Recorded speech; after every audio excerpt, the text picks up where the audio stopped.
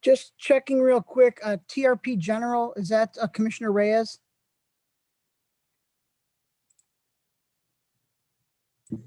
Yes, it's me. Okay, Sorry, thank you. I need to change it. I'll fix it. Thank you. Okay, so the live stream is on now. We can start. Yes, very good. Thank you. Good morning, everyone. I would like to call this meeting to order at 10:01 a.m. As many of you know, the governor has recently signed Public Act 101-0640, making certain amendments to the Open Meetings Act so that we, along with other boards and commissions, can continue to host virtual meetings during this COVID-19 public health emergency, provided that certain conditions are met. One of those conditions is that I, as head of the Chicago Plan Commission, determined that an in-person meeting of the Chicago Plan Commission is not practical nor prudent. I want to make sure our virtual meeting meets all the conditions of the Open Meetings Act as amended. And therefore, I am making a determination pursuant to the newly created Section 7E2 of the Open Meetings Act that an in-person meeting of the Chicago Plan Commission is not practical nor prudent. Similarly, I'm also making a determination pursuant to the newly created Section 75 that because of this disaster, as declared by the governor, it is unfeasible for at least one member of the Chicago Plan Commission or its chief administrative officer or its chief legal officer to be physically present at the meeting inasmuch as there is no physical meeting place. Before we get, and speaking of COVID, as always too, I want to extend our condolences and our sincerest thoughts to those who have lost loved ones, and of course to our appreciation for the many essential workers that are keeping things rolling, and hopeful that you'll all be vaccinated soon. Before we get into the full meeting of the agenda for the February 18, 2021 Chicago Plan Commission meeting, I would like to ask everyone that because we are meeting virtually, please be mindful of your surroundings in terms of noise. Please remember to keep yourself muted when you are not speaking. The meeting is being recorded and also live streamed for public viewing. Lastly, if you are an active participant in the meeting, especially if you are speaking, please do not watch the live stream as this will cause audio interference. Thank you. I want to also quickly provide guidance to those who have pre-registered to provide testimony on the cases presented for the public hearing today. Those who have requested to testify at the Plan Commission today should have already submitted testimony forms, which included the speaker's full name and address, as well as a public hearing item number, and those forms have been gathered by the staff. I would also like to remind our presenters to please be mindful of their presentation length and to please stay on point in a concise and efficient manner so as to respect the time of all in attendance. Out of respect for others, speakers should limit your comments to 3 minutes. When your name is called, your microphone will be unmuted to allow you to make your comments. The public comment portion of the meeting is not a question and answer session of staff or the applicant, but an opportunity for attendees to voice their opinions on a particular proposal. Out of respect for others, please do not interrupt or disrupt the speakers. Any individual who disrupts the presentation or any subsequent comment session may be muted and removed from the virtual planning session. I will now call the roll. Commissioner Biaggi. Here. Commissioner Brumfield. Here. Commissioner Burnett. I saw his video earlier. Commissioner Burnett, I saw you online, so I'm going to mark you present for now. Commissioner Cordova is present, obviously. Commissioner Cox. Present. Commissioner Flores. Here. Commissioner Garza, I also saw. Commissioner Grossman. Commissioner Garza is here. Commissioner Grossman. I thought I heard her on here also. Commissioner Grossman. All right. Commissioner Grossman. Okay. Commissioner Kelly. Here. Commissioner Lightfoot, not here. Commissioner Lyons. Here. Commissioner Moore. Here. Please send me your Stated face. like a 6 Commissioner a.m. Wilson. start or a 7 a.m. start. Here. And then you did. Commissioner Novata. Here. Commissioner Osterman. He's not here. Commissioner Reyes. Here. Commissioner Searle. Here. Commissioner Shaw. Here. Commissioner Sposado. Commissioner Tunney. Here. Commissioner Villegas. I saw Here. you. Here. Commissioner Vegas. Here. Yes, ma'am. Fantastic. All right. Alderman Burnett is here. Commissioner Burnett is here. Great. Thank you, Commissioner. Got it. We will now approve the minutes from the January 21st, 2021 regularly scheduled Plan Commission meeting. The minutes were distributed prior to today's hearing. Do I have a motion to approve the minutes from the regularly scheduled meeting of the Chicago Plan Commission held on January 21st, 2021? So moved by Commissioner Shaw. Thank you, Commissioner. Seconded by, Commissioner Biaggi, second. thank you, Commissioner. And again, because we're doing this virtually, I need to do roll call on every vote. So I'll try to go through this quickly. This is on the minutes. Commissioner Biaggi, Yes. Commissioner Brumfeld, Yes. Commissioner Burnett, Commissioner Cordova is a yes, Commissioner Cox, Yes. Commissioner Flores, Yes. Commissioner Garza, Yes. Commissioner Grossman, Commissioner Kelly, Yes. Commissioner Lyons, Yes. Commissioner Moore. Commissioner, Yes. thank you, Commissioner. Commissioner Murphy, Yes. Commissioner Novata, Yes. Commissioner Reyes, Yes. Commissioner Searle, Yes. Commissioner Shaw, Yes. Commissioner Tunney, Yes. Commissioner Villegas. Yes.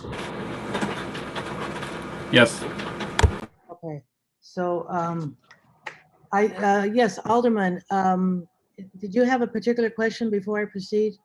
I see your hand up. I just want to be added to the record to be present. Thank you so much. Thank Okay, so we first of all have so the motion passed on the minutes. Prior to commencing the public hearings, we have one case for which the applicant is seeking a deferral. The item is listed as D6 on the posted agenda.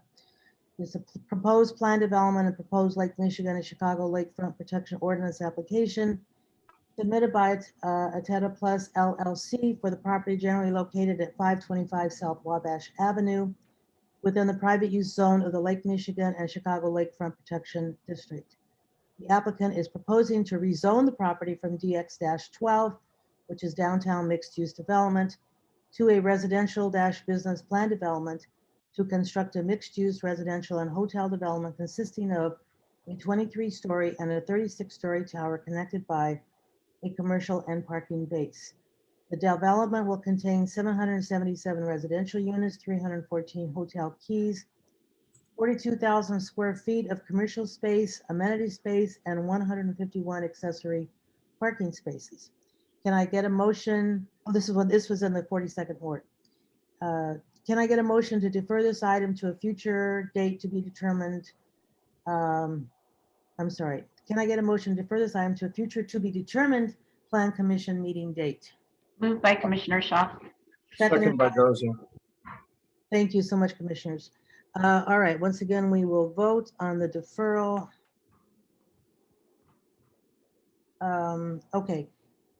Yes, I do have to vote. All right, so I should have these names memorized already. Commissioner Biaggi, Yes. Commissioner Brumfeld, Yes. Commissioner Burnett, Commissioner Cordova is a yes, Commissioner Cox, Yes. Commissioner Flores, Yes. Commissioner Garza, Yes. Commissioner Kelly, Yes. Commissioner Lyons, Yes. Commissioner Moore, Yes. Commissioner Murphy, Yes. Commissioner Novata, Yes. Commissioner Reyes, Yes. Commissioner Searle, Yes. Commissioner Shaw, Yes. Commissioner Tunney, Yes. Commissioner Villegas. Yes. And Commissioner Burnett, vote yes. thank you, Commissioner. Coleman. Yes.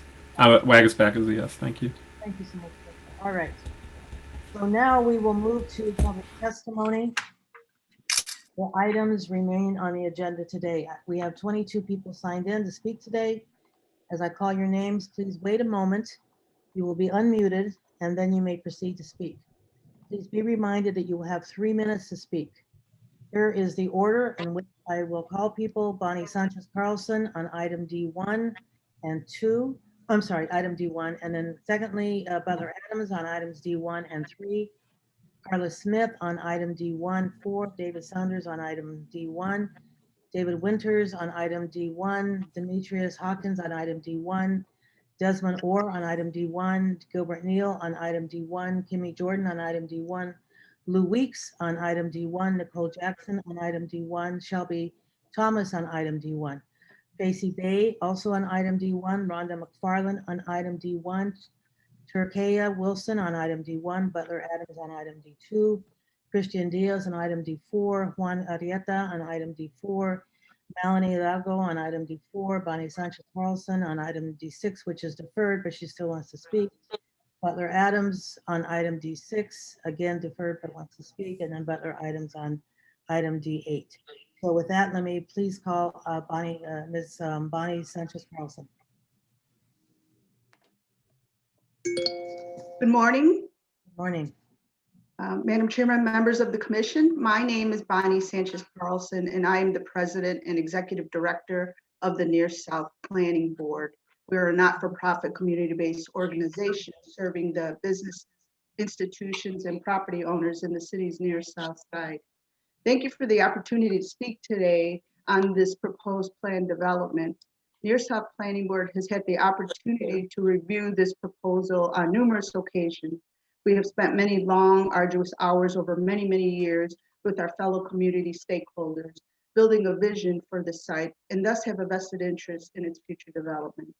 While we are truly supportive of the plans to build a mixed-use development to include new retail, cultural, commercial, and residential uses, parks and open space, and even a new roadway network, we are particularly proud of the community aspect of this development, which we believe will be of substantial benefit to the community. We wholeheartedly support plans for the proposed community center and welcome the development of the ARC Innovation Center with its focus on health and life sciences.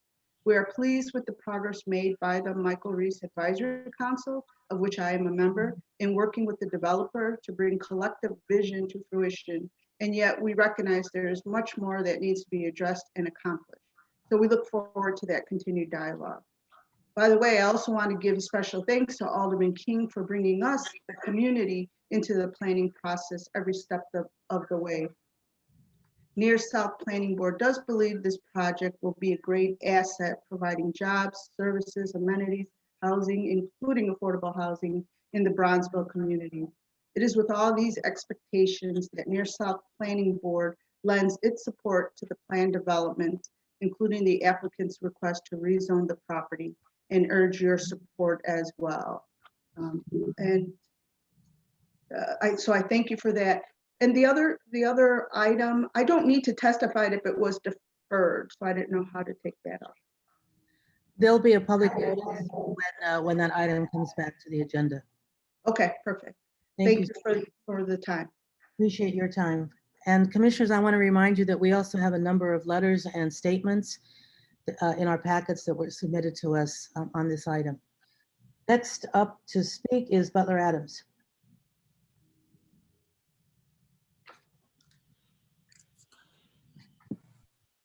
Hello, can you hear me? You can. Good morning, commissioners. My name is Butler Adams, and I did want to say I am in 100% support of this Michael Reese redevelopment. I've been following this project for a number of years, went to a number of the Olympic committee meetings when they were talking about turning this location to the Olympic Village. And as a part of my personal history, my sister was actually born at Michael Reese back in 1986, and the doctors because of blood loss. But this project itself is going to be very beneficial, not only to the neighborhood, but to the city itself in terms of its tax revenue generation. This parcel has been empty and vacant for a number of years. And again, I've been following it for a long time. There were some meetings back in 2019 and last year as well. And from comparing some of the numbers, it does seem that the amount of buildable area has increased. The number of proposed residential units has been increased, which is a good thing because Alderman King wants 20% affordable on site. And whenever you increase the number of units, that means you're going to be increasing the number of affordable units. I do hope that the planning department and the aldermen as well look at because as I mentioned in the letter that I submitted, about a decade ago, Lake Meadows rezoned their property as well, and they are now allowed to build 3 times the density that they currently have residential units. So it would be nice if planning and the alderman will look at Michael Reese as to how it could be a part of the entire lakefront area. A project that kind of grabbed all of our attentions, a TOD at 43rd and basic. The commissioner mentioned about the forum across the street, and he was hoping that somehow that someone would be able to get some money to bring the forum back because it had been empty for a long time. In terms of Michael Reese, right across the street, you have Olivet Baptist Church, which is in dire need, at least from the outside, it seems, of restoration and repair from deferred maintenance. And I don't see why we can't adopt the landmark outside of the downtown and central area. And speaking of central area, I don't see why the central area actually can't be extended to include the Michael Reese site, seeing as it ceases right there at the Stevenson Expressway. This is going to be, I believe, a great plan. Right now, they're talking about building up to 10 million square feet in the first 2 phases. Not like you all to remember, there's potentially a third phase as well. So we can be getting a whole lot out of this, but I do hope that you all approve this project, and thank you very much for your time. Thank you very much, Mr. Adams. Next up is Carla Smith.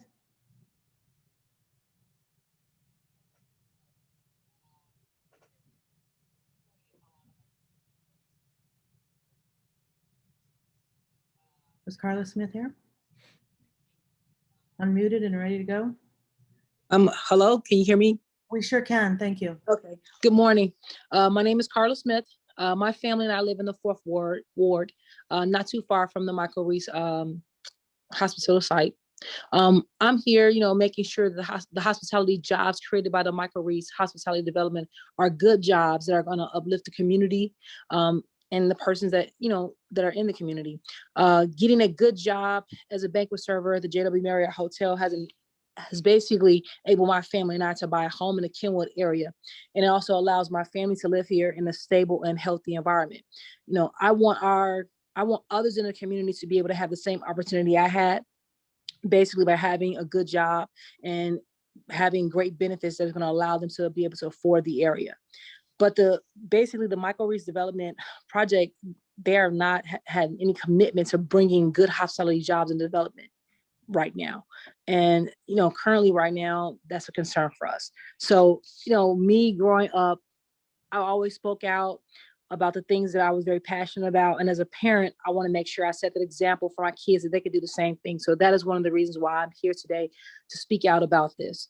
And as a resident and a hospitality worker, I want the development of the Michael Reese Hospital site to be accountable for bringing quality jobs to the community and making sure people are going to get these good quality jobs. Yes, it's a good project, but we want to make sure that the jobs that are coming into the area are going to be quality and have great benefits to the people, not just anything. Thank you very much for your time. Thank you for yours. Appreciate you taking the time to come and speak with us. David Saunders.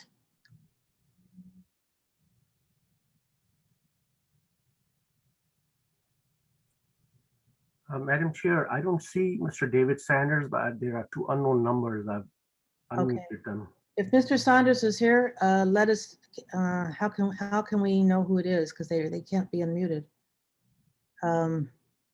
Maybe they could raise their hand.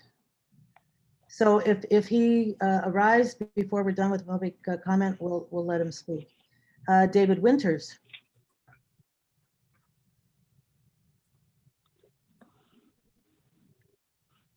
Good morning, I'm here.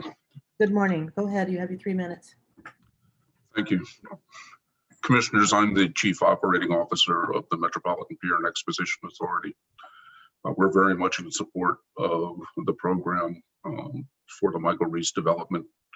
We're looking forward to the opportunity of working with Alderman King, the City Planning Department, and Farpoint and the rest of the GRIT team to put together a program that not only brings a lot of needed resources to Bronzeville and the South Side, but also brings the MPEA and McCormick Place closer together with the I community. don't know that. Let me call and find out.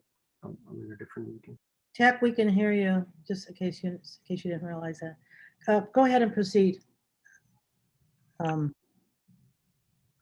Mr. Winters, go ahead, keep going. Okay. As I said, to be clear, we're very much in support of this program. We're looking forward to working closely with everybody involved. And we think that it provides an opportunity not only to bring a lot of needed resources and progress to the South Side, but also to bring the South Side and Bronzeville in particular closer together with McCormick Place and the MPEA. And we look forward to all of the opportunities that that provides. Thank you. Thank you very much. Next on the list is Demetrius Hawkins. Welcome, Mr. Hawkins.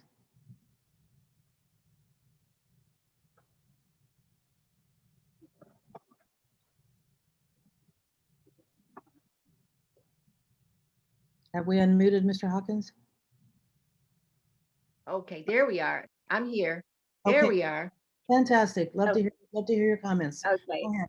All right. Thank you. Good morning. My name is Demetrius Hawkins, and I'm a longtime resident of the Bronzeville community. And I've lived on my block, which is a rich history block, Forestville, since 1958. I've never moved. So I've been in my home over 62 years, and the community as well.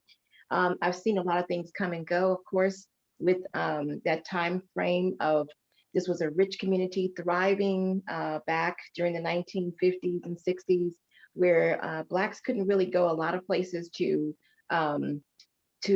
enjoy fine dining or just getting essential services and shops and doctor visits and things. And so this community boasted a lot of all of that in one. And so having the historic Michael Reese Hospital site being planned to bring back a lot of resources for the community that have been lost due to people migrating out of this area at some time at one point, and leaving behind a lot of us who stayed on, but the resources and all the valuable programs went with them. So having a place to come where it's easily accessible from Uber, whether you have public transportation or using your own car, that is so important and so vital. And especially with all the resources that are going to come along with this project, I find that this is going to be, oh my goodness, a rejuvenation and a rebirth of this near Southside community that is so close to downtown. I mean, it feels as though now downtown is getting closer and closer to Bronzeville. And so with having this, is going to just bring on more benefits to us. We're going to be a benefit to the Chicagoland area in general because of the revenue. I'm sure that's going to be derived from these resources and the planning that's going on with that particular site.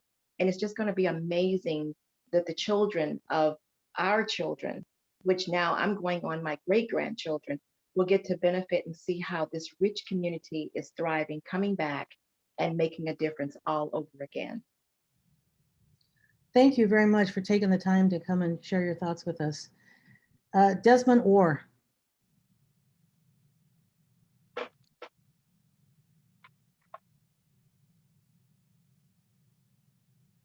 Good morning. Can you hear me? We can. Thank you. Thank you for taking the time, and thank you for inviting me to this this forum. My name is Desmond Orr. I'm the Director of Business Development for Wells Surface Prep, LLC.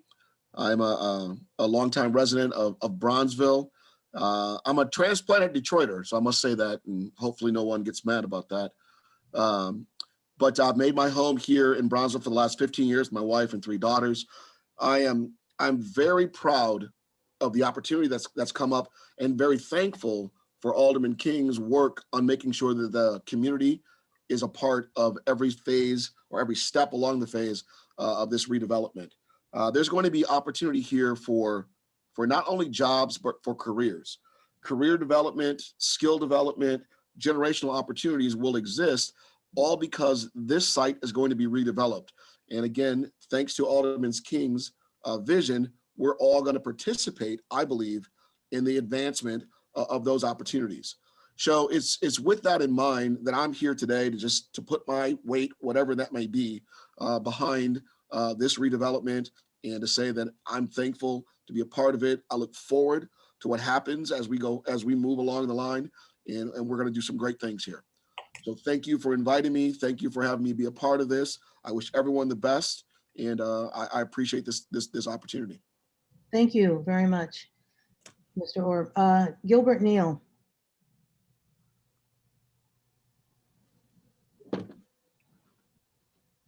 Could you hear me? We can. Good morning, ladies and gentlemen. My name is Gilbert Neal. I have worked as a bar porter at McCormick Place for 20 years. I have a good hospitality job means I've been able to give my son a great education. I'm not living paycheck to paycheck. I have savings to get me through this pandemic. The folks who will work here at the Michael Reese redevelopment should have good paychecks, good benefits for themselves and their families too. But I'm concerned because the developer has not committed to making sure the hospitality jobs will be good jobs. This pandemic has been really difficult for all of us. We cannot afford a race to the bottom in Bronxville. We deserve better than low wages, no benefit hospitality job at the Michael Reese redevelopment. Thank you very much and God bless. Thank you very much, Mr. Neal, for taking the time to come down here. Kimmy Jordan.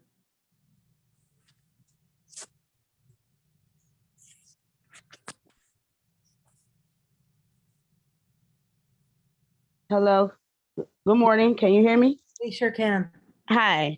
My name is Kimmy Jordan. I grew up very close to the Michael Reese Hospital at 35th and Federal in Stateway Gardens. We call it the low end. Half my family was born in Michael Reese Hospital. As a kid, I went to the doctor there. My family went to the doctor there, and we would walk by the hospital on our way to the beach. My dad used to say to me, one day they're going to take this land. One day we're not going to be able to afford to live here. My dad was right. We got pushed out and had to move away. I am speaking out to you today because people like me deserve to reclaim this land. We are calling on the developers of Michael Reese site to commit to creating hospitality jobs that would allow folks like me, folks who have been priced out of this area to make enough to afford to live here again, people like myself. My family, my grandparents, my mom and my dad invested time, money, and love into this neighborhood for years. Even if we don't live here right now, we are still a part of this community. This land belongs to us. This land belongs to Chicago and the low end. We deserve quality jobs at the Michael Reese redevelopment because we deserve to come back home. Thank you for your time. Thank you for yours. Lou Weeks. Good morning. Good morning. My name is Lou Weeks. I am the Executive Vice President of Unite Here Local 1, Chicago's Hospitality Workers Union.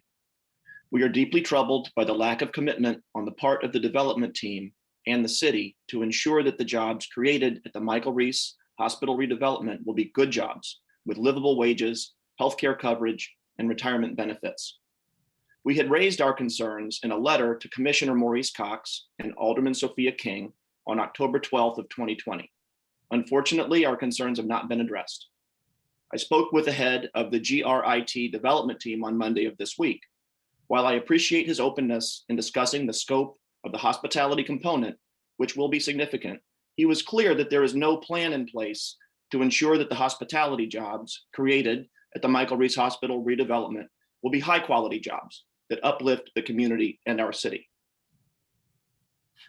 It is a mistake to construct beautiful buildings on prime lakefront real estate and assume that by their very existence, they will bring economic benefits to the South Side. It certainly is easier to cross one's fingers and hope that the jobs will work themselves out after the deal is done. But this project is too big, too important, and too historically significant for the Black and brown folks who live and used to live nearby to take that chance. We must be proactive now to ensure that the people who will be spending the majority of their lives in those buildings, working to take care of their families, are able to make enough to invest in their communities, support local businesses, and go to the doctor when they're sick.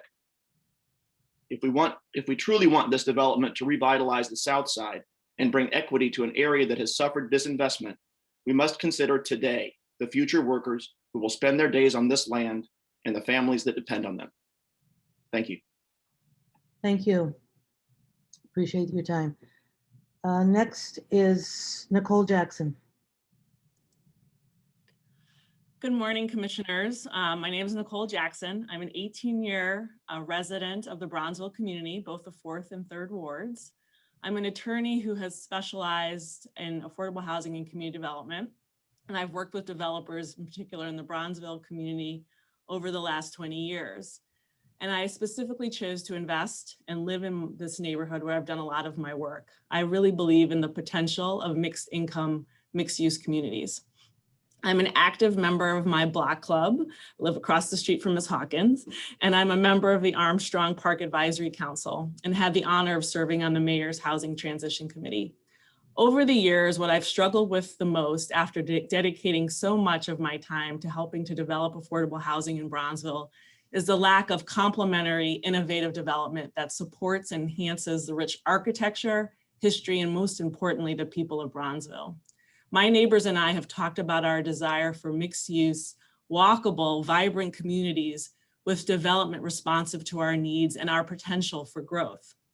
I'm excited about this project because it is innovative and responsive to those needs. In addition to providing affordable senior housing, this project will do so much more. For our communities and neighborhoods to truly flourish, to change the long-standing narrative around disinvestment and to chip away at systemic racism that has plagued our community, we need more. We need a cohesive, vibrant ecosystem.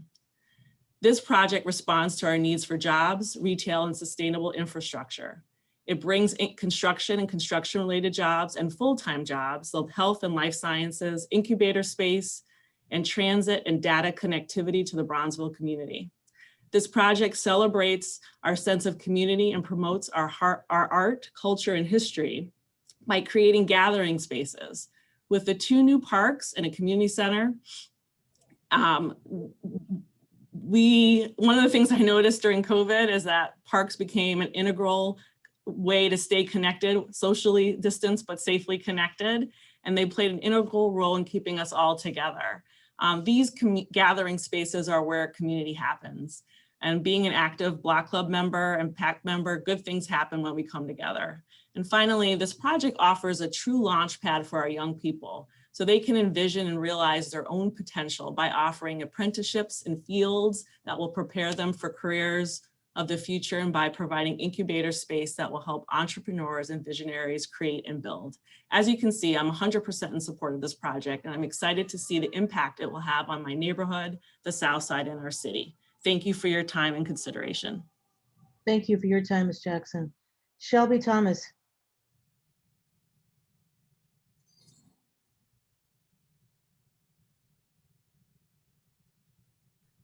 Ms. Shelby, please press *6 on your phone to unmute.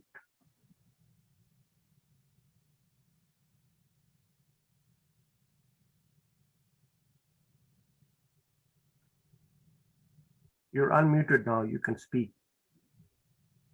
Thank you, Kamal. Go ahead, Shelby Thomas. I'll give you another couple seconds.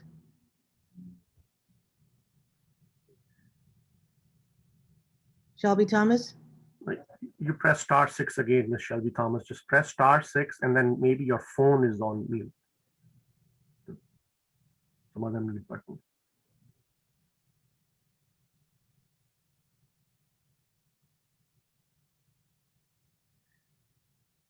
Okay, I'm going to go to Tracy Bay and we'll come back to Shelby Thomas.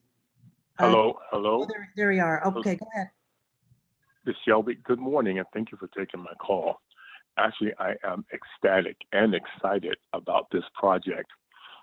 I've been a business owner in the Bronzeville community for over 12 years now. I have a intimate spa, health and wellness, facials, body massages, waxing, acupressure, and various massages, refreshing moments. And I also am a certified chef as well. And I provide spa lunches and dinners for my clients. And this would be an absolutely enhancement to my business as well. We don't have enough of our kinds of services in our communities. And our people are certainly interested in these kinds of services, quality services. And I believe that once this is up and running, certainly with Lake Meadows and Prairie Shores and Hyde Park, Bronzeville, Oakland, Douglas, all of these people who really desire these kinds of quality services will certainly come and support businesses like mine and help us to thrive.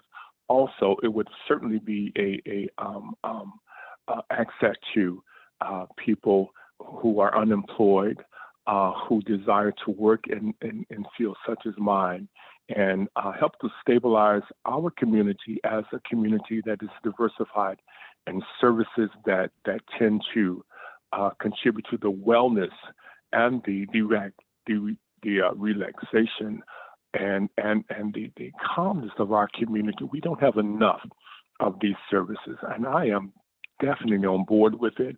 I am ecstatic, and thank you so much for allowing me 3 minutes just to share my opinion on this huge project that we so desperately need and want. Thank you very much, commissioners. Thank you. Tracy Bay. Good morning. Good morning. My name is Tracy Bay, and I'm a lifelong resident of the 4th Ward and a member of the Michael Reese Advisory Committee. Thank you for the opportunity to speak today. First, I would like to thank Alderman King for having the foresight to put together the Michael Reese Advisory Committee.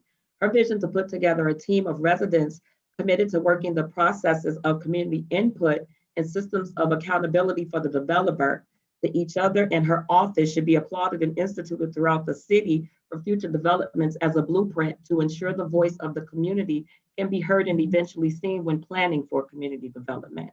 I also want to commend the members of the Michael Reese Advisory Committee for our service and dedication in making sure the wants and wishes of the community are continuously expressed in the development of the Bronzeville Lakefront site. We saw this as an opportunity for the history and culture of the historic Bronzeville community to be on display for generations to come and the legacy of this great community to continue. I support the GRIT team in this development for several reasons. Their willingness to work with the advisory committee to foster additional involvement and engagement in the 4th Ward community, their commitment to go above the baseline requirements for MBE and WBE participation with 30% and 10% respectively, and committing to reaching a goal of 65% on this project, for committing to build affordable housing on site to be delivered at the same time or prior to the market rate units, a financial commitment toward the history of art for Bronzeville on this site, for building a much needed community center, and more.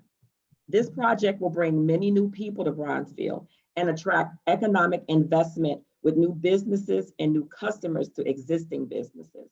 This is a chance to bring economic stability with quality employment opportunities, above living wage jobs, skill building training opportunities, and future internships for this community. The success of this development will not only depend on the quality, type, and location of the project, but how GRIT generates a sustainable environment for all people for work, collaboration, life, and leisure.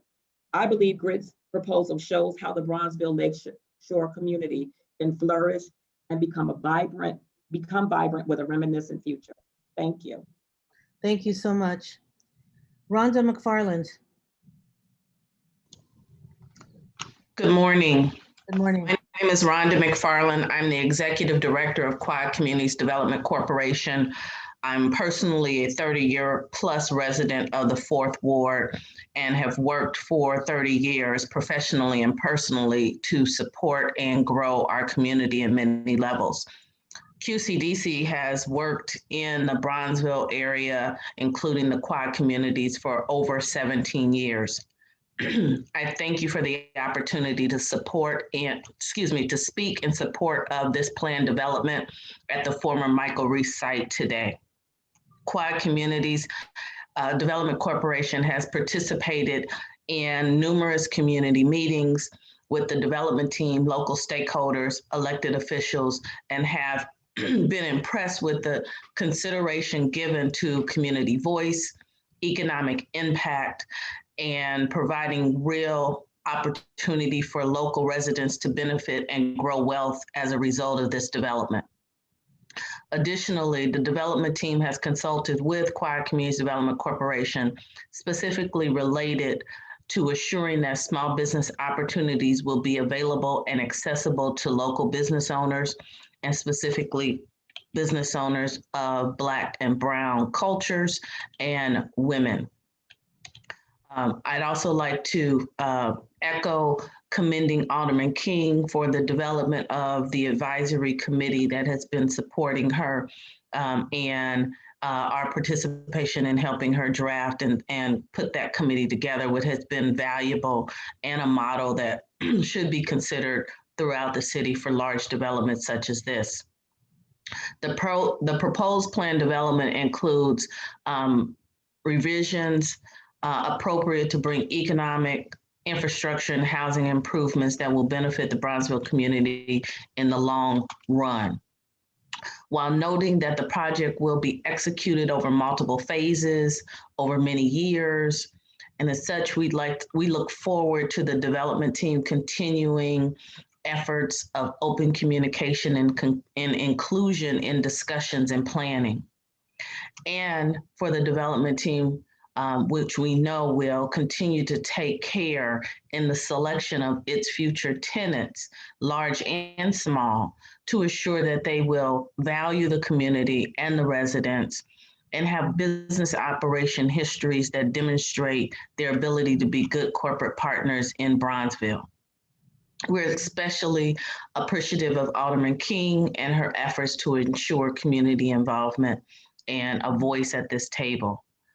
Quiet Communities Development Corporation is excited about the possibilities of the development to be called Bronzeville Lakefront Development. Oh, you don't need to mute her. Let her just finish her sentence. I don't want to cut them off like that so quickly. Sorry about that. Yeah, just let her finish her sentence. And then you need to wrap up. Bronzeville, QCDC is excited about the Bronzeville Lakefront development, and we stand ready to support and participate in driving economic opportunity at this site for Black and Brown business owners. Thank you. Appreciate your time for coming down here, Ms. McFarland. Turkaya Wilson, and you can correct my pronunciation. Turkaya Wilson. Good morning, everyone. This is Turquaya Wilson. I am the Bronzeville Chamber of Commerce president. Personally, I'm in full support and excited about this project. I'm a lifelong Bronzeville resident with 2 children being born at Michael Reese Hospital. It'll be great to see this area as a once again vibrant part of the Bronzeville community.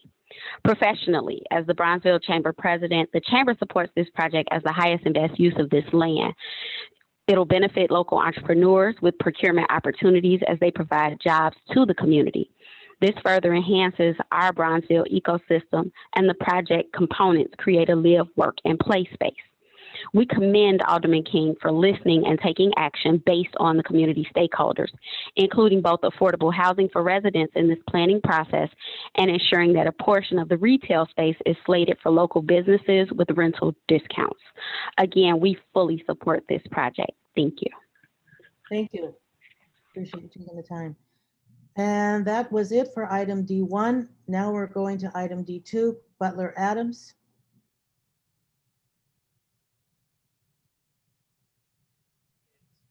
Can you hear me? We can. Yes. Say I am in support of this proposal. I believe we're on the West Loop of Fulton Market project. There has been a whole lot of development in this area over the past decade, and only more to come. If you notice, this site as well as the Michael Reese site were potential speculative sites for when Amazon was looking for their second headquarters. So for me, it's just interesting to see how these projects are now coming to fruition. I do like the fact that the alderman has now kind of changed his mind, and the city has changed your mind in allowing some residential use north of Lake Street. I was at a recent meeting and they mentioned this. One thing that I do have concern that others do as well in the neighborhood is that the amount of green space or lack thereof. And I do know that the city does not own a whole lot of land in that area. So it's going to be up to the developers to provide green space. And that's kind of a slippery slope because they're in the business to make a profit. So I do hope that the city and neighborhood and aldermen encourage taller, thinner buildings that take up less of the site area and potentially encourage more underground parking that would allow for more green space for the area. One thing I do also have a concern about is there does not seem to be as much preservation as I would like to see going on. If you kind of scroll through the letter that I submitted, there's some images in there as well. There was a very nice building that was torn down a few weeks ago along Lake Street, like 810 West Lake or 808 West Lake, that should not have been torn down. I know that we have a landmark district in that area, but just because a building is not within that district does not mean it should not be looked at and considered for landmarking. There's another structure on Lake Street in Ashland, the old Lulu's restaurant that is in danger of potentially being demolished. This would be great for Adopt a Landmark again, and it's a beautiful building. So I do love the fact that we're having a whole lot of development over there in that area, but I'm also concerned that we could lose some of these beautiful old buildings. And to keep them is also to encourage those going around them to do very interesting architecture. I know that the Fulton Market area is going to be looking at the West Loop Gate as well, in terms of the West Loop plan, I should say. So I do think that the West Loop plan should be updated and looked at as well to see as to what's worked and what's not. It's going to be interesting to see the merger of the Fulton Market area along with the medical district as well. So that should be considered, and look down Ashland. But thank you for your time. It's fun to see this project going on. And again, look at preservation. Thank you. Thank you, Mr. Butler. Christian Diaz on item D4. Good morning. Good morning. My name is Christian. I'm the housing director at Logan Square Neighborhood Association. We're a coalition of 44 organizations. Our programs reach more than 10,000 people per year. Our mission is to advance racial equity, leader development, and civic innovation. I'm commenting on the amendment to Plan Development 1261, known as the Fields. I'm testifying on behalf of 150 people who have signed our letter, which was submitted to the commission, urging you to oppose today's approval. I am also commenting on behalf of 7 organizations, including Active Transportation Alliance, Center for Changing Lives, Lucha, Lawyers Committee for Civil Rights, Northwest Side Housing Center, and more, who also signed on to this letter. This development is reinforcing Chicago's history of exclusion toward Black and Brown people. The mayor's office is lauding a film studio as a source for good jobs because this industry employs 53% women or people of color. This actually means 47% of the jobs go to white males. White males do not make up 47% of Chicago residents, let alone in this specific neighborhood. It is not clear how a film studio will benefit the many immigrant small business owners in this neighborhood who have been devastated by this pandemic.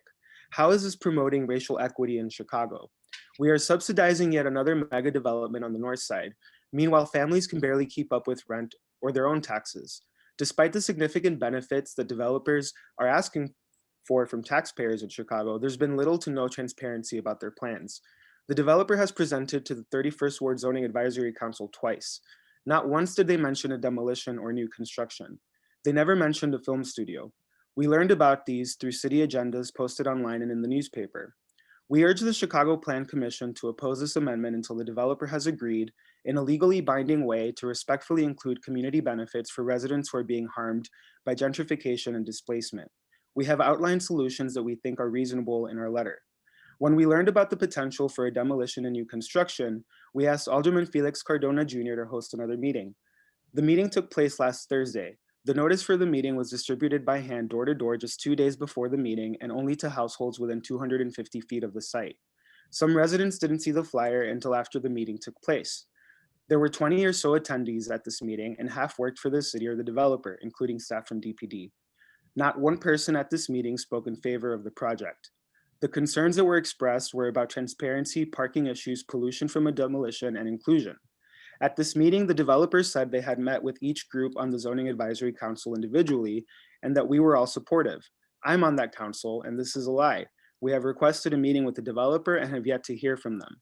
This amendment is not ready to move forward. We need transparency and we need community benefits written into the plan itself or signed between the developer and community groups. Please oppose this amendment. Thank you. Thank you very much, Mr. Diaz. Juan Arieta, also on item D4. Hello, can you hear me? You can. Okay. Thank you for giving us the opportunity to speak to you today. My name is Juan. I live in the Hermosa in the 31st Ward. I am on the board of directors of the Logan Square Neighborhood Association. We believe that all people, no matter the race, no matter the income, deserve to have a home. But in Hermosa, Emmendale, and Logan Square, our people are suffering. Rents are very high. Families have to leave the community they love because rich people want to live here now. Our city treats us like second-class citizens. That's how it feels when the city gives developers like Nick Point Ventures big tax breaks while also raising taxes on the rest of us. We feel like second-class citizens when we are not informed about major changes in local plans. For example, a film studio that will also benefit from tax breaks. On top of this, the developers have refused to meet with us, with the community as a whole, and speak openly about their plans. That's why we launched this petition, submitted a letter today to ask that you defer this approval until the public is informed. I understand why giving tax breaks to corporations while raising taxes to the rest of us is seen as good development. To us, it is extremely unfair because the mega development like this will also raise taxes even more, leading to the people like me having to move away. Families will no longer be able to afford the property taxes and be forced to sell. We might become another segregated community for the rich people in the north side. Or we could ask the developer to be transparent, to respect our community, to sign a community benefit agreement, or write specifically and clear benefits into their plan. We deserve to be fair and transparent development that benefits all people, not just those that want to profit from our displacement. So please vote no, please defer. The project is not ready to move forward. And more than 100 people have signed our letter to defer the vote. So thank you. Thank you for your time, Mr. Arieta. Next is Melanie Hidalgo on the same item. Can you hear me? We can. Good morning. Thank you for giving us the opportunity to testify. My name is Melanie Hidalgo. I live on the 400th block of Parker Avenue. My family and I live a block or less from the fields. Since the project began, we have seen changes that have affected our everyday lives. The fields have impacted our quality of life in a negative way. Because the fields lofts are so expensive with studios renting at almost $2,000, and because tenants have to pay even more for parking, some of the people who live in the fields take advantage of the residential parking on our block. An increase of through traffic has tremendously increased, as well as not having parking on our streets or even streets surrounding us, which is Parker and Carlo. Recently, we have seen people park on our street and cross the parking lot of Ross to the fields where they live, causing the people who live on our street to be left without parking in front of our own homes. I'm a mother of a 9-month-old baby, and I have had to park blocks and blocks away from my house at night since there's no parking out front of my house or any on my block or the block that is right next to Parker, which is Carlo. Coming home anytime past 7 p.m., a person living on Parker will not find parking so easily. I've had to park blocks away and walk from afar to home with my baby in my hands and shopping bags, diaper bags, school stuff, and so much more in my hands because of not having any parking space around my house. The fear of something happening to me or my baby, having to walk far from the place we parked at to the place we live is something I have to worry about every time I leave my home. Our residents are already fed up with the current status. We feel like it will only worsen with this new project. It seems like this development is only intended to benefit and attract rich people while ignoring those of us who have lived here for a long time. We have had no updates or have been included in any information regarding the projects. The 7 households of Parker Avenue would like to be included in putting forth plans and solutions to problems we can see coming. We are part of the community where the fields is located, and we want to be acknowledged as being part of this development because we are gradually impacted by any new development happening in the fields. We wish to come together in order to keep our community safe, for children to play in these streets, our residents to feel safe, and to be able to park on our streets while welcoming this project into our community.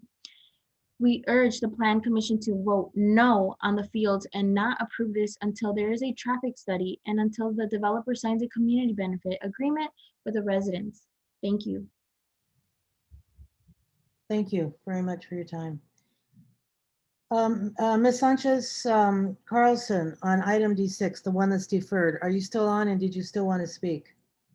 I'm still on, but if it's deferred, I would wait till then to speak. Okay. Thank you. And we can make sure that be on the lookout for the notice, but we can also make sure you get that notice when it comes back. I appreciate it. Thank you. The developer doesn't know, we don't know yet when that'll come back to us. Okay. Butler Adams, same thing with you. It's been deferred. Yeah, I heard it was deferred, but I still want to put in my 2 cents now if I could, and I'll do it again when it comes back as well. You may not remember, but go ahead. That's fine. Yeah, I'm glad that a parking lot, again, Butler Adams for the record, I'm glad that another parking lot is going to be biting the dust, and I'm looking at the architecture and design. It's not bad, but I think it could be a lot better in terms of its height and its positioning. I see that there are several, if you have a packet, there's several different iterations that the developer went through in terms of proposal, and they kind of came in on the shortest, fattest, more squat version. And it seems like the taller, thinner version from September 6th is a little bit better. I'm thinking of allowing light and air circulation down into the site, as well as the fact the Congress Plaza Hotel has light wells, and having these kind of clunky buildings just kind of block everything. If you have taller and thinner, that allows for better light and air circulation. So I'm glad that this was deferred. Alderman Riley didn't even have a public meeting on this project from what I was looking. So we'll see what happens, but I just wanted to put in my 2 cents. I do like the ground level presentation thus far. The architecture of the ground level on Wabash looks very, very nice.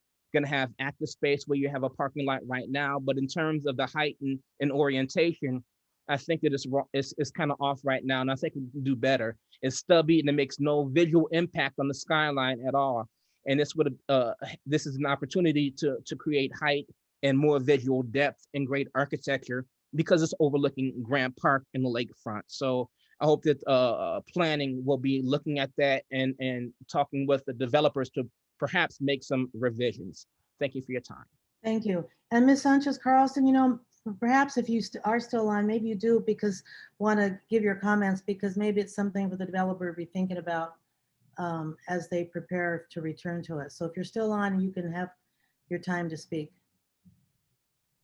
I am still on. Thank you so much. And the reason why I decided to defer was just in case the plans changed. But we did review this proposal, and we're generally in support. And I'm sorry, I'm pulling up my letter on this, but we're generally in support of the plans. The issue we have was, well, not a major issue, but our concern was with the parking.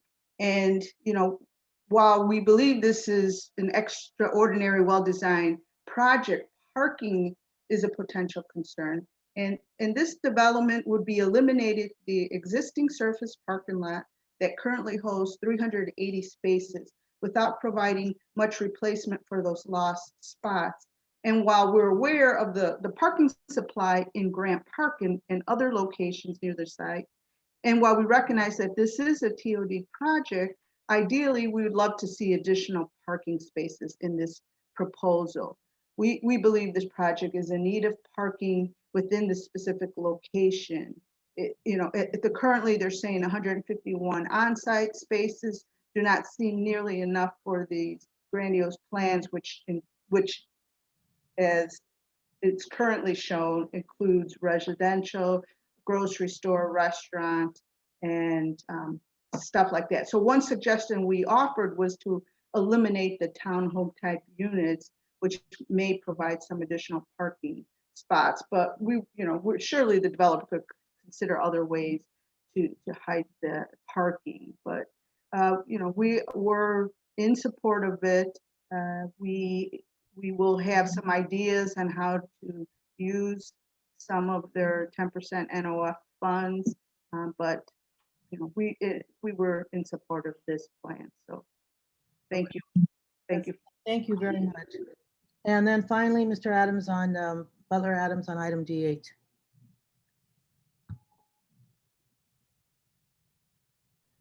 Can you hear me? You can. Okay, again, for the record, my name is Butler Adams. I'll be honest, I didn't really follow this project. I didn't know much about it other than when I saw it on the agenda, and I was just scrolling through the presentation. And again, it's nice to see kind of a vacant area go by the wayside, but looking at the before proposal and the after changes, I'm not liking the architectural shift that I see here. It becomes kind of flat, plain boring just because they changed the corners. Now, when you all actually come to the presentation and see before or after, maybe some of you are on the commission who are architects can kind of weigh in, but I think the before with that kind of nice black cornice line is very nice. The after, I see that they've added some ground floor windows on the south side of the structure that's different from the first one, so that's an improvement. But if the architects and developers can bring that black cornice line from the before proposal to the after proposal, I think it would give a nice visual contrast to the structure in general, because you have a black entryway and you have kind of black frame windows. This would kind of be the tripartite completion, your base, your shaft, and your capital. So that was my only comment about the project, was about the kind of change in architecture before and after. The after is not bad, but bring that before cornice to the after project, and I think you have a very nice one. But I'll see what you all say, and thank you again for your time. Thank you very much, Mr. Butler. Today, we do not have any items on the agenda, which are matters submitted in accordance with the Interagency Planning Referral Act. So we will be moving right into the next section of the agenda. We will move on to the public hearing presentation portion for matters submitted in accordance with the Lake Michigan and Chicago Lakefront Protection Ordinance and/or the Chicago Zoning Ordinance. Item D1 on the agenda is proposed plan development submitted by Grit Chicago LLC for the property generally located at 2601-3045 and 2600-3001 South Alice Avenue, 2900-3030 and 2901-3001 South Cottage Grove, 2600-2900 South Lake Park Avenue, 533 East 29th Street, 401-434 East 26th Street, 2701-2955 South Vernon Avenue, 400-598 East 31st Street, and 2601-3099 South Martin Luther King Drive. The applicant proposes to rezone the property from residential business institutional plan development number 1133 and RM-5 residential multi-unit district to an underlying B3-5 community shopping district, and then to a residential business plan development. The proposed development site consists predominantly of the former Michael Reese Hospital site and the existing Prairie Shores apartments. The proposed plan development will facilitate the redevelopment on the subject site with a multi-phase mixed-use development, including new retail, commercial, cultural, community, and residential uses, and parks and open space. The development includes construction of new streets and infrastructure, including implementing a new roadway network. This is 20428, and it is in the 4th Ward. Cindy Robick will provide the context overview, and then the applicant will present their proposal. Go Thank ahead. you, Chairman. Can you hear me and you can see my screen? You can. Great. Thank you. For the record, my name is Cindy Chan Rubik, and I'm an assistant commissioner with the Department of Planning and Development, and I lead the Central Planning Region. The redevelopment project spans from 26th Street to 31st Street and from Martin Luther King Drive to Lake Park Avenue. The applicant is Grit Chicago LLC, which is comprised of Farpoint Development, Loop Capital Management, Draper and Kramer, Chicago Neighborhood Initiatives, McLaurin Development Partners, and Bronzeville Community Development Partnership. The subject property is located in the Douglas community area, which has a population of about just over 21,000, and the average household size is 2.2. median age is 32, and the median income is 31,509. And there's a diversity of residents with 68% Black, 14% Asian, 11% white, and 3% Hispanic. So the PD boundary, as I said before, spans from 26th Street to 31st Street and from Martin Luther King to Lake Park Avenue.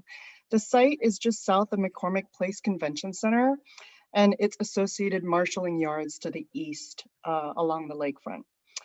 The site is close to IIT and Lake Meadows. And this PD boundary includes the city-owned former Michael Reese Hospital site, as well as the existing Prairie Shores residential development. The 48-acre Michael Reese development site was purchased by the city in 2009 for $91 million as part of the city's failed Olympic bid. And the city does continue to pay semi-annual payments of $6.6 million towards its debt obligation. Prairie Shores, as you can see in this slide and these aerials, includes 5 existing residential high-rises. And as you can see, the Michael Reese Hospital site is mostly vacant, except for the Singer Pavilion, which will be adaptively reused by the developer. There's also the Metra electric tracks to the east of Lake Park Avenue and a station at 27th Street. You can see here, east of the tracks is the MPA marshalling yards, and this is used for truck logistics for events at McCormick Place. There is a longer term goal by the GRIT team and MPA to redevelop the marshalling yards, but that would be at a future phase and is not included in this PD. 31st Street, as you can see in this image, spans along the south end of the PD boundary, and it is widely used by the community for access to the 31st Street Marina and beach. It's a very popular destination during the warmer times of the year. So after the failed Olympic bid, the city issued 2 reports, a Michael Reese Tech Park Advisory Report in 2011, and this was identified to create high quality modern jobs for a wide range of skills and education levels.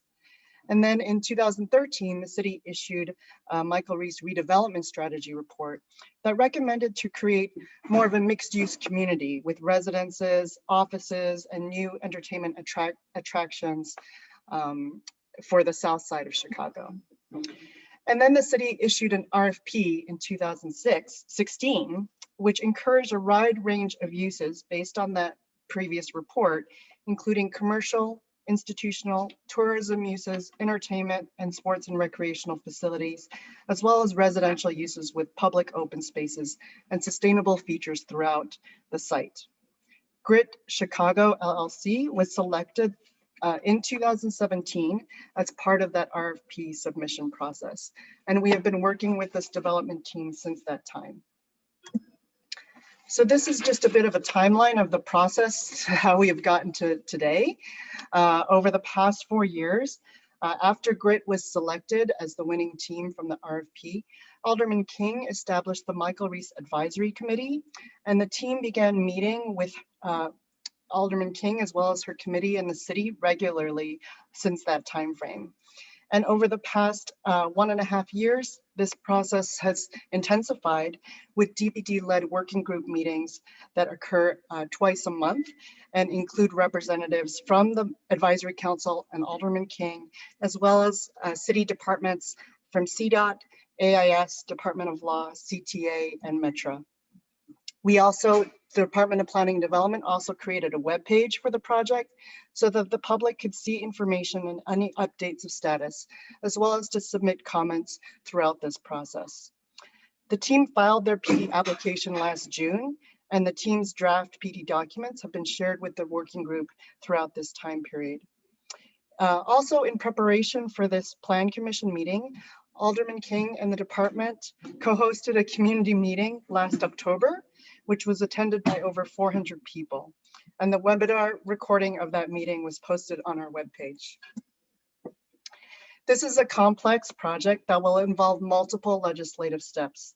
The PD is to set a framework for the allowable uses, the maximum square footages, maximum heights, parking ratios, design guidelines, and requirements for infrastructure and open spaces, as well as compliance with other ordinances and policies such as for the ARO, sustainability matrix, and minority participation goals.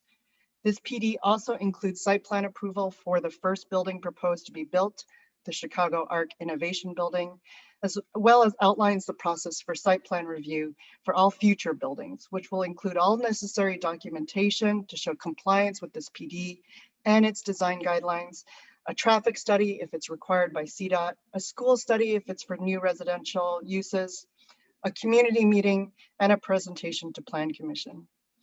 In addition to this PD, the city is working with GRIT on a redevelopment agreement to outline the terms of the city's land sale and the terms of the multiple public benefits that have been committed to by GRIT.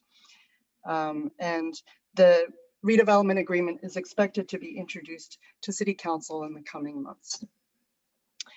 So GRIT has branded their development as Bronzeville Lakefront and proposes the planned development to facilitate the redevelopment of the Michael Reese site with multi-phase mixed-use development, mixed income, with new retail, commercial, cultural, and community uses, as well as residential uses and parks and open space. The development includes construction of new streets and infrastructure, including implementing a new roadway network. So the existing zoning on the site is for PD 1133, that would be removed and replaced with this new PD. That PD was established in 2009, again, for the concept of the Olympic Village. And then Prairie Shores component is the existing zoning is RM5. The plan development proposal is to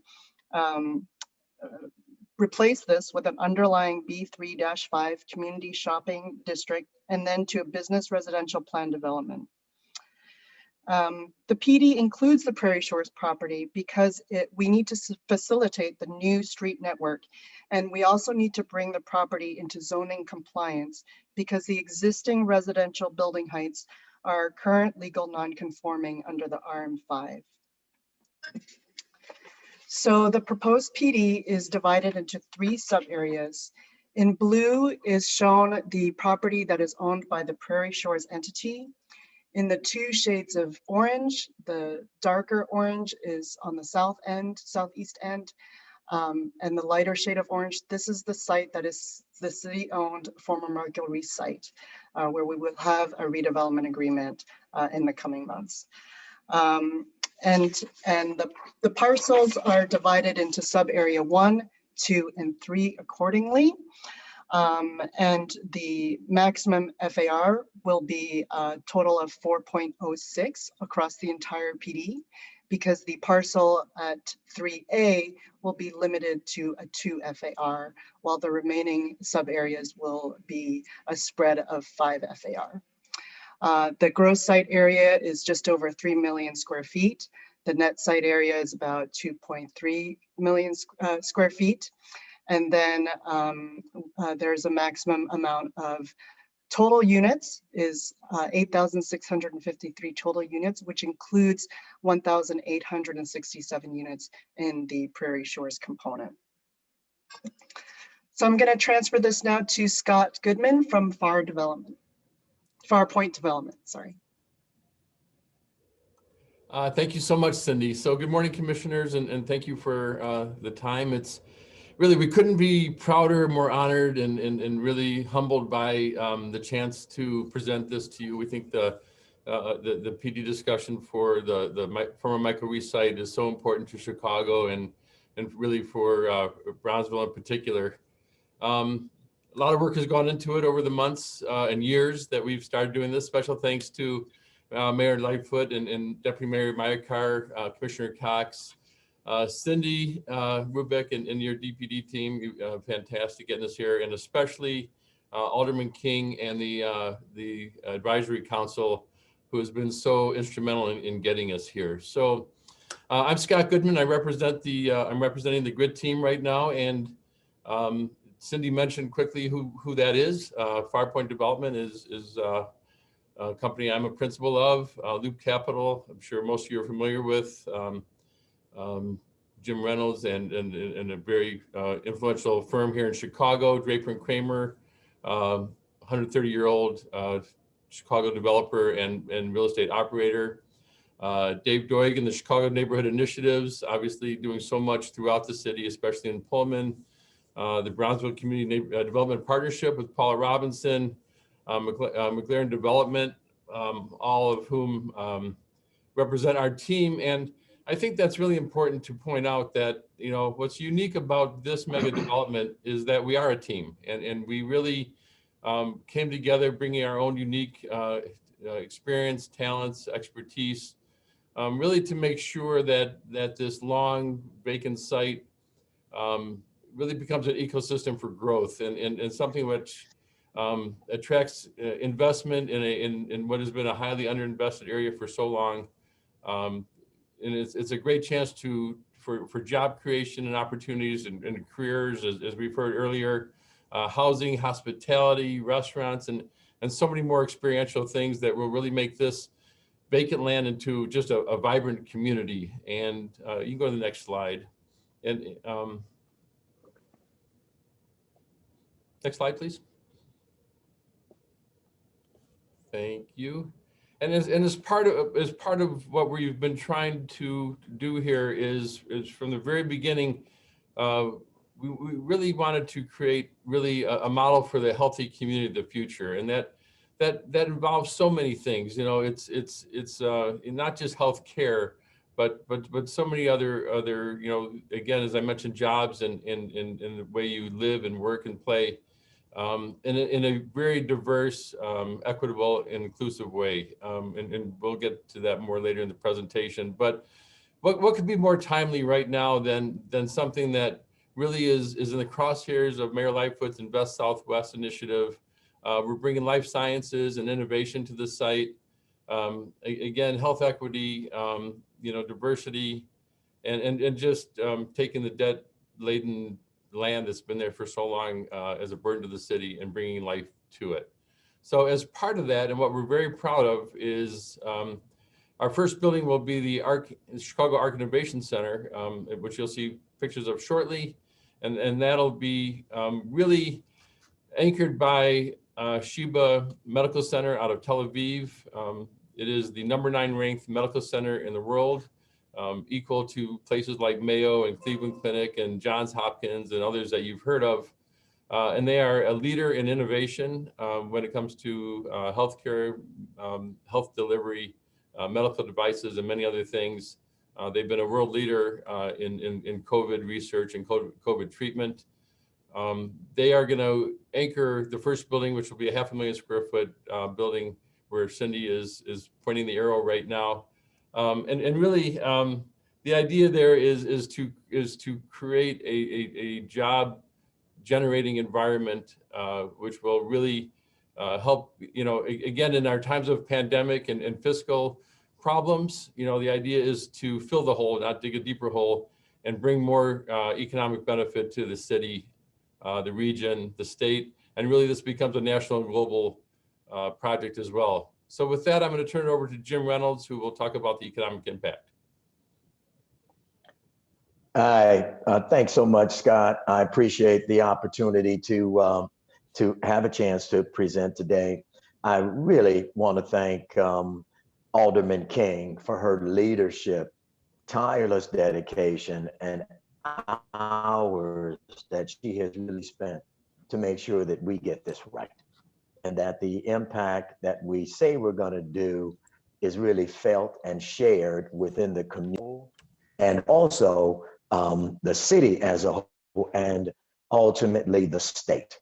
The economic impact we expect to have here on the slide, you can see $3.8 billion of direct economic impact, and those are real numbers. $8 billion of direct and indirect economic impact. Earlier today, as I listened, and I've been on the call the whole time, I think probably 3/4 or to 80% of the callers expressed interest in jobs. And when we look at a community like that, that's African-American, and I believe all the callers were African-American, jobs make a big difference in changing people's lives.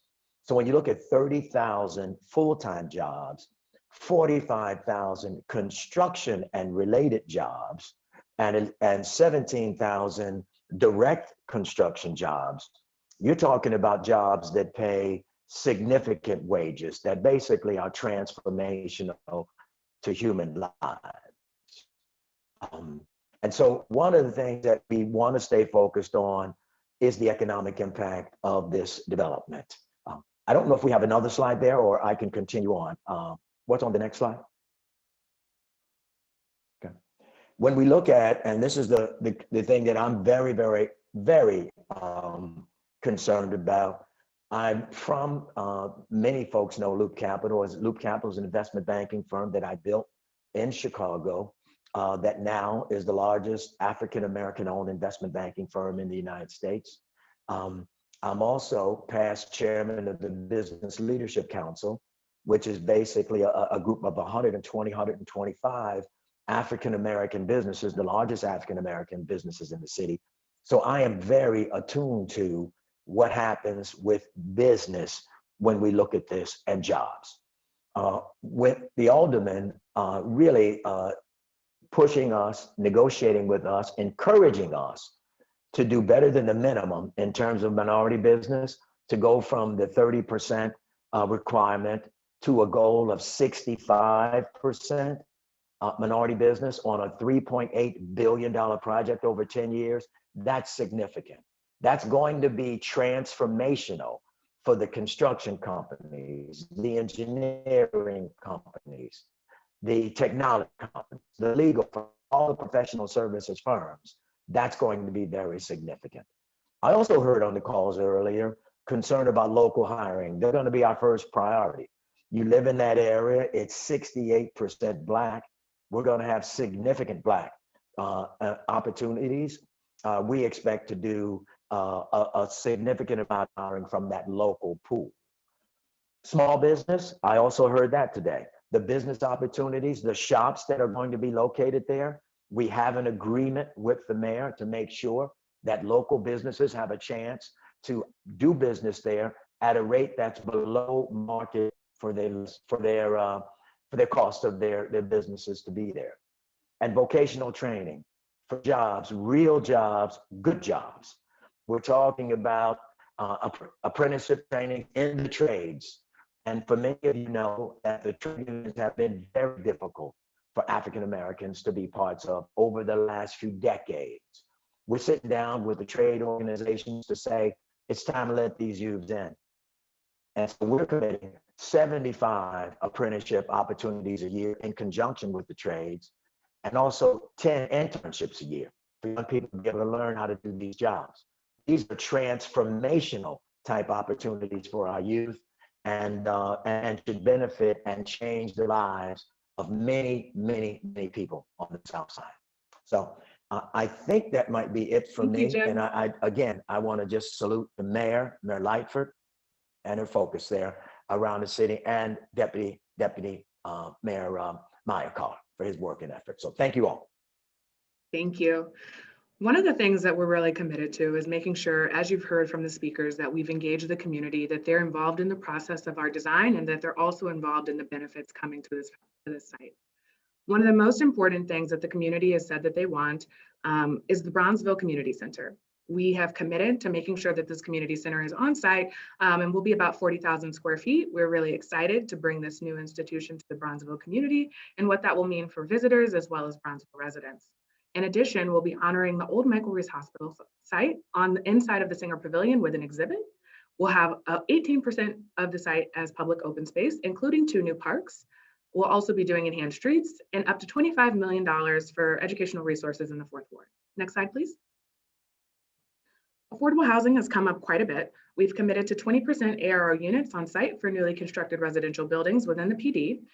That looks like about 1,300 maximum ARO and 6,700 maximum allowable units. We are very committed to making sure that the folks in the immediate area can live here as well as be a part of the site, as well as work on the site and have their business located at the site. And one of the crucial inflection points for that is affordable housing. The way that we've done this is we've got these 10 principles. The 10 principles define the way that our development ethos as well as our design ethos. But most important is equity. And so I'm going to turn it over to David, who will tell us a little bit more about these principles and a couple of other items. Thank you. All right, thanks, Morgan. Hi, for the record, my name is David Scully. I'm Associate Director at Skidmore, Owings & Merrill. In the early stages of this project, we wanted to be more than just a collection of buildings, but a place that has true resonance with the Brownsville community. So we worked together to develop a series of principles and core values focused around creating an equitable and holistic impact in the community that prioritizes health, well-being, joy, and community. Next slide. We translated those principles into a series of guidelines that really help to shape the urban form and character of the development, focusing on massing strategies that allow for light and air and orientation and views and the context to really shape the design and the future development. Next slide. These guidelines also make sure that we have welcoming and community-oriented ground floors, lively and active streets that are, really reflect the spirit and character of Brownsville and celebrate the history of the Michael Reese site. Next slide. And that current development, we really want to see high quality and high efficiency materials used that really respect the history and culture of Brownsville, but also understand the opportunities for energy efficiency, health, and ecology within the development. Next slide. So all of that really comes together to really bring us down to, ground and the key ideas. And we're really focused around how those principles help to shape a development that's not just its own district, that it's a part of the Brownsville community. It's easily accessible and connected to the neighborhood. Next slide. That it has creative placemaking infused in its DNA. And it integrates arts and culture throughout all of the developments, the public realm, the buildings, etc. Next slide. And we are also really focused on bringing back Cottage Grove as a main street through the area. It's a place that can be really lively and active, where local business, culture, and community take center stage. Next slide. And we do that by really reconnecting the site to the city. We have an opportunity to look at reimagining the street grid and reconnecting it through a regular grid that allows for phasing and connectivity to the surrounding neighborhoods. Next slide. So what we did was start to really look at that and work at that framework, and then allow that to inform our sort of traffic and transportation study that understands how the development would impact the larger community with a focus on pedestrian safety, and suggest some opportunities that we can use to improve the existing movement and support future growth of the development. Next slide. So we've designed a plan that leverages the existing transit and mobility infrastructure and finds opportunities to really look at the neighborhood at whole and find where we can improve existing intersections, but also find opportunities where we can add safety from a public realm perspective to make sure that the community is welcome and that we're not adversely impacting traffic in the area. Next slide. We've also looked at transit and transportation, and that we have a really rich series of assets already from CTA as well as RTA and Metra, and we have an opportunity to also expand on those in the future. And we're looking at some really interesting ideas, the potential relocation of the Metra station from 27th Street to 31st, as well as how we can also connect potential future bus and transit through the site in the future. Next slide. And all of that really comes together to focus on and create, streets. Streets are, kind of how people are going to experience this development. So we really want to prioritize pedestrian safety. And I want to talk to you about kind of three key spaces. Cottage Grove Avenue, where we really, as mentioned earlier, see it as a community main street. we have the opportunity to look at it, and we're looking at it as an 80-foot right-of-way currently that has this sort of offset configuration. And we designed that to really allow for a really unique and enhanced pedestrian experience that allows for a different kind of social interaction. The street is, a place, and we want to kind of facilitate and allow seating, landscaping, planters, and other opportunities to support those local businesses and retail establishments. Next, really looking at Lake Park, and Lake Park serves as, sort of a function, and we see it as a neighborhood street, but we also see it as having a function that supports parking and service and access to those buildings and to those future developments. Because it's adjacent to the Metro track, we've also designed and start to think about ways that we could look at a rail heighted, sort of element that would allow for a sort of green screening off the Metro tracks and creating a much more pedestrian friendly environment, as well as allowing for future CTA routes if that's deemed necessary. And then 31st Street, we really see an opportunity because it is actually 100-foot wide of way. Could we start to explore shifting the bikeways to off the street into kind of a dual cycle track on the north side of the site? And that would allow us to find ways and opportunities to potentially free up space for better traffic flow on the street. So, all of those public realm elements and that network really ties into a holistic design concept for our public realm and our open space. And I'll invite our team from Hood Design, Walter Hood and Paul Peters to walk us through that. Thanks, Darby.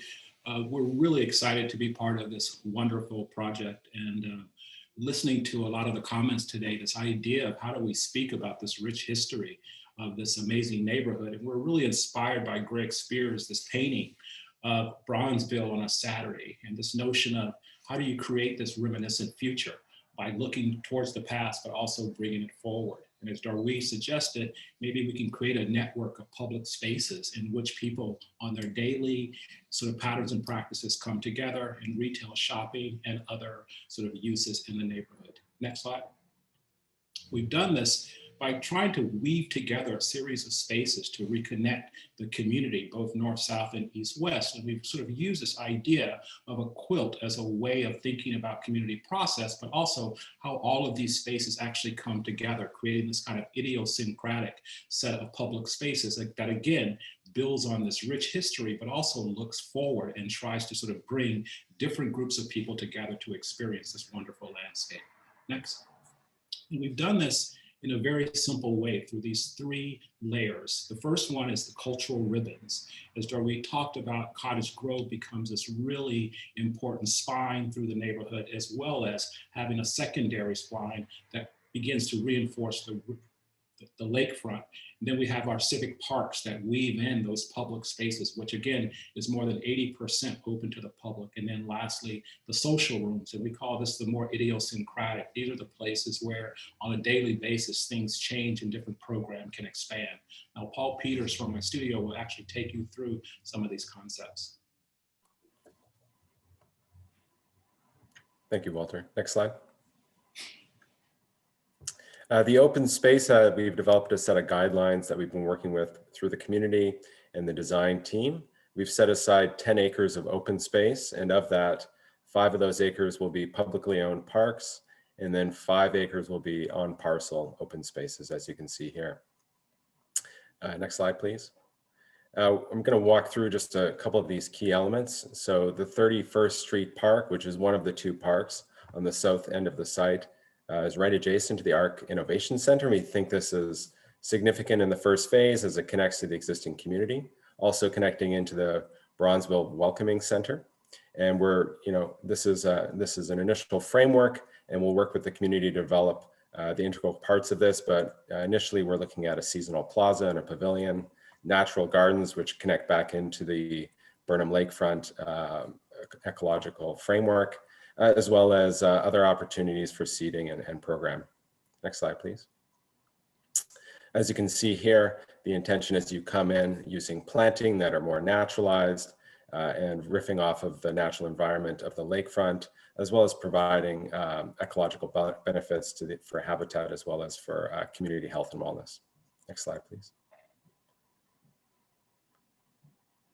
Overall, we've set up a series of design guidelines for the landscape framework, the open space framework. And just a few of these I'll hint on is that there'll be programming that's designed for all residents, workers, the community that lives there, as well as the adjacent community. And it will be open and accessible to all, provide passive and active areas, again, that are improving people's health and wellness, as well as providing recreational opportunity for all.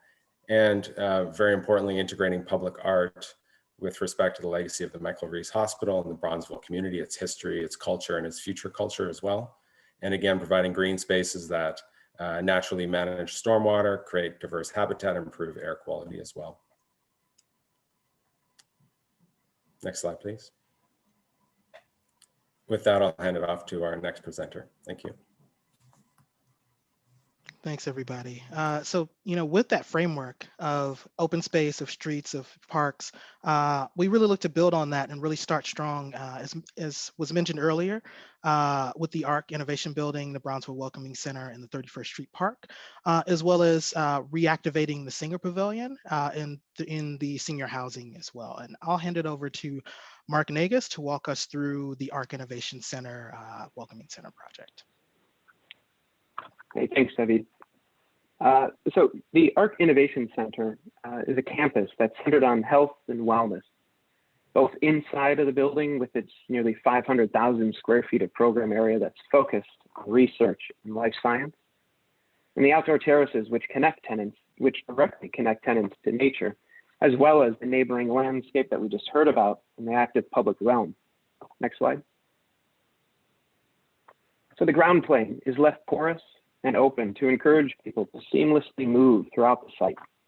A grand promenade is created on access with the Singer Pavilion in order to bring that building into the conversation along 31st Street. Next slide. And there are a variety of active uses located at that ground plane. And those uses range from local retail, restaurants, and cafes, with independent lobbies for Sheba and other life science tenants being accessed off of 30th Street.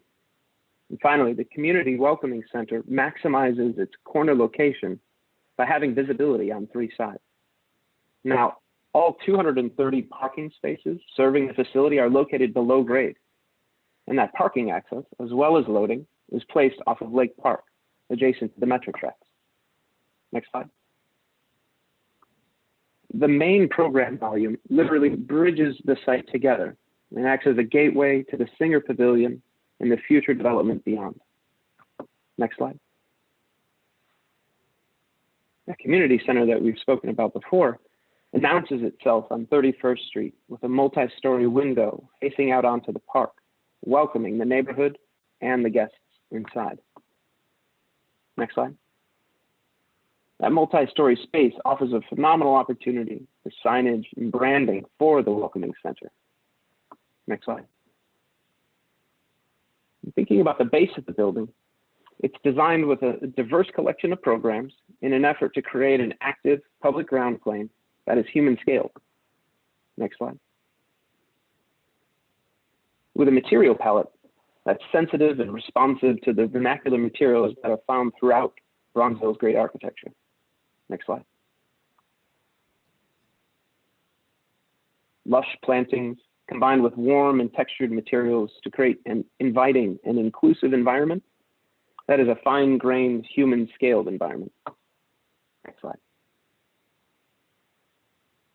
The base is comprised of a series of brick and stone pavilions upon which the upper register sits. Those low bars integrate solar shading through the use of angled brick panels, which are occasionally interrupted by multi-story glazed expressions that help to break up what would otherwise be a very long facade, and also providing access out onto those terraces that are created by the brick pavilions below. Next slide. And then a contrast in materiality and expression is desired for the bridge, which forms the gateway over the building's base. Next slide.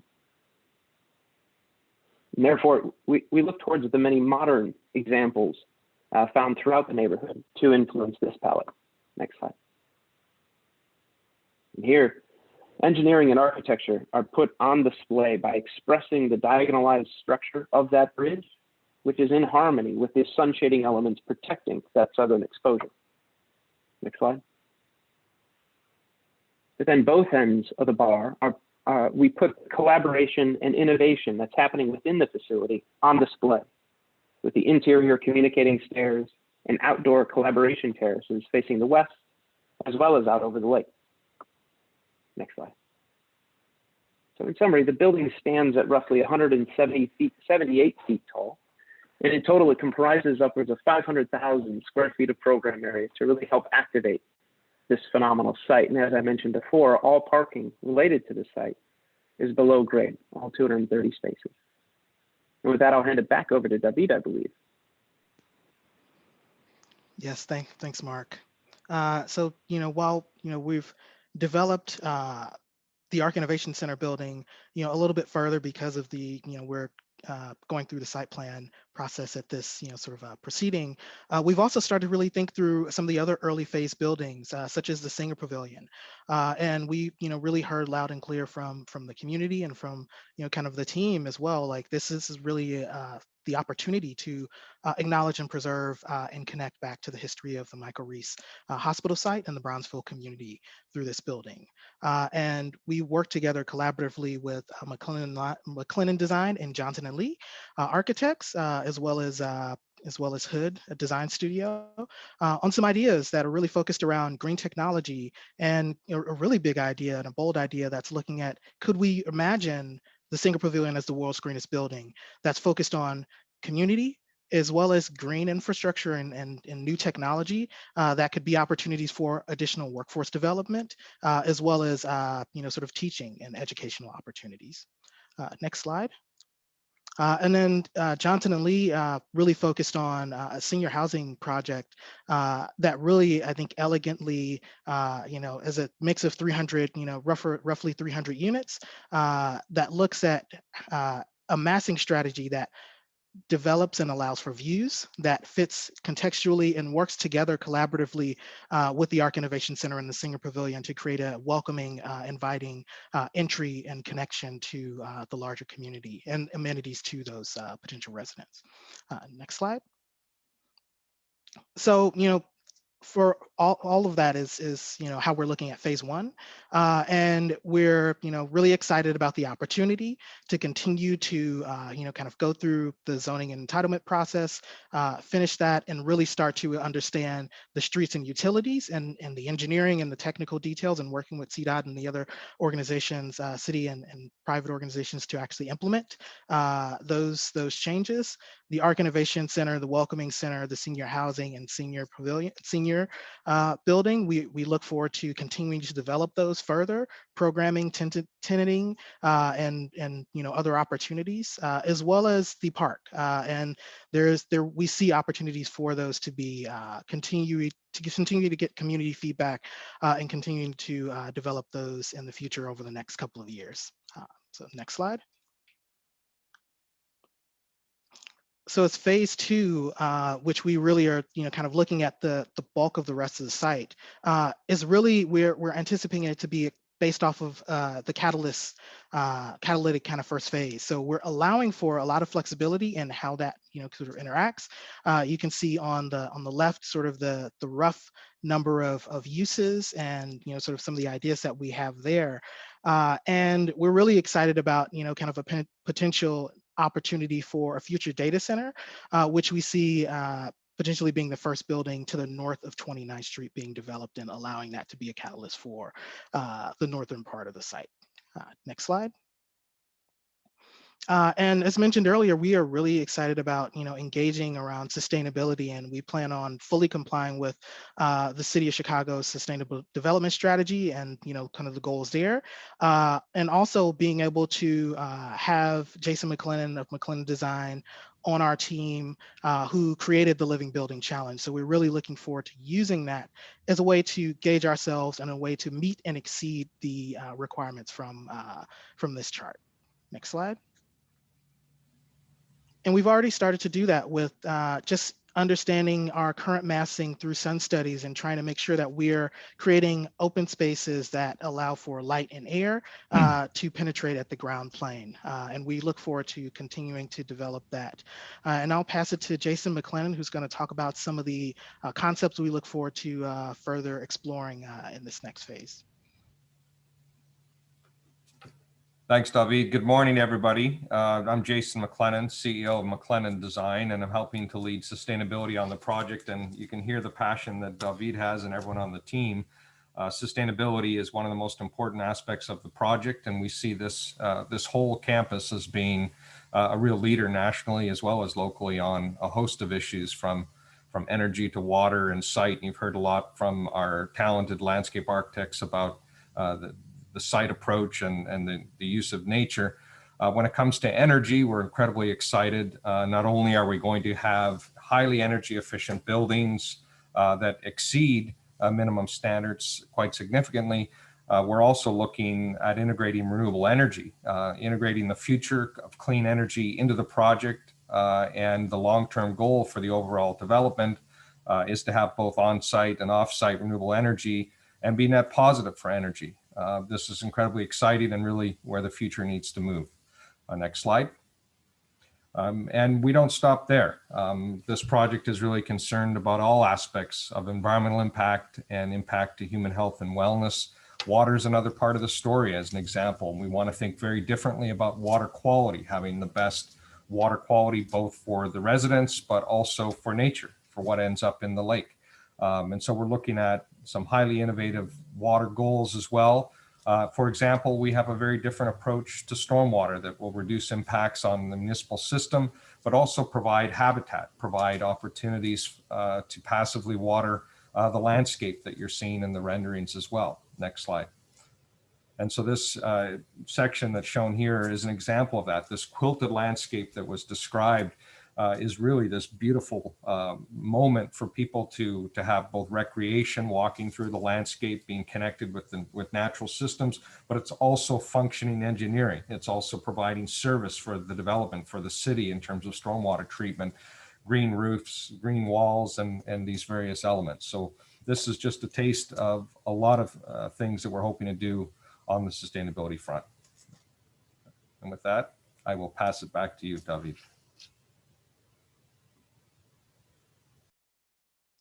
Actually, it's Zeb. Go ahead, Zeb. GRIT, Global Research, Innovation, and Tourism. Our goal is to integrate and connect globally with promising and problem-solving research, committed and resourceful innovation alongside welcoming and supportive tourism. Our efforts are a deliberate combination of vision, exploration, and grit. So on behalf of our team, Farpoint Development, Bronzeville Community Development Partnership, Chicago Neighborhood Initiative, Draper and Kramer, Kaleidos Health Ventures, Loop Capital Management, and McLaurin Development Partners, we thank you for the opportunity to share our vision and our proposal with each of you today. And again, special acknowledgement to Mayor Lori Lightfoot for your dedication to economic development across all cities, all communities in the city of Chicago. Deputy Mayor Samir Maikar, Commissioner Cox for your deliberate and intentional challenging development community to think differently about sites like this. Cindy Rubik and the entire DPD team, it was a pleasure to work with you to get us to this point, and look forward to working with you guys further to realize this vision. The Michael Reese Advisory Committee, and of course, Alderman Sophia King for pushing us to push the envelope. GRIT, get ready, it's time. Thank you. Thank you so much, Zeb. Can everyone hear me? So I will share the DPD recommendations. The proposed development is in compliance with the plan development standards and guidelines. The proposed development is compatible with surrounding commercial, retail, manufacturing, and residential developments in terms of land use. The proposed underlining zoning at B3-5 is consistent with other zoning districts, both adjacent to the site and in the immediate area. The project promotes economically beneficial development patterns that are compatible with the character of the existing neighborhood. The development promotes transit, pedestrian, and bicycle use and ensures accessibility for persons with disabilities and minimizes conflicts with existing traffic patterns in the vicinity.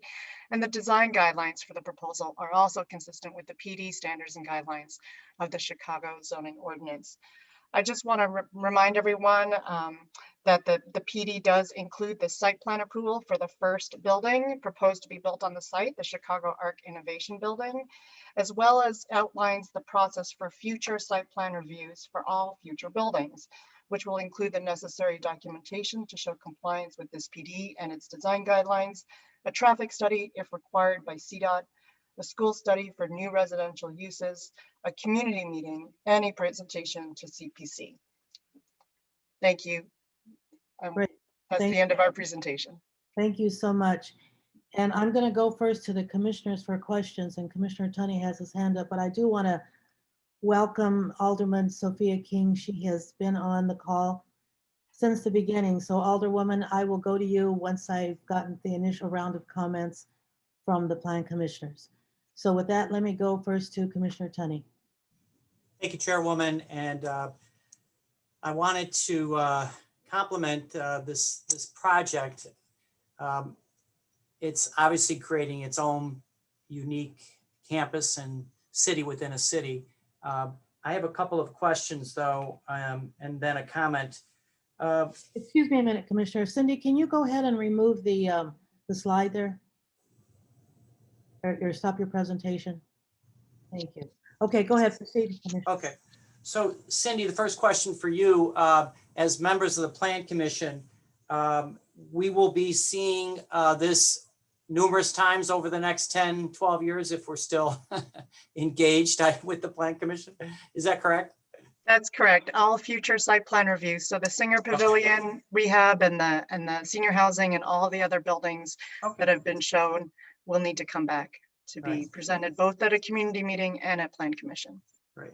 Okay, so speaking of the Singer building, that is not landmarked or is potential to be landmarked?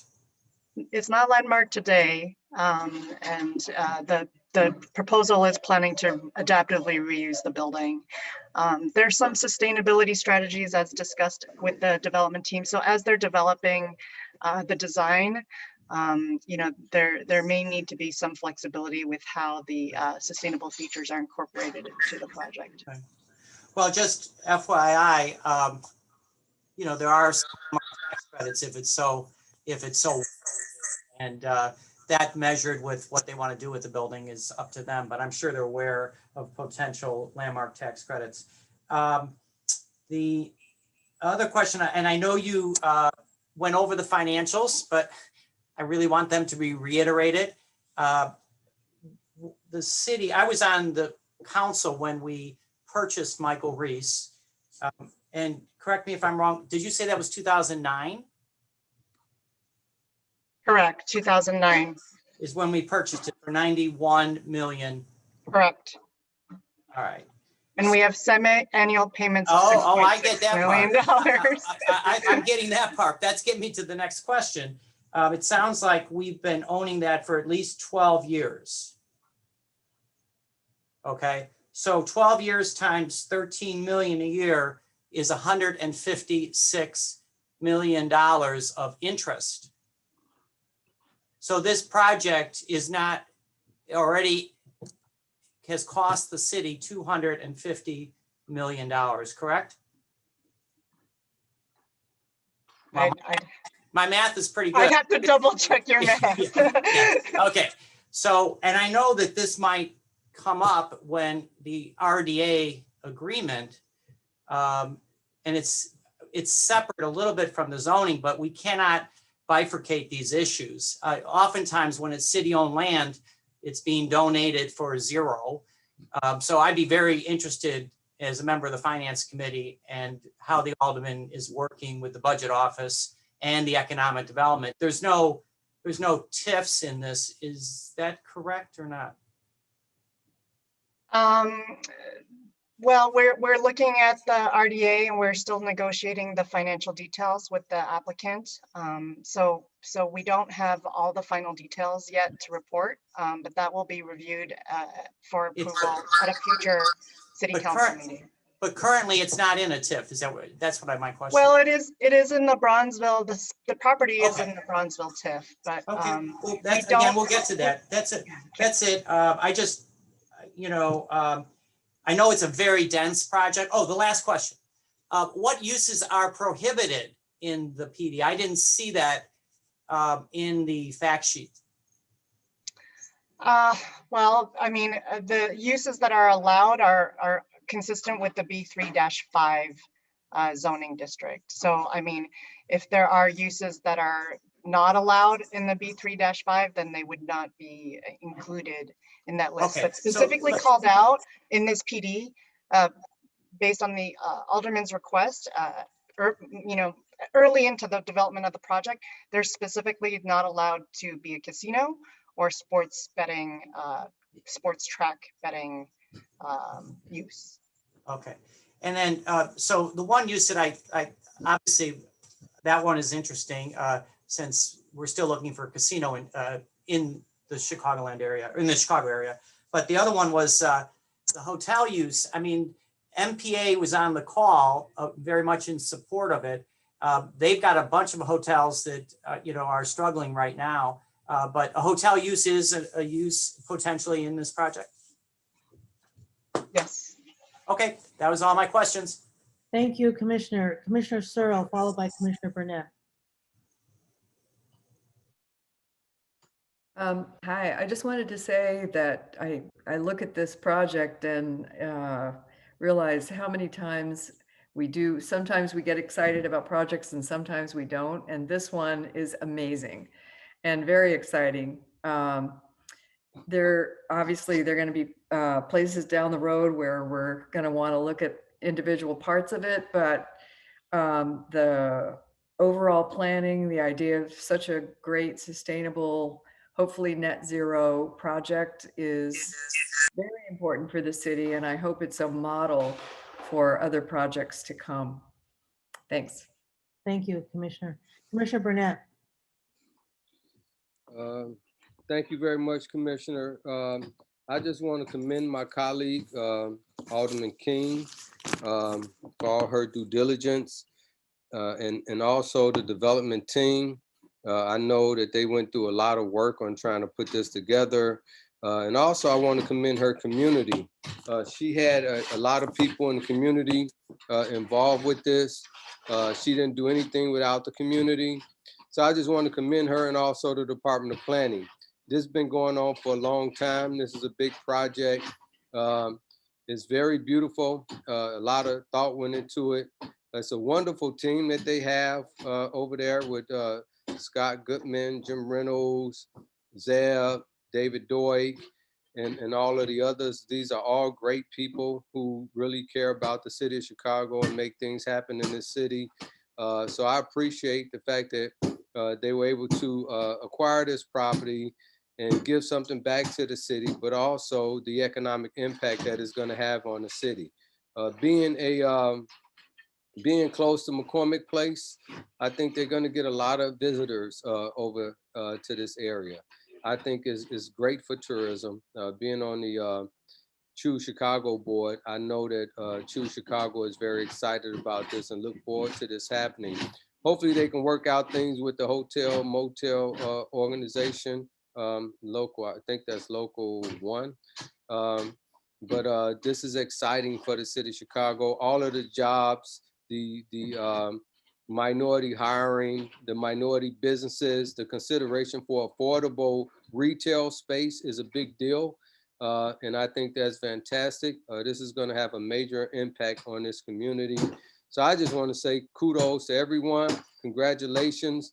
I'm a little envious because I don't have as big of a space as she has over there, but I guess I have to catch up and keep up with all the little spaces that I have in my ward. Keep up the good work, Alderman. Congratulations. Thank you so much, Commissioner. Commissioner Reyes, followed by Commissioner Villegas, followed by Commissioner Brumfield. All right, is Golda to 2014? Is that Commissioner Reyes? Who's Golda? Commissioner Grossman, Chair 1. Oh, No, it's not me. Okay, go ahead, Commissioner Gross. Oh, sorry, Commissioner. Sorry, Golda. Commissioner Goldman.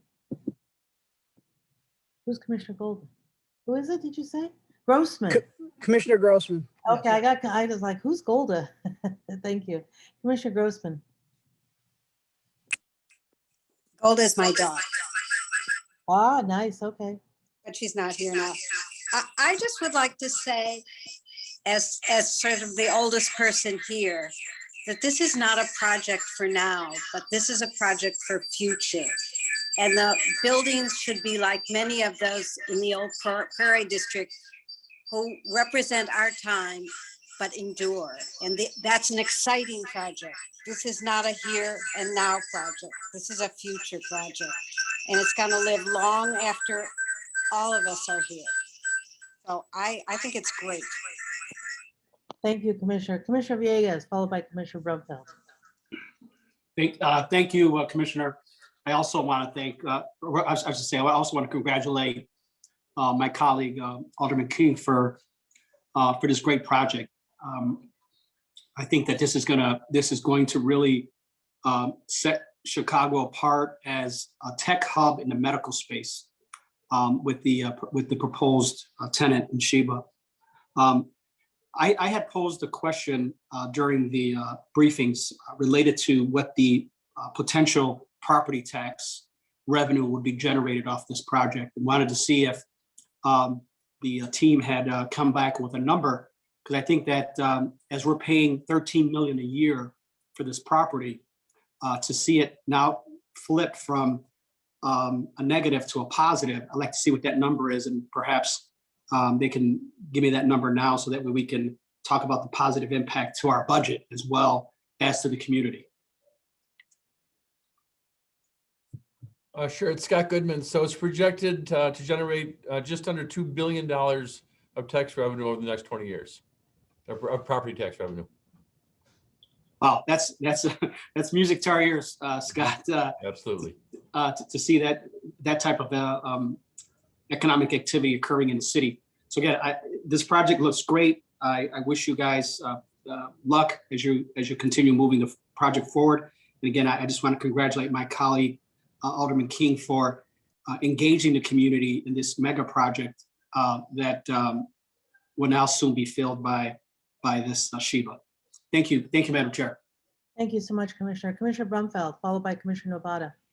Thank you, Madam Chair. First, I just want to say that it's just thrilling to finally see this come to Plan Commission. And I just want to commend the design team of SOM and Hood Design to not only coming up with a long-range plan, but more importantly, working with the developers to create a real clear vision for what the phase one could be for this exciting effort. And also want to just give my thanks again to Alderman King for her relentless effort to not only include the voice of the community, but also to persevere with the developers and grid team to actually get this to Plan Commission and get this to this point. So again, just the entire team, just very excited to see this effort moving forward. I know it's going to be a great addition to the near south side. Great, thank you so much. And I can't help but comment on that absolutely beautiful door behind you. Sorry, I couldn't resist. Thank you, Madam Chair. Commissioner Novata. Thank you, Madam Chair. And I just want to say it's great to see so many longtime leaders in our field working on this project. And I know it's early in the process for all of you. This will be, as we've noted, a many-decade effort, but want to just ask if you can give a little more detail on your thinking on the affordable units. Do you anticipate this to be a mix of rental and for sale, or and income levels and so on? If there's any more detail you can give at this point. Thank you. Sure. The answer is it's a long project, you're right. And it will be definitely a mix of for sale and for rent over time. You know, in this particular cycle, we think that there's more interest in rental properties. We'll have to see when we actually start developing. But the grid team has committed to 20% ARO on site. That's fantastic. Commissioner Cox. Thanks, Chairman Cordova. I just wanted to underscore some of the wonderful observations I think that we've heard today. I think the community-driven aspect of this development framework is really really significant, and I want to celebrate that. And I think just the project's anticipated impact on Bronzeville and in the entire city, for that matter, is another, I think, cause to really be optimistic about the economic future of the new South Side. So this is a great, great day for Bronzeville, and I appreciate that we're taking the time to celebrate it, because it's the culmination of a process that started 5 years ago, and it is restoring, I think, this critical piece of the neighborhood to the rest of Bronzeville. I think also it's been a wonderful lesson for the city on how to approach these master plan development proposals, how to weave meaningful public engagement, how to create a transparent process. And I think it exemplifies a lot of what the Mayor Lightfoot's administration is trying to do in its goals for kind of community-driven process. So I would just reinforce the public speakers who, in their complimenting Alderman King for her perseverance and her expertise, just on behalf of the community's needs. I think that extends to the advisory board and their commitment. And effectively, I think we've all learned that these advisory board committees are an integral part of the success of projects like this. So kudos to them. And then to the GRIT development team and the designers that they've brought. I mean, they have so thoughtfully incorporated community concerns into the overall plan. And it's genuinely one of the most handsome development projects I have seen in my tenure here. And there's so many things about this site that, the kind of vestige of this 1960s and 70s, isolation, and their ability to weave this back into the larger context is exemplary. And I just wanted to also welcome, Sheba Medical Group to Chicago, and this flagship facility that they're building, the Chicago Arc Innovation Center, is going to be an amazing anchor to the first phase. And it's just wonderful to see an international group come to Bronzeville. I would just say that, there are a lot of things that we've learned. This idea of RFPing important public sites as a part of our revitalization strategy. I think the Invest Southwest strategy of RFPing sites is learning from the Michael Reese experience. So you could say that the Mayor Lightfoot's Invest Southwest initiative is learning from this positive experience. And then I would just say that, CDOT, my partners at CDOT and the Department of Housing, who for years had worked on this project to ensure that it's, urbanistically interwoven into the city, to the surrounding network through the street grid. And then very importantly, as Commissioner Navarro mentioned, the idea of this as an exemplary model for mixed income housing that truly promises to create an integrated neighborhood in Bronzeville. And then I would just say, lastly, I want to thank the DPD staff for literally the hundreds of hours that they have spent on this project, working with the development team, working with their designers, working with Alderman King and the community representatives and stakeholders. This has really been a collaborative effort, and it could not have happened without the work of Cindy and her team. So I'm happy to support the project today, and just want to make sure that people understand that while we celebrate it, it's not done.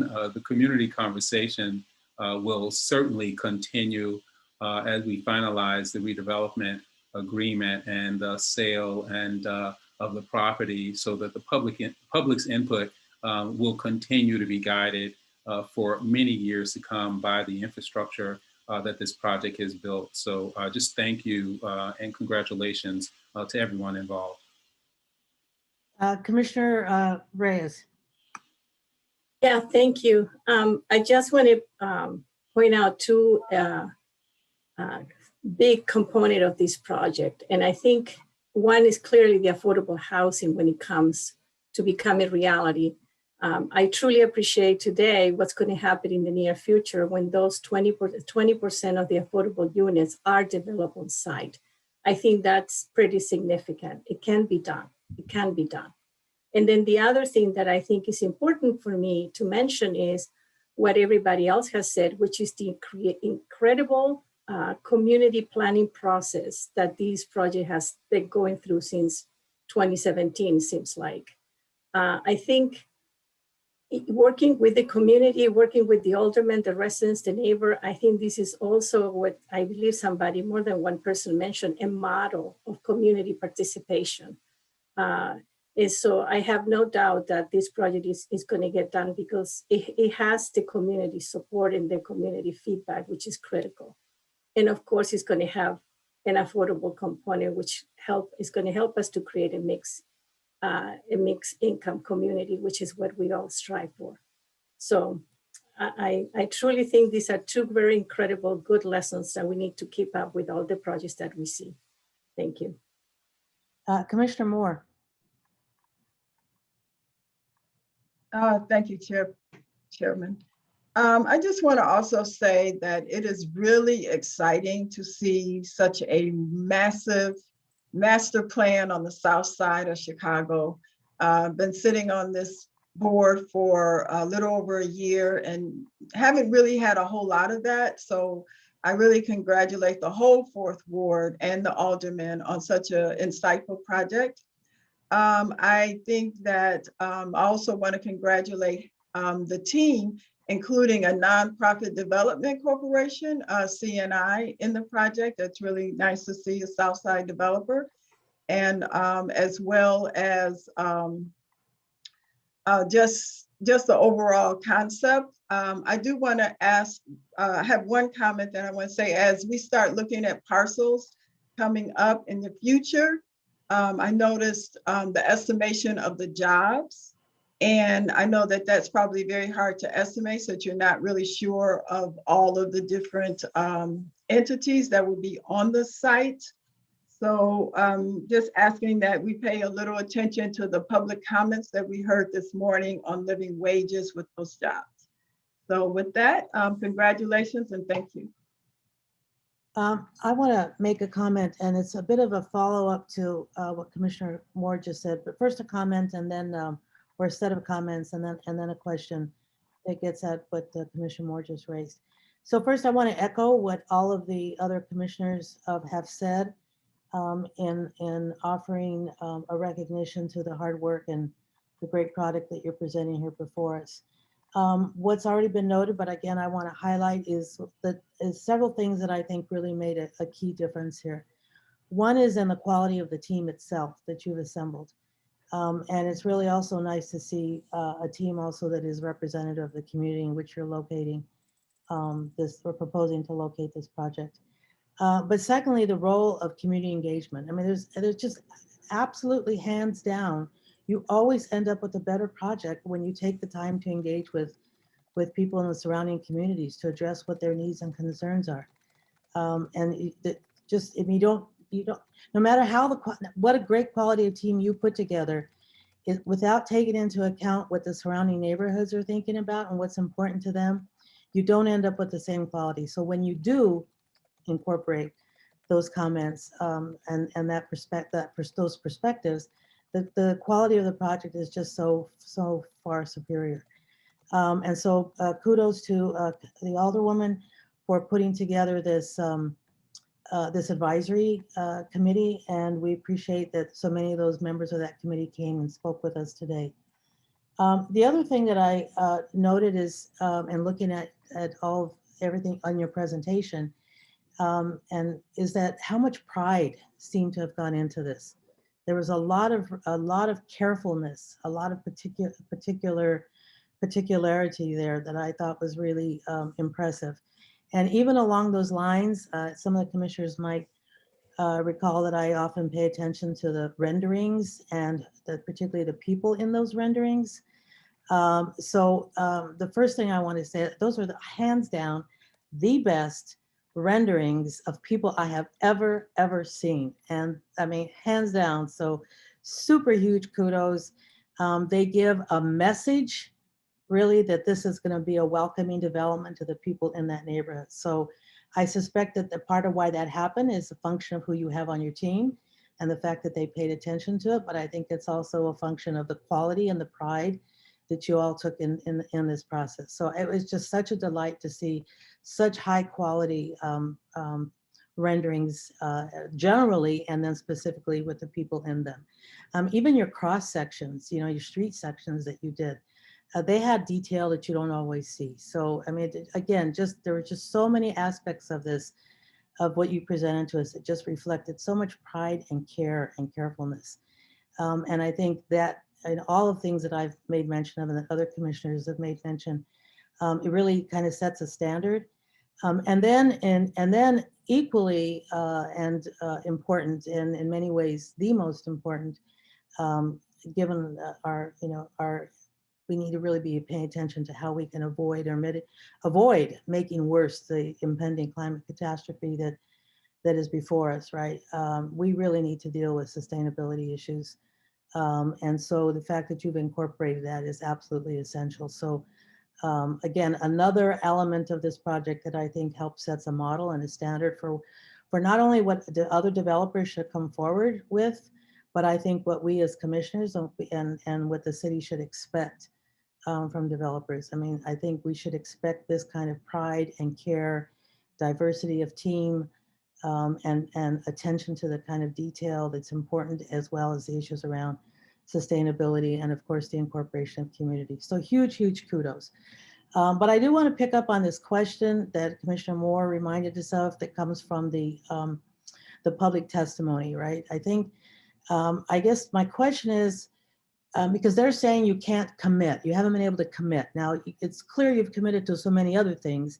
So I'm assuming there must be a reason why you can't commit to promising not just jobs, but livable wage jobs in hospitality, and that people in those with benefits, and that the people in that area will have kind of a first source hiring opportunity to benefit from those jobs. I mean, part of why, one of the arguments that always gets before us is, oh, this project's going to bring jobs. Well, what kind of jobs, at what level of pay, with what kind of benefits, and who's going to get those jobs? So I'm assuming you have a reason why you can't make the commitment that those folks are asking for.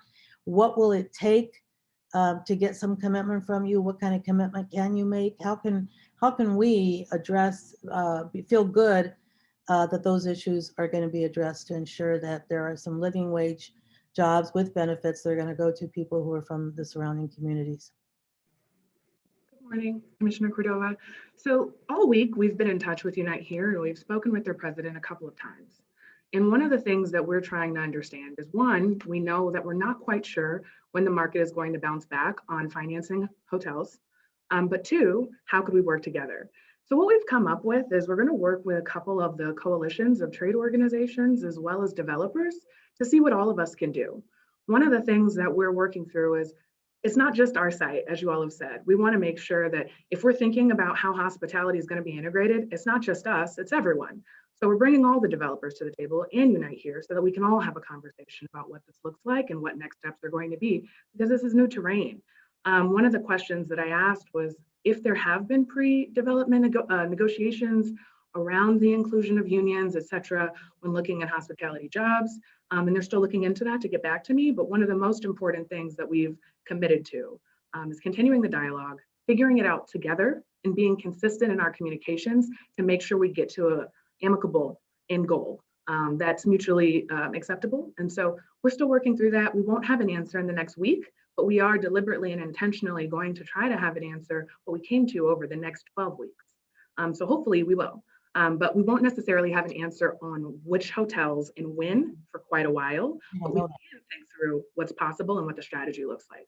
Okay, that's very helpful. Thank you very much. Alderwoman King, you have been very patient, and we are delighted now to hear from you and your thoughts on this project. Thank you, Chairwoman. Can you hear me? Sure can. Thank you. Thank you, Chairwoman Cardova, other esteemed commissioners, especially my colleagues who can empathize with me. We really just want to thank you for consideration of my comments today on the future Bronzeville lakefront development on behalf of my community, represented by the Michael Reese Advisory Committee, which a number of folks have referred to today. I'd like to take a moment to, first of all, thank the mayor, represented by Commissioner Cox here, Cindy Rubik. I have to acknowledge Noah Franzik and Patrick Murphy and a bunch of others for all the work and time that they put in there. To the GRIT team, represented by Scott Goodman, and a bunch of others as well who we've come to be like family.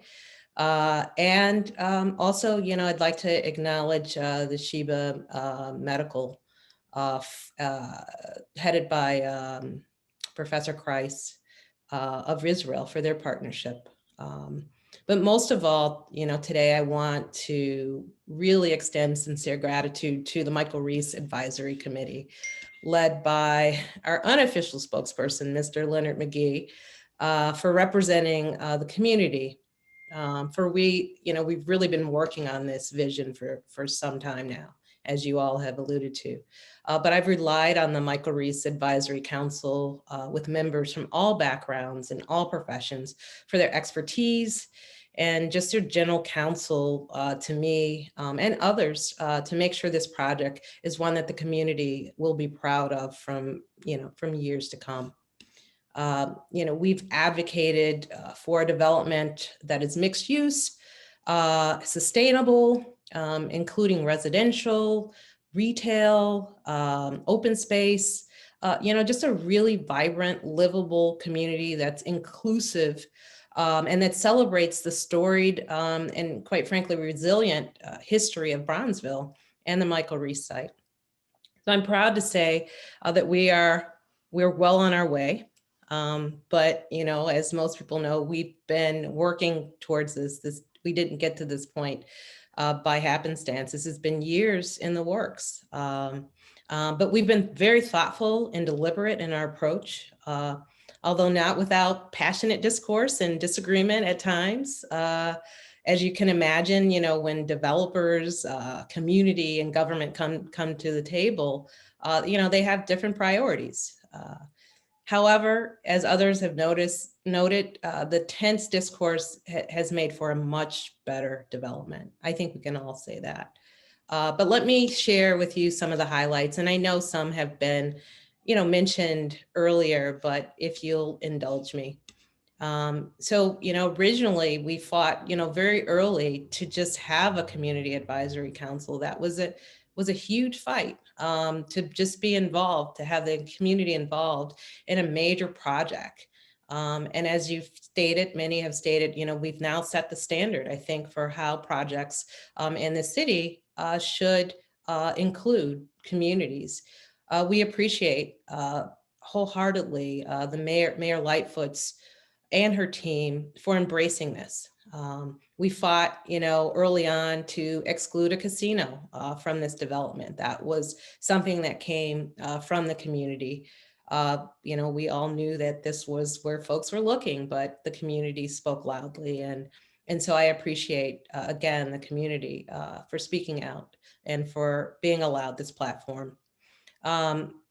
We advocated strongly to pay homage to the Bronzeville community and Michael Reese. This is illustrated, we believe, in several ways. We've got a Bronzeville Welcoming Center / digital museum to celebrate and commemorate the storied and deep history of Bronzeville's resiliency and their contribution to the world in innovation, the sciences, and the arts. you know, I've mentioned this several times. People, you know, have laughed, but our vision is strong. You know, it won't be as big as the African American Museum in DC or Yad Vashem in Israel, but you know, hopefully we'll paint a picture of our bar and the significant Bronzeville history and contribution that we'd like to capture in a digital way and attract people from all over the city and the world to see this. The design guidelines pay homage to Bronzeville and the Michael Reese history in their public spaces, both interior and exterior. You know, we do have a minimum $25,000 commitment to that end, and appreciate that because we know that we want it to be significant. Jobs, as many people have mentioned, both long-term and short-term through construction and permanent jobs, you know, initially from the anchor tenant, Sheba, but throughout the development. And, you know, I've heard the testimony today. I've spoken to Unite Here before. We hear you. Good hospitality jobs are very important to us. We've not talked specifically about, you know, having hospitality venue here on this particular site. However, we've not ruled it out either. So I appreciate Unite Here's concerns.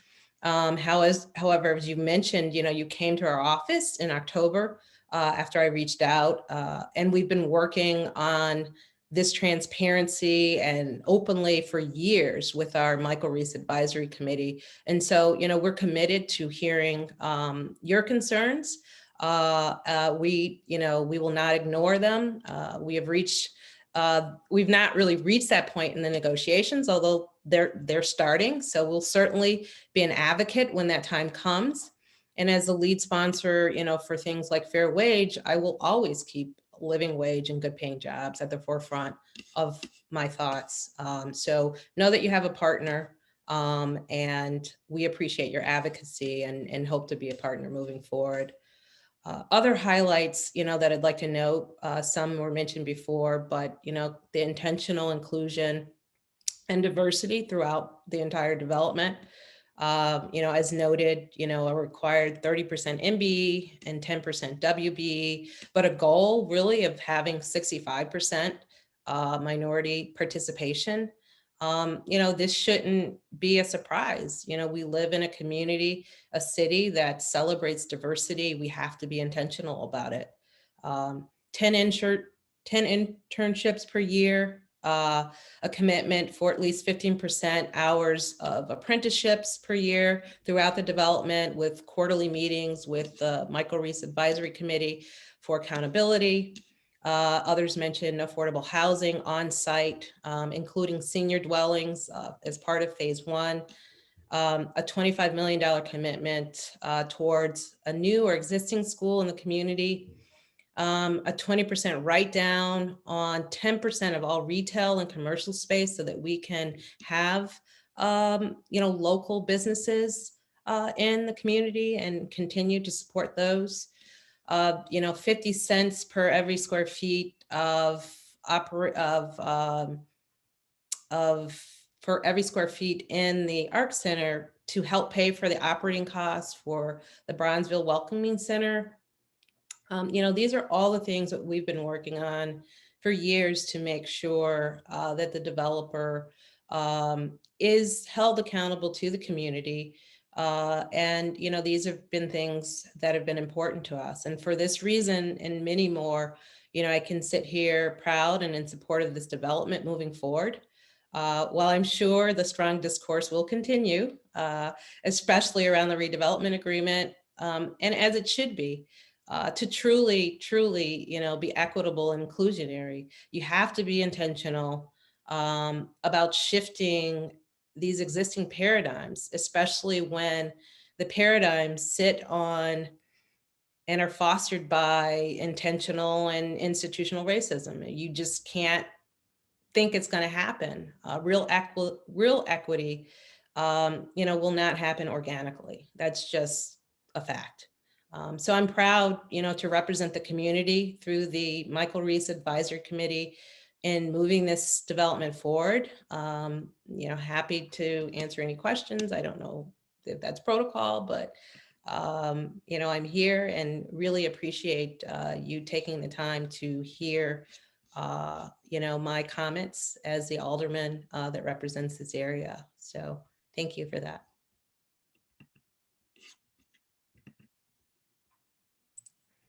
Chairwoman, you're muted. Thank you. There were sirens that went by. That's why I muted myself.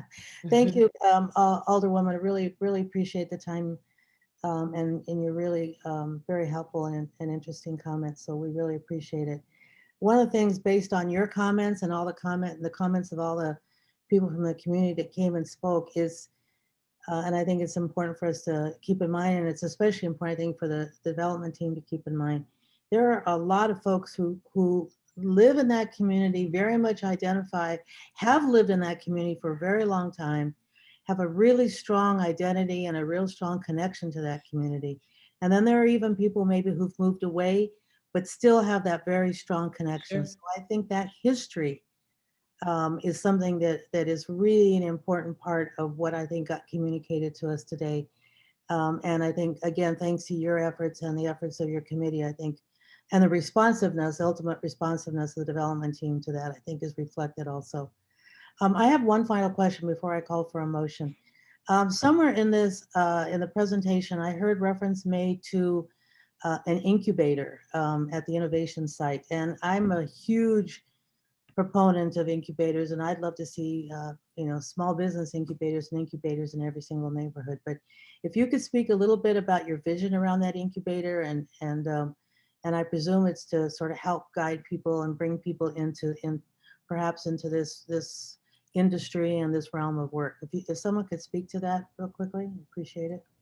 Sure, I'd be happy to. So just to clarify, Sheba Medical Center, it is their ARC Innovation Center that's coming to Chicago. It is an accelerator incubator building.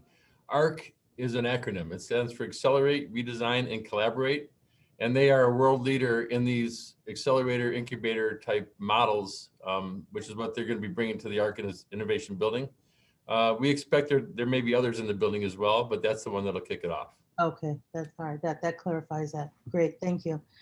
So I'm not seeing any further questions. So I will, do I have a motion then on the proposed plan development submitted by Grit Chicago LLC for the property generally located at 2601-3045 and 2600-3001 South Alice Avenue, 2900 through 3030 and 2901 through 3001 South Cottage Grove, 2600 through 2900 South Lake Park Avenue, 533 East 29th Street, 401 through 434 East 26th Street, 2701 through 2955 South Vernon Avenue, 400 through 598 East 31st Street, and 2601 through 3099 South Martin Luther King Drive, finding that it meets the requirements for approval. So Villegas. moved. All right, I heard Commissioner Novata as made the motion, and Commissioner Villegas, who is very thrilled about the impending increase in the tax base, always looking out for the fiscal interests of the city, who gave us the second. Not seeing any further hands or discussion. I'll go to the roll call vote. Commissioner Biaggi, Yes. Commissioner Brumfeld, Yes. Commissioner Burnett, Yes. Commissioner Cordova is a yes, Commissioner Cox, Yes. Commissioner Flores. Commissioner Flores, Commissioner Garza, Commissioner Grossman. May I just say one thing? Go ahead. My father grew up in that neighborhood, and as a boy went to school there. And I think for me, it means that the longer you live, the more we're going to see the city change back and forth in good times and bad times. And this is very, very exciting. Thank you. Thank you, Commissioner. Did Commissioner Flores or Garza make it back? Okay, Commissioner Kelly is a recusal on this because there is a park on this site, and it's great that there is a park, a public space there. Commissioner Lyons is also a recusal on this. Commissioner Moore, Yes. Commissioner Murphy, Yes. Commissioner Novata, Yes. Commissioner Reyes, Yes. Commissioner Searle, Yes. Commissioner Shaw is, oh, she stepped away Yes. from, Nope, I'm back. Thank you. Okay, fantastic.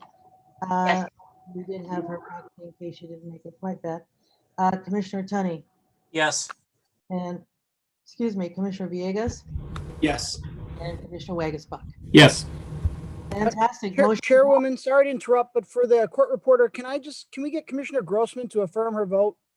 Oh, thank you. She spoke, but then didn't give her vote. Thank you. Commissioner Grossman?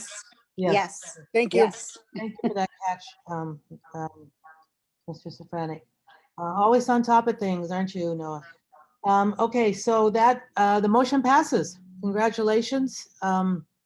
We look forward to an exciting new development and your continued engagement with the community and with the city. So thank you so much, and again, congratulations. Thank you. Thanks so much for your support. Next Thank you, item. You're welcome. And thank you, Alderwoman King. Appreciate it. Moving right along here, the next item on the agenda is D2, a resolution recommending the approval and subsequent adoption of the Fulton Market Innovation District update. The recommendations in the update are intended to guide future growth and would supersede the Fulton Market Innovation District plan adopted in 2014. The plan boundaries are in the Near West Side community area, generally bounded by West Hubbard Street to the north, 1/2 block south of West Randolph Street to the south, and east from North Halsted Street to North Ogden Avenue to the west. Cindy Roebuck will present the proposed plan update. Thank you, Chairwoman Cordova. Can you hear me? We Can you can, see my yes. screen? Great. And we can see your screen, yes. Thank you so much. So since the Fulton Market Innovation District Plan was adopted in 2014, this area has seen tremendous change and growth from both public and private investments. Significant planning and transportation initiatives and land use changes have impacted this area. So this plan update is intended to summarize those initiatives and to provide updated goals and strategies to guide future growth towards a mixed-use, mixed-income community. Included in the update is a renewed vision for this growing community, an analysis of current market data and trends, and affordability and open space goals, as well as infrastructure improvement priorities. So here's just some demographics of the Near West Side community. The population grew by more than 14% between 2010 and 2018, while the city only gained less than 1%. It's a very diverse community here, 41% white non-Hispanic, 28% Black non-Hispanic, 9.4% Hispanic, and 18.6% Asian non-Hispanic. The median household income is relatively high at $83,575, and most residents, as expected, are young professionals because we're so close to the downtown area. 46% of households are one-person households, about a third are families, and then almost 3/4 of the housing stock is more than 5 units or more. And then, of course, because it's so close to transit, very good transit access in this community, more than half of the residents in this community either took transit, bicycle, or walk to work. And the Morgan CTA station saw an increase in ridership of 5.6% from 2018 to 2019, and it has been increasing ever since it opened in 2012. Of course, the numbers will be significantly lower from 2020 and into this year just because of the pandemic. And then the boundaries of the Fulton Market area is covering the Skinner West Elementary School, as well as the Wells Community Academy High School. Skinner West is identified by CPS as efficient enrollment, while the Wells High School is categorized by CPS as underutilized. So here's the map of the border boundaries of the study area. It really stretches from Hubbard Street to the north to Halsted Street on the east, down south of Randolph Street, and then along Ogden Avenue. And it encompasses about 217 acres. So we did a lot of community engagement over the years since the Fulton Market Plan was adopted in 2014. The staff in the Department of Planning and Development, we do attend community meetings very regularly for PD projects in this area. We also have had several DPD-led initiatives. Since 2014, the West Loop Design Guidelines, we had 300 participants, 2 open houses, 3 working group meetings, and a survey.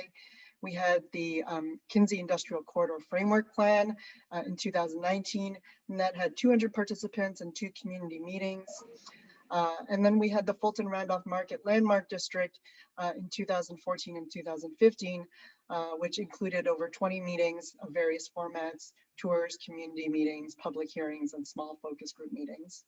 And then for this plan update specifically, we posted the draft plan online in December, and we sent an e-blast to the public, notifying them.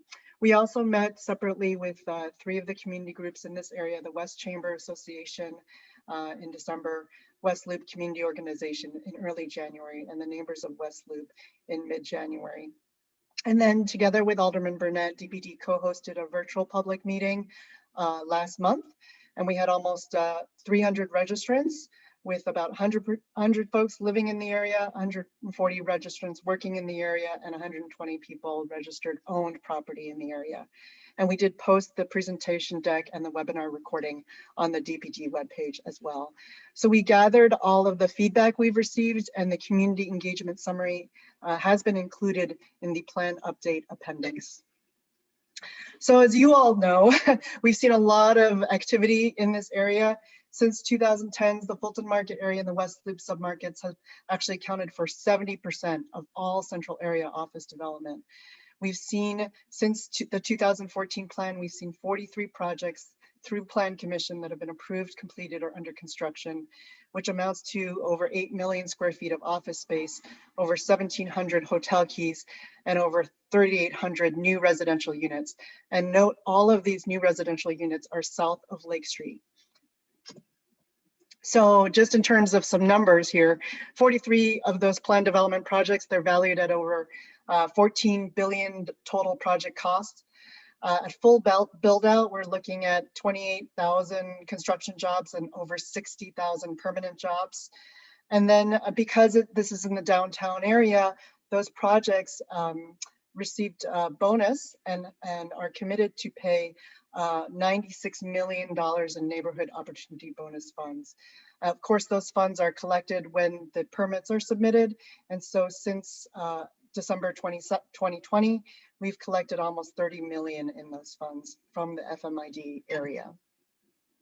Of course, due to the pandemic, the market has slowed, and we do have some concerns, especially with the jobless claims. And we have,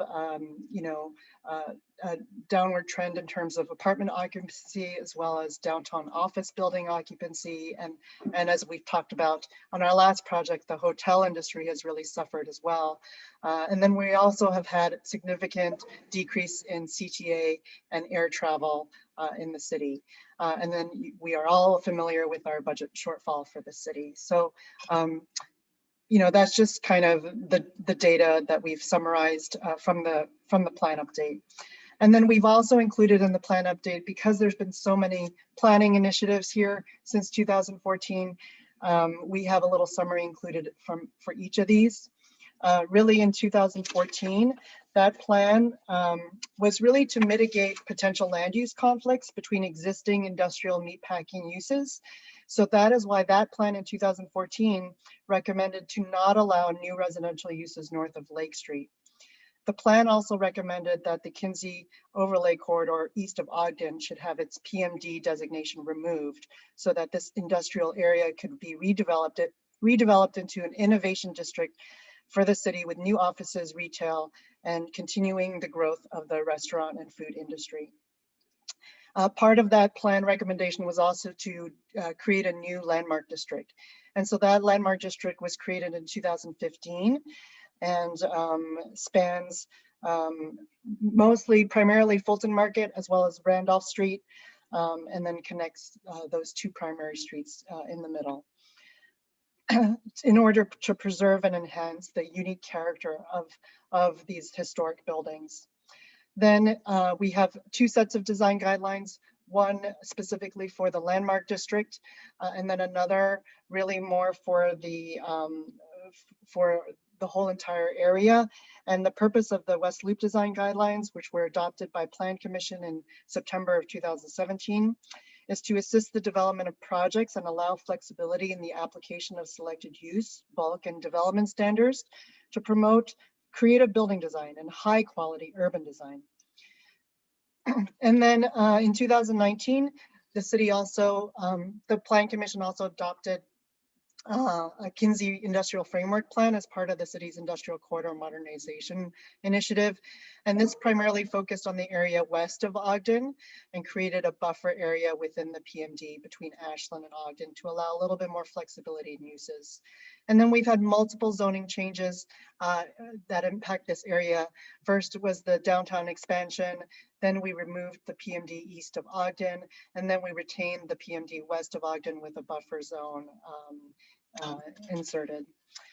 So last year, we also published the Kinsey Infrastructure Study, which was led by DPD.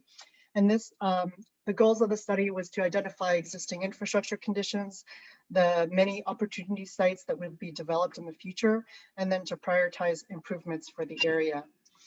So some of this was presented to Plan Commission in a report made last fall, but to just summarize, we identified in this report 23 blocks of missing sidewalks, 43 crosswalk upgrades that are needed, 33 ADA corner upgrades that are needed, 182 light poles that need to be repaired or replaced, and then 6 at-grade metro crossings were identified as well.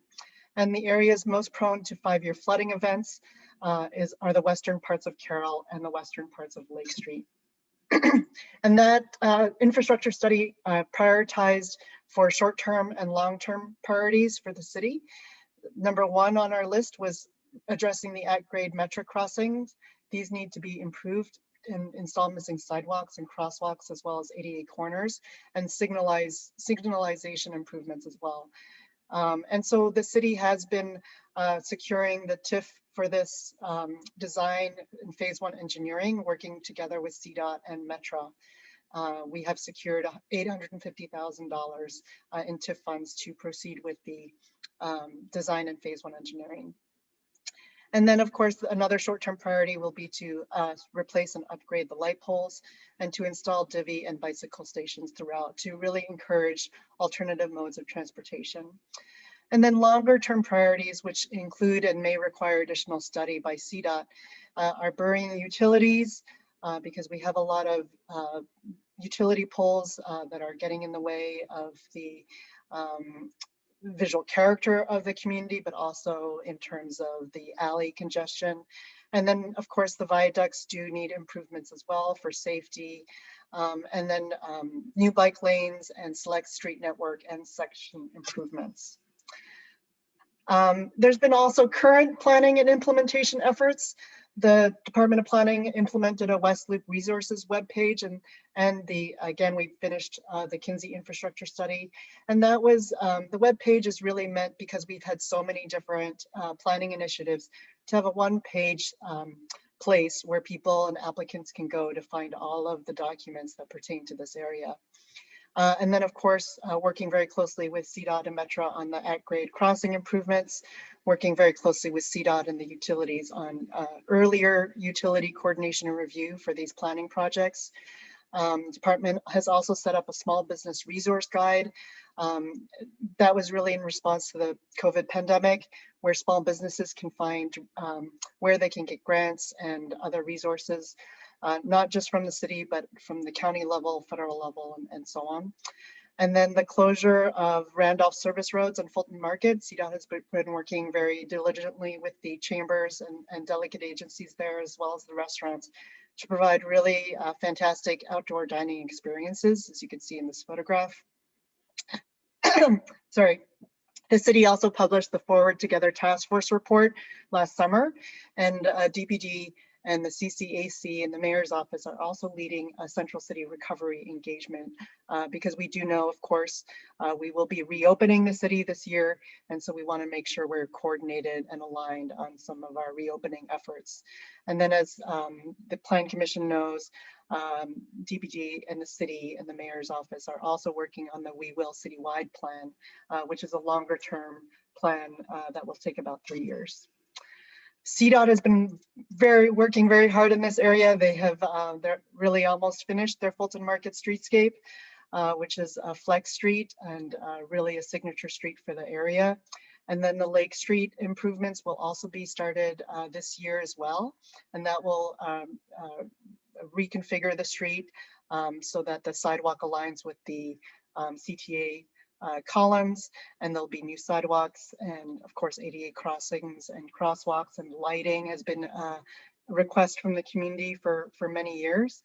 And CDOT is also working on a feasibility study for a new Metra infill station, as well as Metra A2 tracks realignment study. So because there's a lot of tracks that are crossing this geography, it does require a lot of coordination with our sister agency at Metra. And then CDOT has also been looking at the Randolph Street corridor improvement study and did a kickoff meeting last spring. So to the actual plan update, we did create a new vision.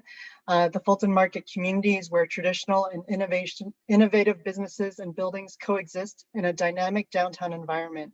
The community is already a vital economic engine for the city, with a variety of companies, service providers, and quality of life amenities. Looking to the future, the area should continue to evolve as a desirable, functional, mixed use and mixed income neighborhood for workers, residents, and visitors. So we have 3 plan update goals. First one is to promote mixed use and mixed income developments. We want to provide more affordable housing options and create pedestrian-friendly streets and sustainable open spaces consistent with design excellence and urban design best practices.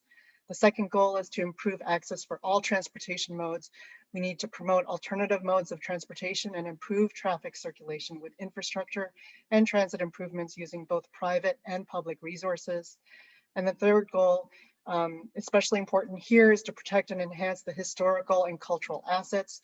We want to continue to support the Fulton Randolph Market Landmark District, as well as other historic assets, and encourage events and public art as part of both private and public development.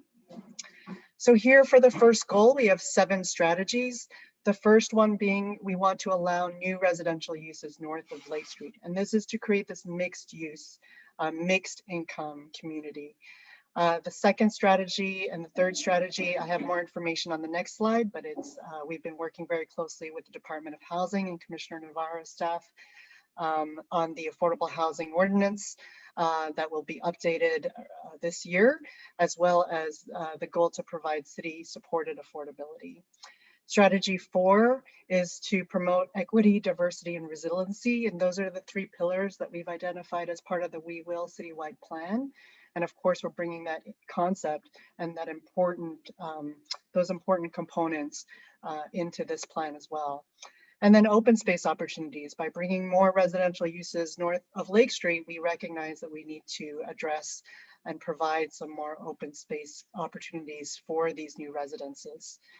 And then the West Loop design guidelines, we want to make sure that they're utilized throughout the Fulton Market boundary, Fulton Market Innovation District boundary. And then of course, the Department of Planning and Development published design excellence principles last year, and we want to continue to promote those ideals as well. So a little bit more on strategy 1.2 and 1.3. Again, the Department of Housing, based on the recommendations from their Inclusionary Housing Task Force report that was issued last September, the Department of Housing is continuing to engage with various stakeholders and expects to submit a new citywide ARO in early 2021. In the meantime, the ARO pilot, which overlaps this geography, has been extended into the middle of this year, 2021. And then strategy 1.3 provides city-assisted affordability above and beyond the requirements of citywide ARO. The city is also committed to providing a menu of options for support and incentives needed to bring more affordable units in the FMID area to create a mixed income community that exceeds the goals of ARO alone, with a target goal of 30% affordable units within the FMID area.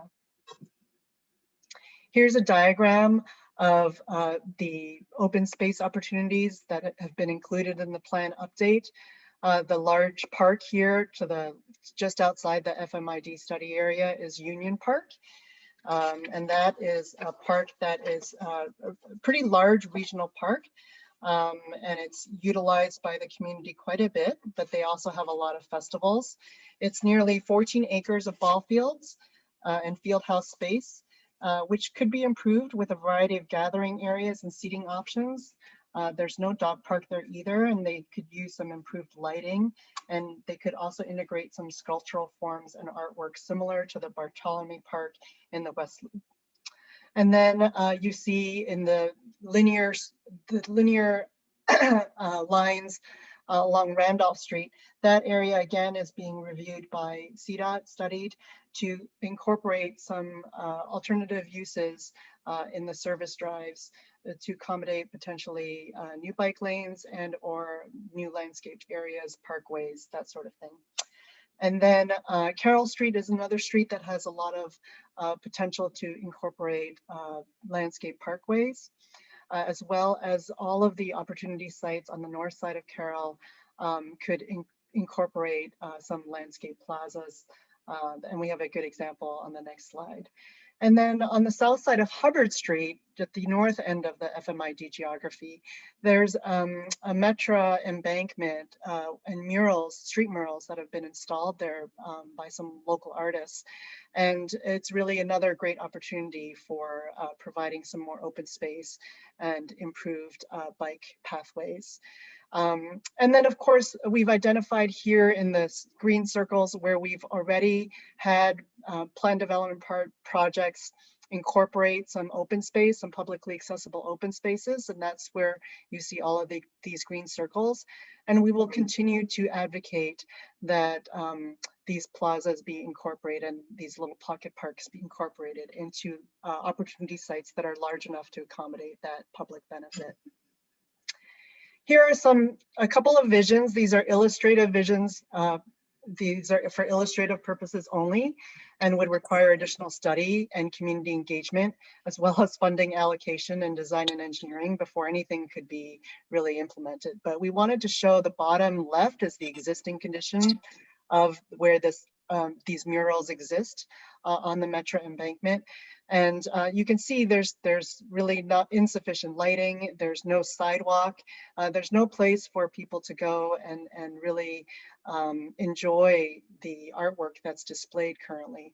So we had these visions done by Image Fiction, and they really show kind of two ideas of how this area could be improved to provide a better, gathering space for the community, landscaping, some seating, like lighting, as well as options for how the bike paths could be improved. And then, of course, we want to promote alternative modes of transportation and improve traffic circulation. As the community continues to develop, the plan recommends coordinating infrastructure improvements between the public and private sector. Additionally, it is recommended that both pedestrian safety and experiences are prioritized to further complement and improve multimodal transit options. And then, of course, we want to protect and enhance our historical and cultural assets. Urban authenticity is a quality that pervades this area and has been a major reason for its growth. It is recommended that designated character buildings be maintained or adaptively reused to perpetuate the authenticity of this community. And to further strengthen the draw of this area, it is recommended that the city continue to promote food, arts, and culture with financial support and other innovative ways, such as reprogramming outdoor spaces and creating new opportunities in both public and private realms.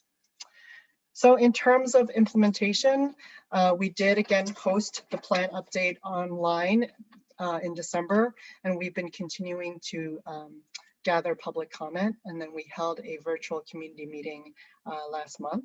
We're here today to ask for the Plan Commission to adopt this plan update.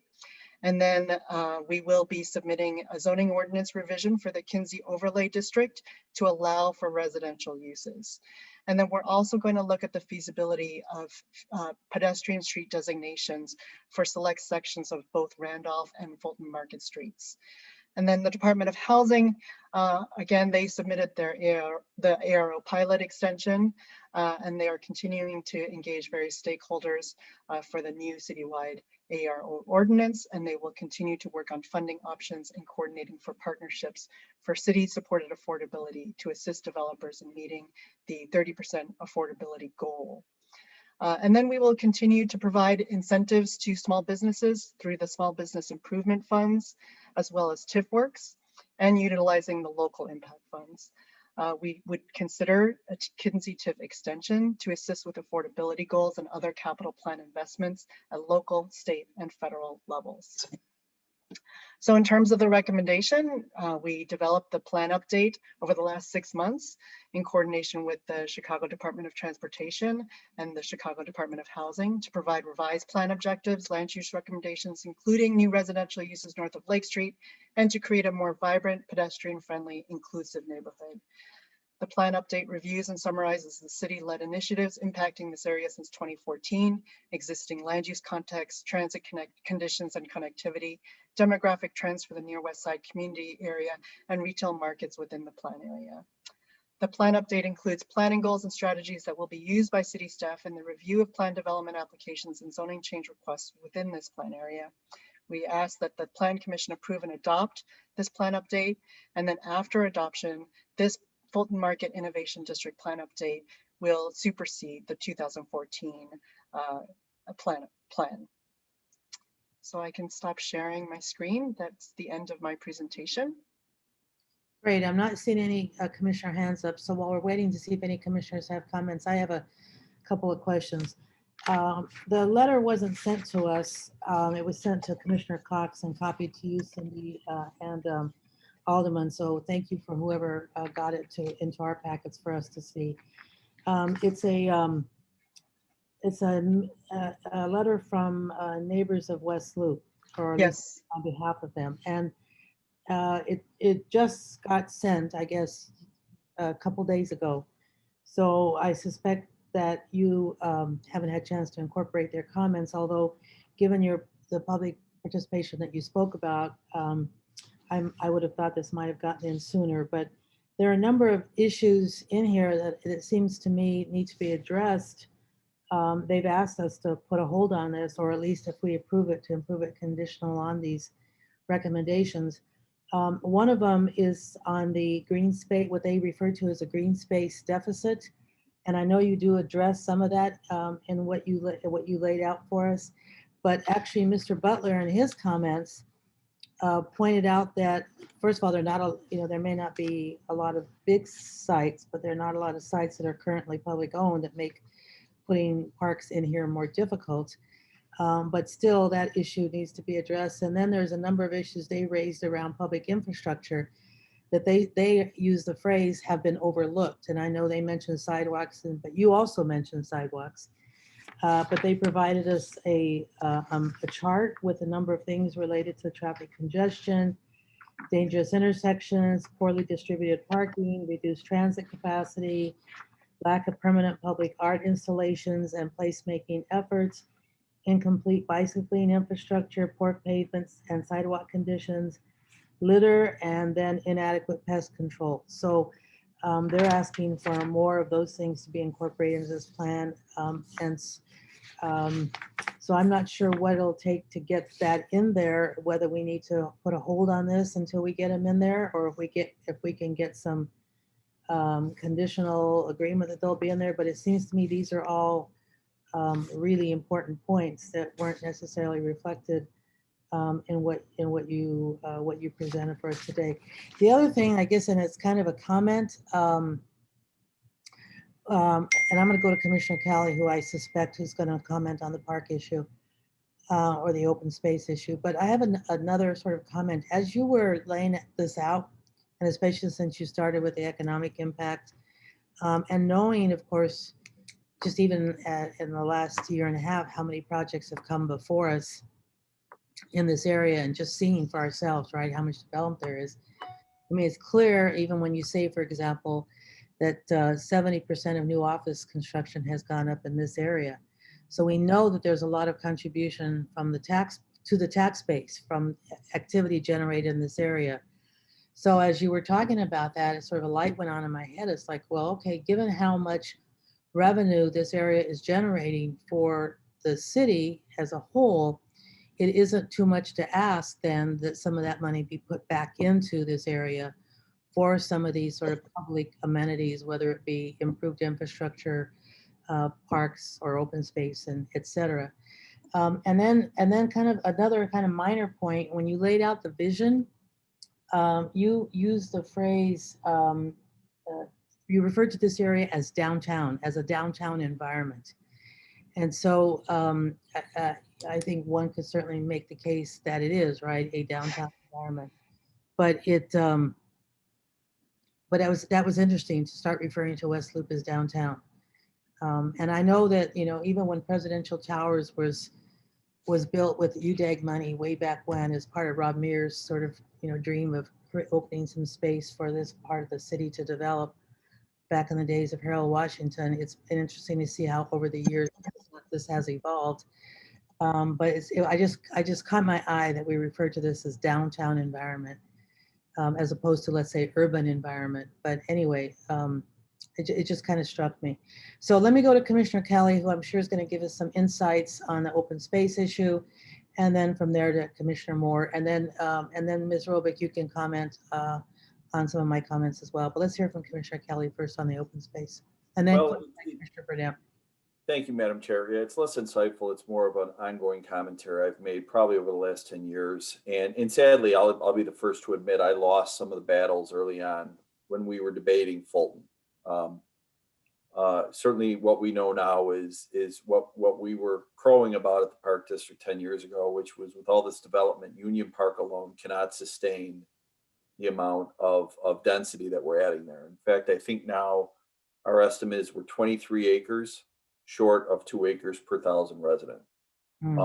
So I would state for the record that I do support this plan, but that it's a cautionary tale. As we add density over and over on this near west side, we've got to find new spaces and new green space. And in the report, I will be critical to say that, this plan was put together in close partnership with housing and transportation, but I didn't see the Chicago Park District on there. So we are ready, willing, and able to work with folks. Heather would be happy to help anyway. I know space is tight out there, but we need to figure out new ways of adding green space and not just plugging more into Union Park. It's already overdeveloped. So with that, again, I do support the plan, but Fulton Market is cautionary, and we've got to think about open space and green space. So and now with the market being what it is, it becomes more difficult for the city to purchase some property to create parks. It's exactly why Lincoln Park and the 43rd Ward and all along the North Lakefront, they're actually park poor if you don't count the lakefront, but you can't get the land anymore because it's $1 million an acre. And then I'm not sure how much leverage we have to ask developers to incorporate open space into their development. But I mean, I'm sure you've thought a lot about this, Commissioner, about what is our way out of this to actually get that open space. Well, let's keep talking about this. I've got a couple more hands up, unless you wanted to make another follow-up comment, Commissioner. No, thank you. Commissioner Moore, followed by Commissioner Burnett. Yes, I enjoyed the presentation, but I have a quick question. I was wondering, how did we arrive at the 30% affordable units? I know we've seen a lot of the buildings in that area. We've had a lot of discussions about affordable housing, luxury buildings, hotels, but I'm just really curious to what went into picking 30% as an affordable housing goal.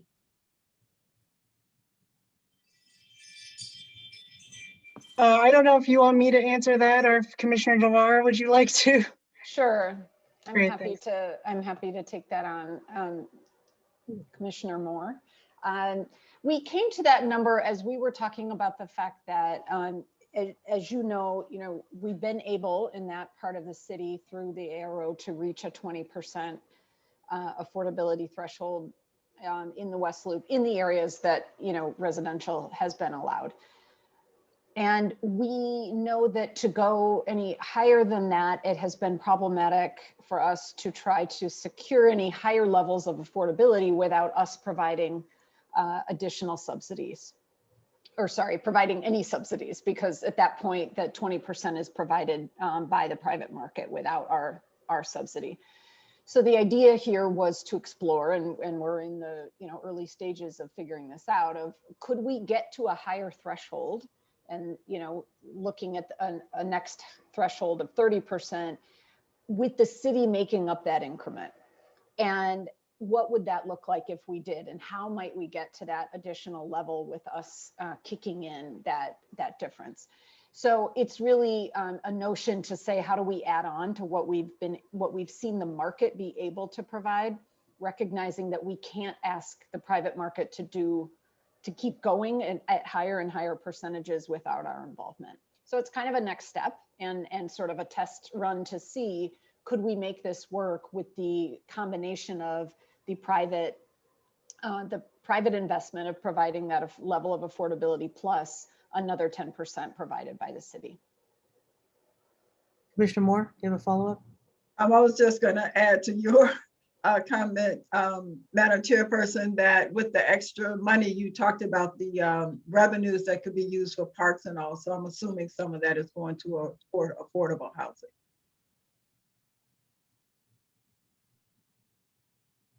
We're looking at all sorts of sources, Deborah, and as to how we would do it. So, everything's on the table. Thank you. Thank you, Commissioner Moore. Commissioner Burnett.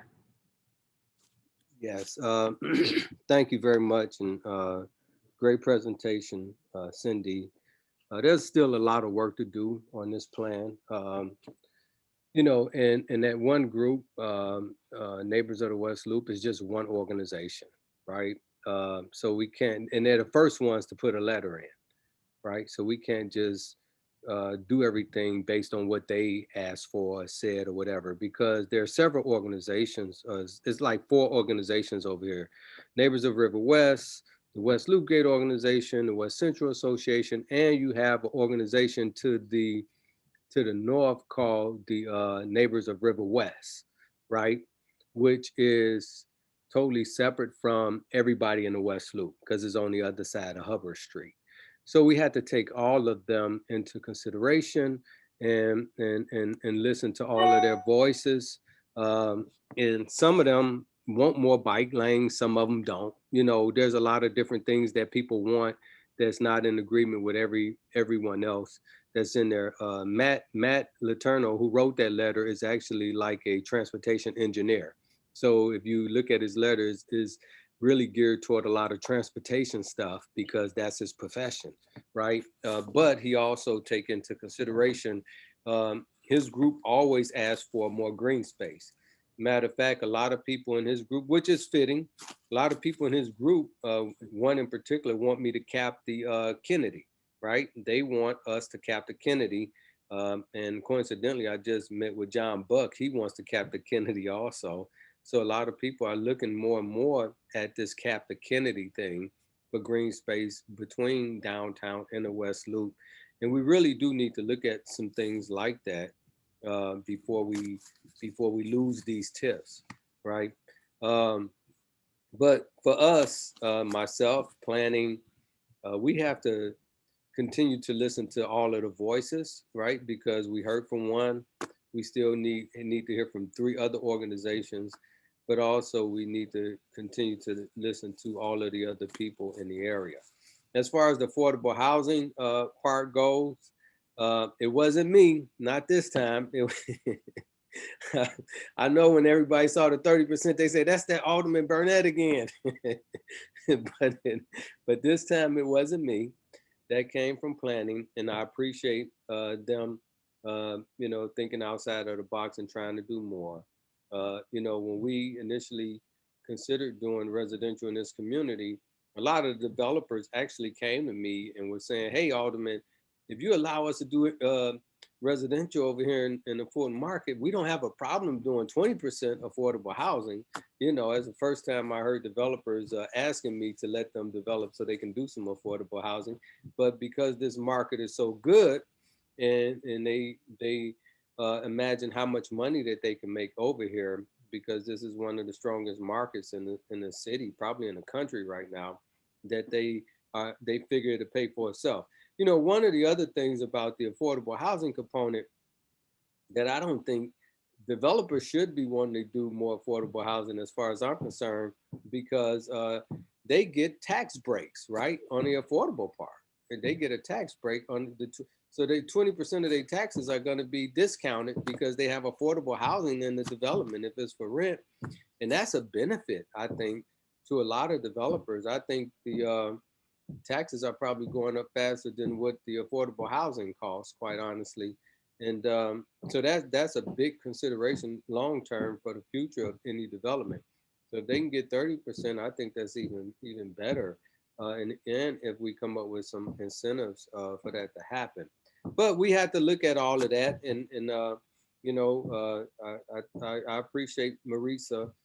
We have to see where we're going to get the money from if we're going to help to subsidize those developments. Now, I was just having I was in a central area meeting.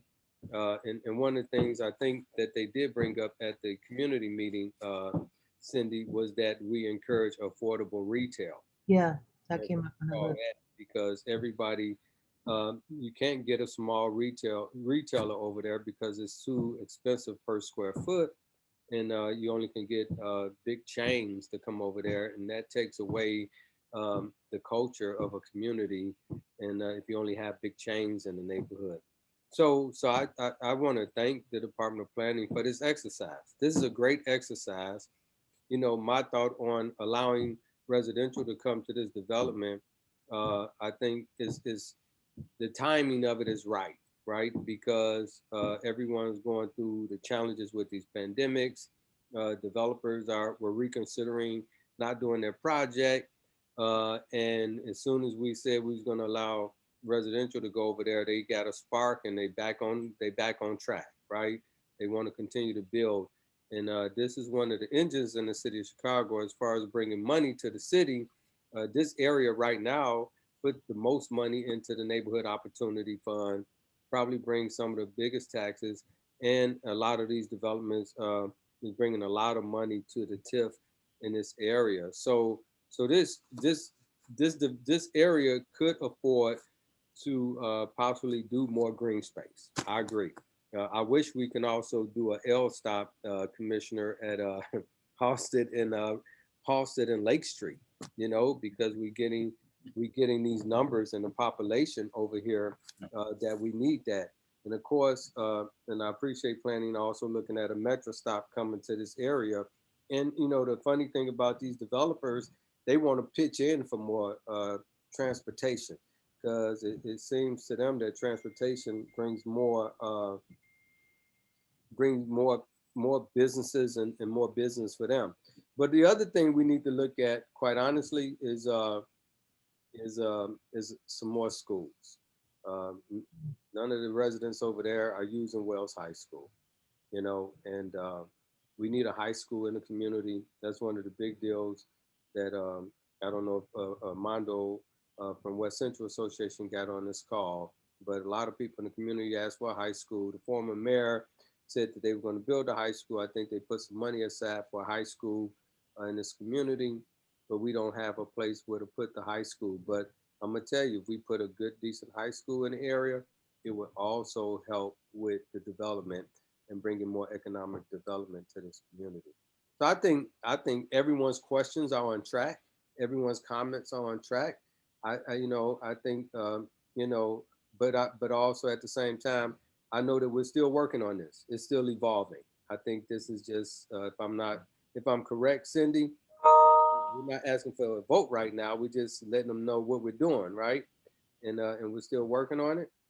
Well, I was putting on the agenda for a vote to adopt it, and the reason why was because we do want to move forward with some of the zoning changes we've talked about that we do have concurrence on, right? With the allowing residential uses north of Lake Street, and we have concurrence on, you know, we have received support on looking at the P Street designations.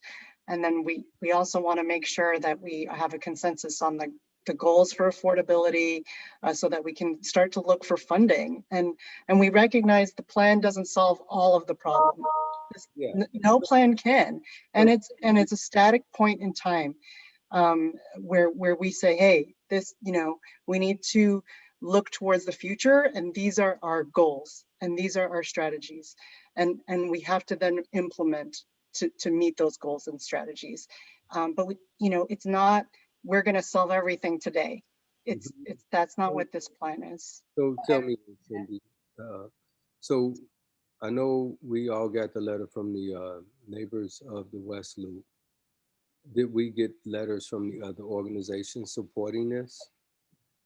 No, but I did meet with them, and then we had that community meeting, and I felt like we had very good feedback, like you said, good questions, and then I also followed up with neighbors of River West as well after the meeting, and honestly, I did not hear people say we should not move forward with this plan. I think people were saying, yes, we need to keep working on these things. And yes, we need to advocate for more open space. And part of this is having a plan so that we can look for funding at the federal level, at the state level. When you have an adopted plan, it's much easier to then reference that plan and say, hey, the community and the city agree, and the Plan Commission agree that we need more open spaces. We agree that we want more affordable housing. We agree that we need infrastructure improvements, and we need this to get that funding.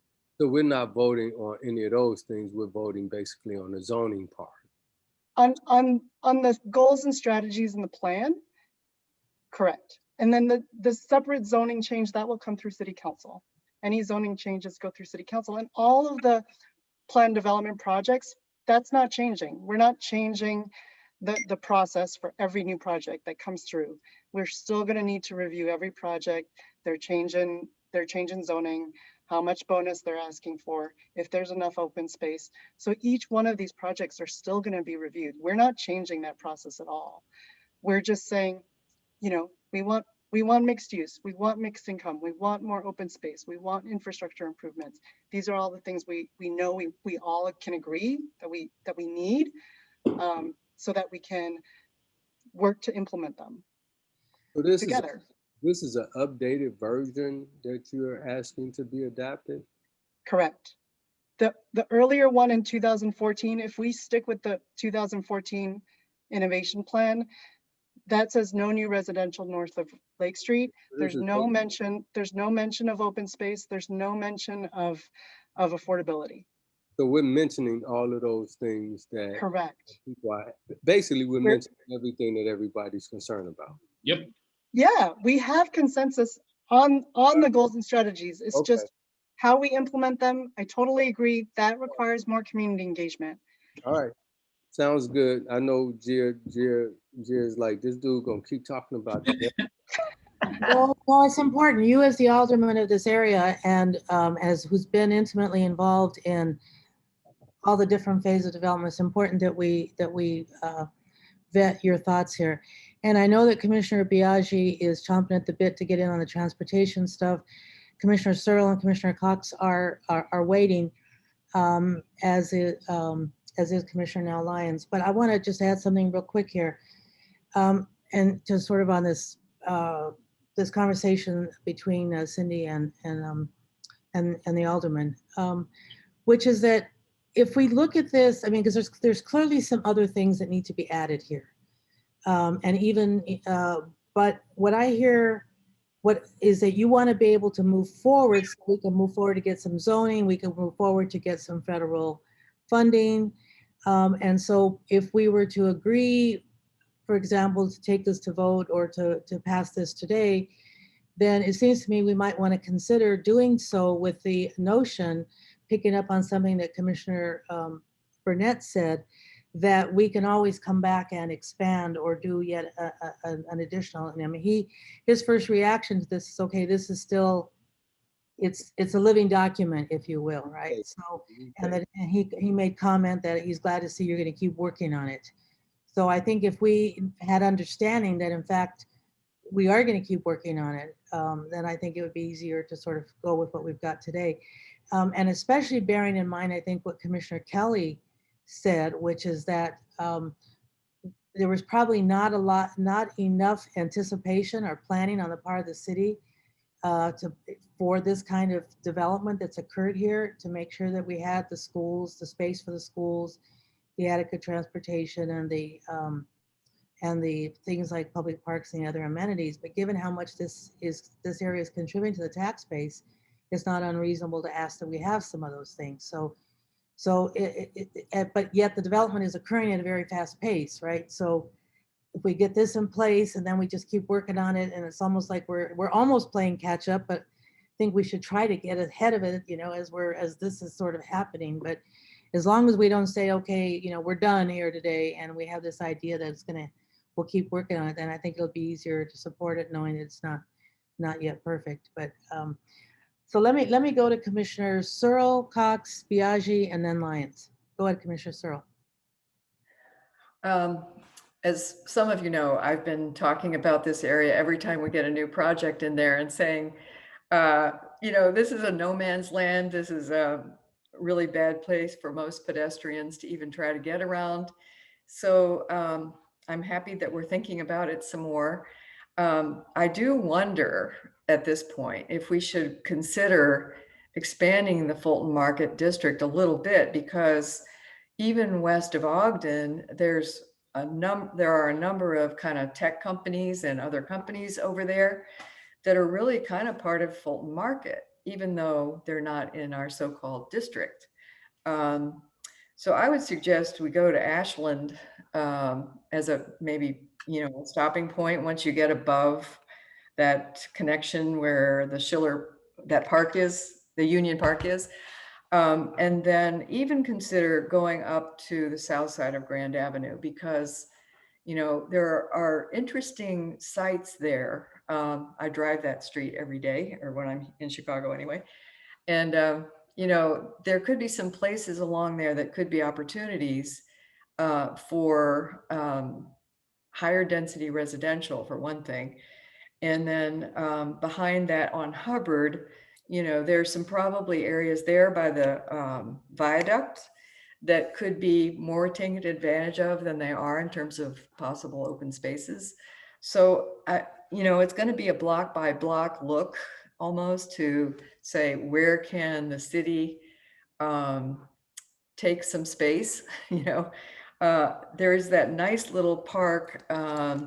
Let's see, it's just Skinner Park, just between Monroe and Adams, that, I see every Saturday. There's a farmer's market there, and, lots of people use that park, especially this last year. So, I just think we got to keep working, and it is a living document. So, but I think we could consider expanding what is the district. And I think you're referring to the Mary Bartolame Park. Where the farmers market is, between Adams and Monroe. Okay, Commissioner Cox, followed by Commissioner Biaggi, and then Commissioner Lyons. Actually, I think Commissioner Biaggi was ahead of me. All right, well, she wasn't. You were next. I'm absolutely certain. I was just going to defer. I didn't want to jump the line. Well, you're not jumping the line. Go ahead. Really very rich, very important conversation. Just to prove just how much of a living document this is, the way that Cindy introduced this was a mixed use, mixed income neighborhood. That was not the language in 2014. So there is not to be looked over that we're trying to do something rather audacious here. And that is to create a truly mixed income downtown adjacent neighborhood. And if any of you know the models nationally, they are very hard to find, where you get all of the amenities of the proximity of being downtown, but you can also have a range of incomes. So that's really where the challenge to go beyond 20% came from, because the market is already, achieving that.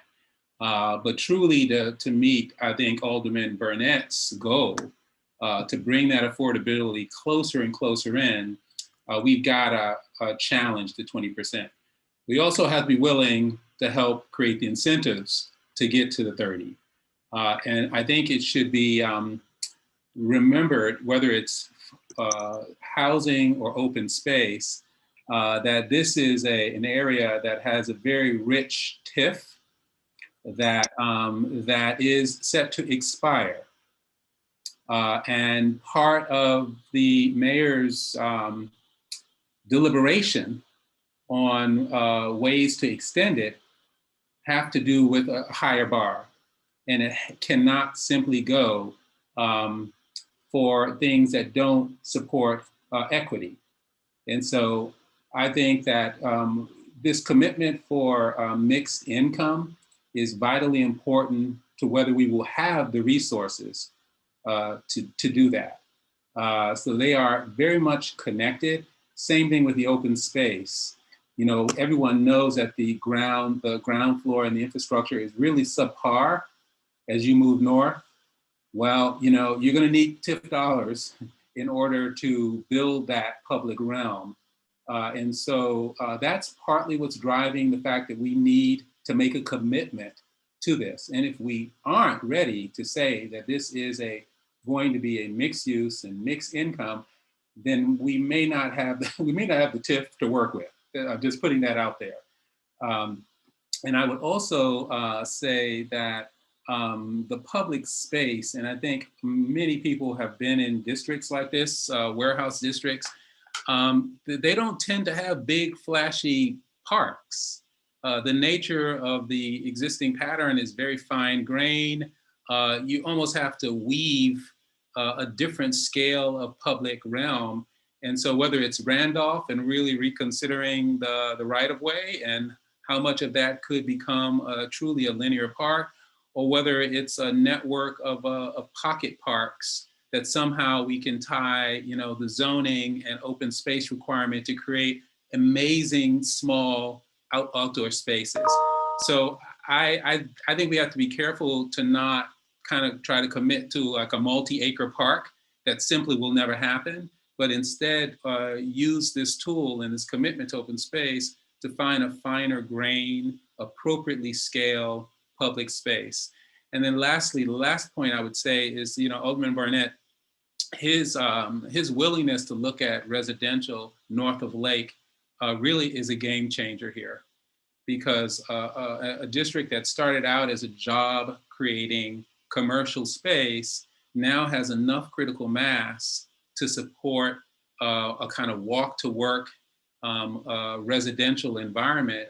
People want to live near this place. And so I think the relaxing the zoning to allow for mixed use residential north of Lake is a real shot in the arm for this district. And we finally get to make Fulton Market a kind of whole again. But in order to do that, we need a broad consensus of this body that this is the right direction to go in. So I certainly would like for us to vote in favor of this, make it an official document, and then keep drilling down to refine it as a living document. So thank you. Commissioner Biaggi. Thanks. So there were certainly a lot of transportation components, and I'll try to be brief here. I think a couple of things. You know, one, if we compare this to the first project of the day, right, where we're able to establish a street grid out of whole cloth, you know, the taxonomy of street types, we can match that with the land uses. That's a rare, wonderful opportunity. And here we're trying to kind of reverse engineer toward where we'd like to see go. And, you know, from our perspective, this is a good framework for us. Are we there yet on the details of two-way bike lanes and how the network should work and how Randolph relates to Fulton, relates to Carroll? We're not there yet. And what's important, though, is that this framework plan is calling that out and gives us the opportunity to do that deeper dive. We do have a lot of existing conversations going on. I think you saw that in like the exhaustive list that Cindy had in the deck. And so, you know, what this framework does, it helps us connect the dots across those plans. I do want to add, we're also doing a comprehensive look at traffic that's beyond these boundaries as well. To Commissioner Searle's point, that incorporates Kinsey, that incorporates this area that heads a little bit south. So that way we have a much bigger game board in terms of understanding traffic flows, street types, some of the land uses that'll come online. So that context is even bigger than this Fulton Market piece. And I think, we talked about the Randolph Street example here, which I think is also, that's another project that was on its own track. Now we can connect it to another planning network, or planning framework, I guess, that's moving along. So, we're on board with the goals, right? Improve access for all transportation modes. And as Alderman Burnett suggested, we're working with Metro to see what we can do to create another stop close by. And we can talk about his Halstead station offline for sure, sir. And then infrastructure coordination. We have just launched a massive capital improvement plan. Leverage like TIF is really important, but we recognize that, all the things in that letter, we agree. These are all things that we need to work on, and this gives us the agency to do it and helps just frame the questions. So I'll just stop there, but just to say that, we're in support of the plan. I do think, the way that we're approaching streets as placemaking is a complementary, not a substitute for the open space needs that I think the Park District has articulated very eloquently here. And so we're interested in what role we can play, but we recognize that we're not a substitute and that it's sort of a nodal and linear network at times that we want to punctuate where we can with reimagining the street types. So I'll leave it there. But again, we're excited to see this go forward, but there's a lot of detail that we're looking forward to working on with communities and with planning and our partners. Thank you, Commissioner. Commissioner Lyons, followed by Commissioner Shaw. Thank you, Chairwoman. I think I was looking in particular at one of the goals of equity, of making sure that it's mixed use and mixed income, folks who can live there. And I guess I just wanted to interrogate our definition of equity and to see if it's inclusive of the quality of the jobs and the people who work in that district too. I think, really appreciate the emphasis on affordable housing. And I also think thinking about the quality of the jobs will help ensure that people can, actually live and work nearby, and that will complement each other. So I guess it's a question to see are we thinking about equity in terms of the jobs and maybe impact on city services. As we know, like folks who don't have employer health insurance, often go and put, there's extra strain on our public health system. So I think it does fit. So I guess a question in terms of, are we thinking about equity in terms of the quality of the jobs? And if not, I would just encourage us to do so. Cindy, you want to respond to that? Sorry, yeah, no, definitely. It does cross both jobs and housing. And there's an incredible variety here of jobs that, because the restaurant industry is so important to this community. And there's a lot of hotels. We're still seeing new hotels come here as well. And small offices, but also large flagship headquarters. So there really is a variety of jobs, and we do have several programs. We just unrolled the Small Business Improvement Fund for this area. And that application deadline was this past February. So we're absolutely committed to try to help these small businesses continue to exist here in the community. And then we also have, like I said, the TIF Works program. I do have some numbers that maybe I could share for the Small Business Improvement Fund. Between 2011 and 2020, a total of 59 project improvements were in the Kinsey Industrial Corridor, and a total of $4.8 million in SPIF grants in that time frame. And then for TIF Work funds, which is also workforce training costs for companies located in eligible TIF districts, these helps companies improve performance and productivity, expand product lines, and gain new customers. And the companies within the TIF corridor since 2011, we have provided approximately $2.7 million in TIF Works funding. So, the TIF component has been a really important part of helping businesses stay here and train their employees. And so again, as Commissioner Cox alluded to, we're evaluating whether or not we can extend the Kinsey TIF to kind of continue this momentum that has been created, and to also look towards helping us with our affordability goals and our open space goals. So hopefully that answers your question. Does it, Commissioner Lyons? Yes, thank you. Commissioner Shaw. Thank you, Chairman. I just wanted to chime in as well and express my support for this plan. I think that, I sat on the commission when the original framework was passed for the Innovation District, and it's been an amazing thing to watch. I don't know that we envisioned how dynamic and this area was going to be at the time. I think we were just thinking we might, get some nice companies like Google and other people to show up. And now it's amazing. I mean, it's, going there, and it's a really interesting, unique, diverse microcosm of the city of Chicago. It's an excellent community. I'm really happy to see this plan, and I have a tendency to always look at all of our plans as evolutions, right? We start in one direction and we hope to grow and continue to change and continue to incorporate new people and try not to leave anybody behind and bring more people with us. And that I'm really happy to see what we're doing today as another step in that direction in terms of increasing access to housing, creating, improving the transportation plan, because I along with Commissioner Searle have had a few moments wondering, are we doing the right things here? Or are we not thinking about it? So we're excited about that. And also considering the open space. So everything that you've done, everything that we're doing here today is something that I'm supportive of, and I think is, again, another step forward in our planning in this area. So, and as always, we commend Alderman Burnett for his dynamism in bringing everyone on. Thank you. Commissioner Reyes. Thank you. I agree with Commissioner Cox. I think this is a plan that is moving into the right direction. I truly appreciate the fact that Cindy starts the presentation with the mixed income community. I think that it's significant, and I am, of course, excited to see the 30% affordable housing.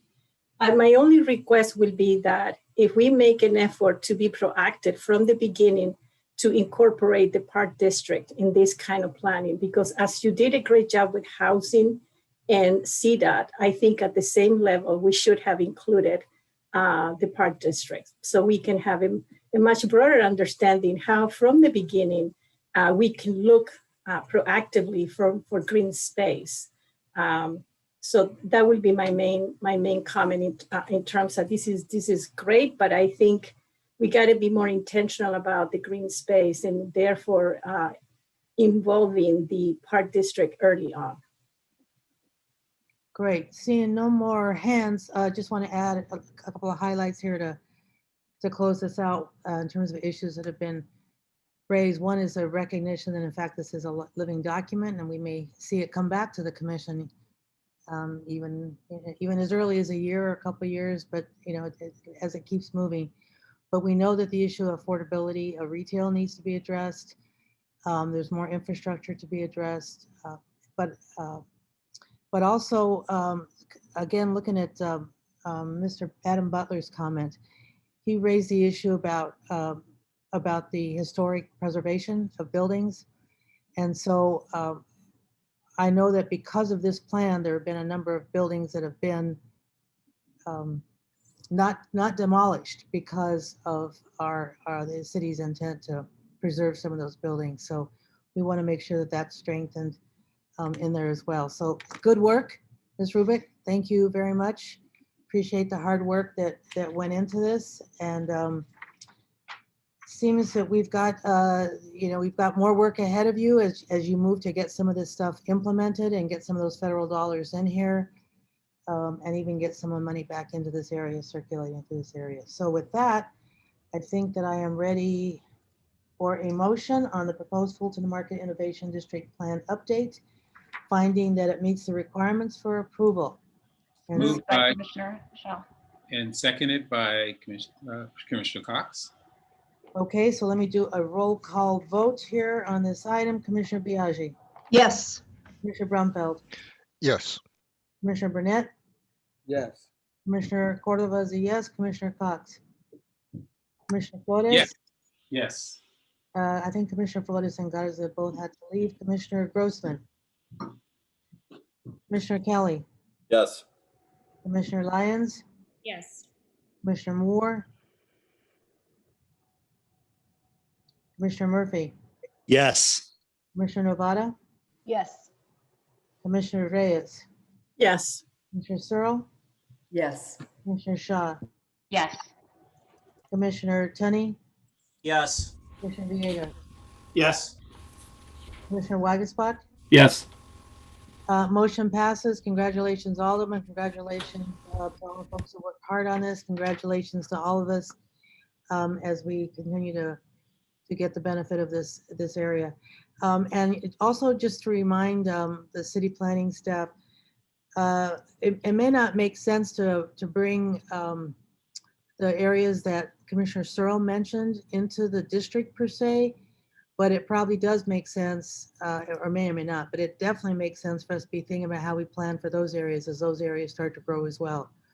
So perhaps even a separate sort of planning area for the areas that she's talking about that go west beyond Ogden, because we're starting to see those areas develop, and we know there's going to be a lot of pressure on longtime residents as it relates to the affordability of that area. So we don't want to be saying in 10 years, gee, we should have done planning for that area. So I think Commissioner Searle's points are something we also need to take into account as we move forward. So again, congratulations and thank you.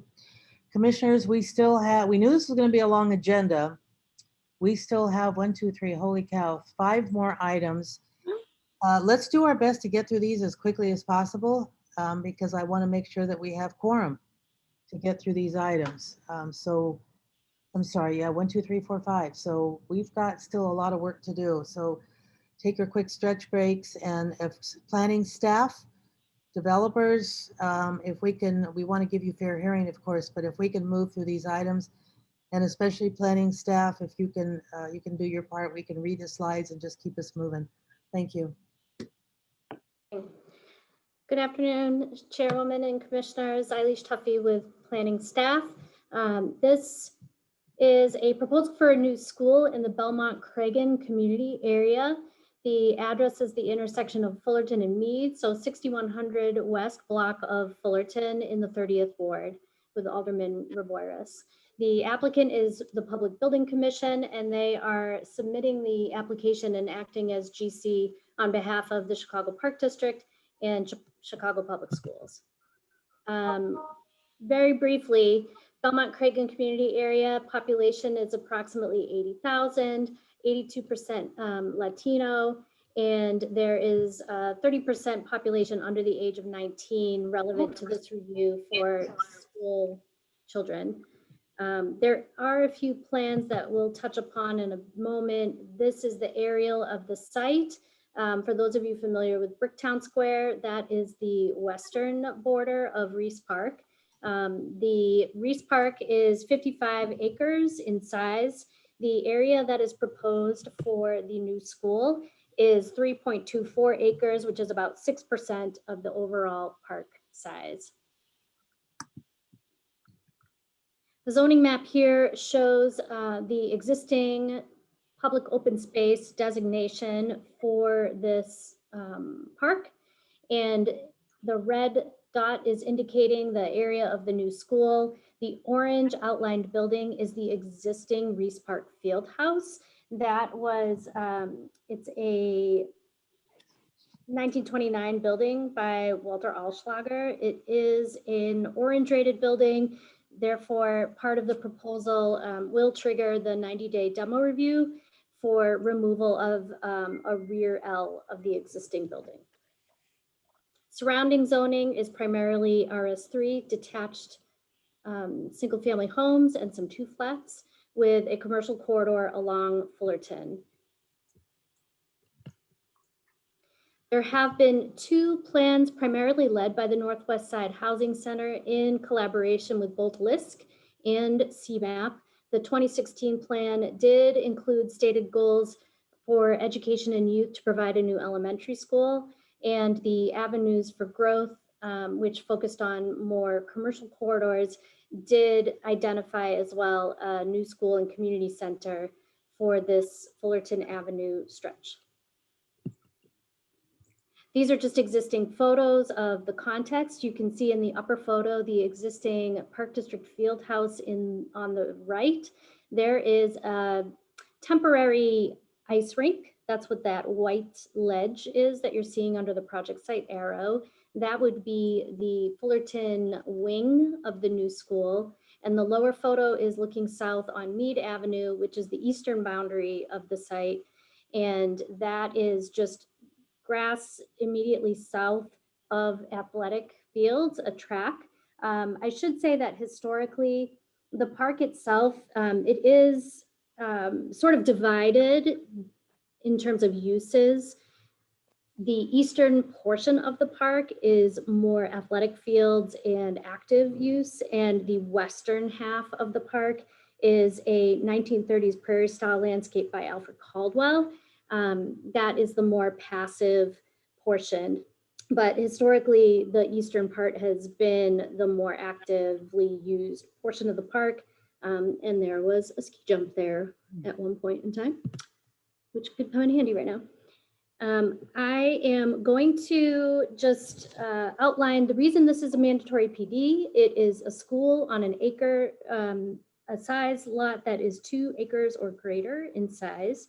The 3-story building will be 85,900 square feet. The lot is 141,000 square feet, and the facility is meant to accommodate a range of students from 552 to 828 students. Currently, the Belmont Cragen Elementary School is occupying a shared facility with a middle school. And the goal of this is to separate out those 2 schools so that they each have their own individual space.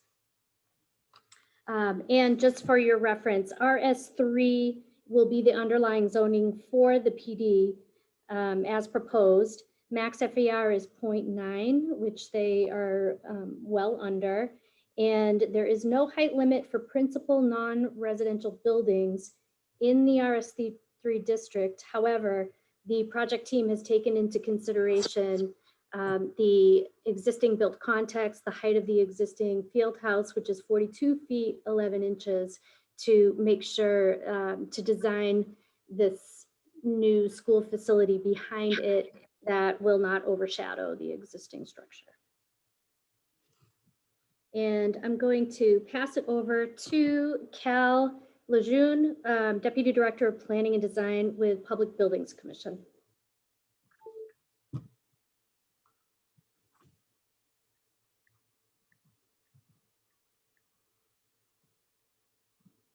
All right, I think everyone can hear me now, right?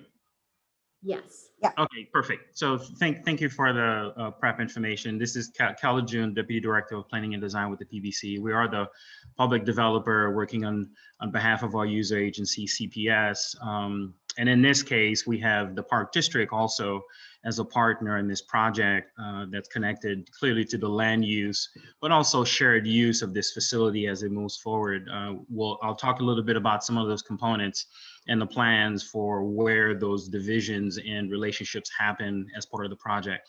So the aerial site context plan shows on the lower right-hand corner, southeast corner of the site, that is sort of the 6% area that's bounded by a turf field to the north and track, and then to the west, the existing pool house and pool building that is there. Next slide, please. Land use, we've already talked about that. You can just forward through. It's surrounded by residential. So what you're looking at is the north southwest corner at Fullerton. Mead Street runs north-south to the right, and then Fullerton runs east-west to the left there. The existing 1928 field house is what's on the corner. It's a 45-degree reaching the corner. And then the plan is to look at the CPS kind of educational building to straddle perpendicular to the back of the building. To the west of the existing field house is the classroom wing. It is a 3-story double-loaded corridor with classroom spaces on the north and south end. And then on the east side is the gymnasium box with a stage and theater as a multi-purpose space. They'll be used both as gymnasium function primarily during the course of the day, but also will be used for cafeteria functions of the school as the classroom periods are coming in using that portion of the facility. The height even here you can see is relatively in unison with the existing field house. There's only about a 5-foot+ difference between the height of the classroom wing to the left and then the height of the existing field house. So we'll move on to the next slide.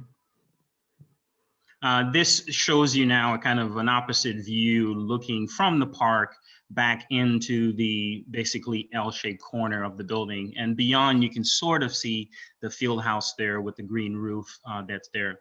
So to the right there is the classroom ring. There's 3 stories, the double-loaded corridor. There are 2 playgrounds for 2 age groups, 3 to 5 and 5 to 12.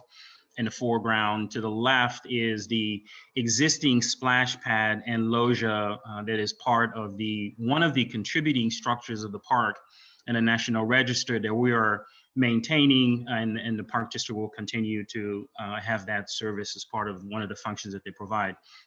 You then have just a little bit south of that, a drive that will serve as both kind of a pedestrian primary function around the site in order to really continue a path that is already there currently, and we're enhancing that. But it will also be used as a fire lane to continue to fight any sort of fires from the back end of the building outside of Fullerton and Meade Street.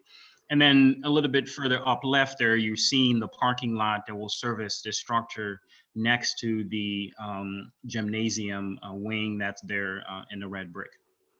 Next slide. So the entrance of the school off of Fullerton Avenue, what you've seen there is the marquee to the right that will have dual signage for both the Park District and the school, and they will rotate in terms of functions for what they're providing. Of course, school is during morning hours, but then in the evening and weekends, there is a shared component of this project of which the Park District will use the gymnasium functions to be able to have that as a great amenity to the project. So the entrance there kind of has, just before it, we'll see it in the site plan shortly, an entry drive that allows for the pre-K and K students to come into the building with relative ease and shortness of travel to access those first floor classrooms. Next, please. Just another view of the corner. This one's not a bird's eye view. It's more at eye level, looking at the 1929 field house. To the left is the classroom wing, and then to the right on Meade Street is the gymnasium stage box. Next.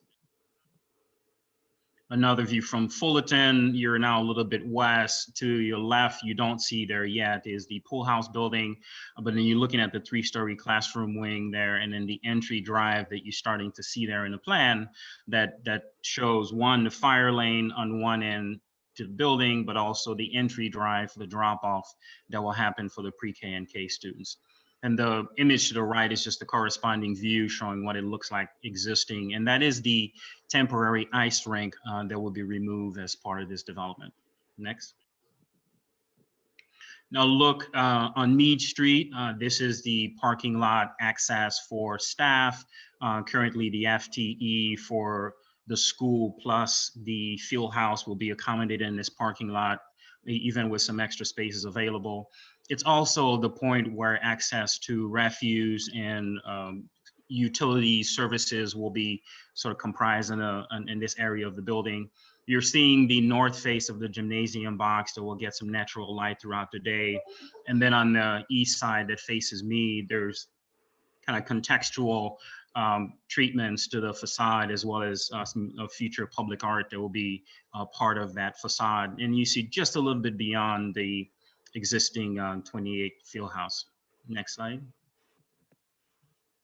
So the community outreach, there's been a number of meetings that have gone on, and even just completely prior to us, the Quality of Life Plan that was mentioned by Alish started in 2015. And PBC got involved with the project in around the fall of 2019, which had already encompassed a great deal of information about the site, community input, the impact to the existing school, which is less than 2 miles away, and working through this community working group headed by Northwest Side Housing Center. They've done a tremendous job in pulling all their resources of teachers and community leaders, the PAC, Liz Chicago's involvement. The Alderman has been in part of these meetings, and we've been having them monthly for the purposes of making sure not only the plan development issues are being addressed, but also the community interests as it relates to not only the school, but also the park and its impact to the community. And as a result, there have been some feedback and modifications. This is just a small list of some of the things that we've looked at, that we've incorporated in the design throughout to where we are now. Next slide.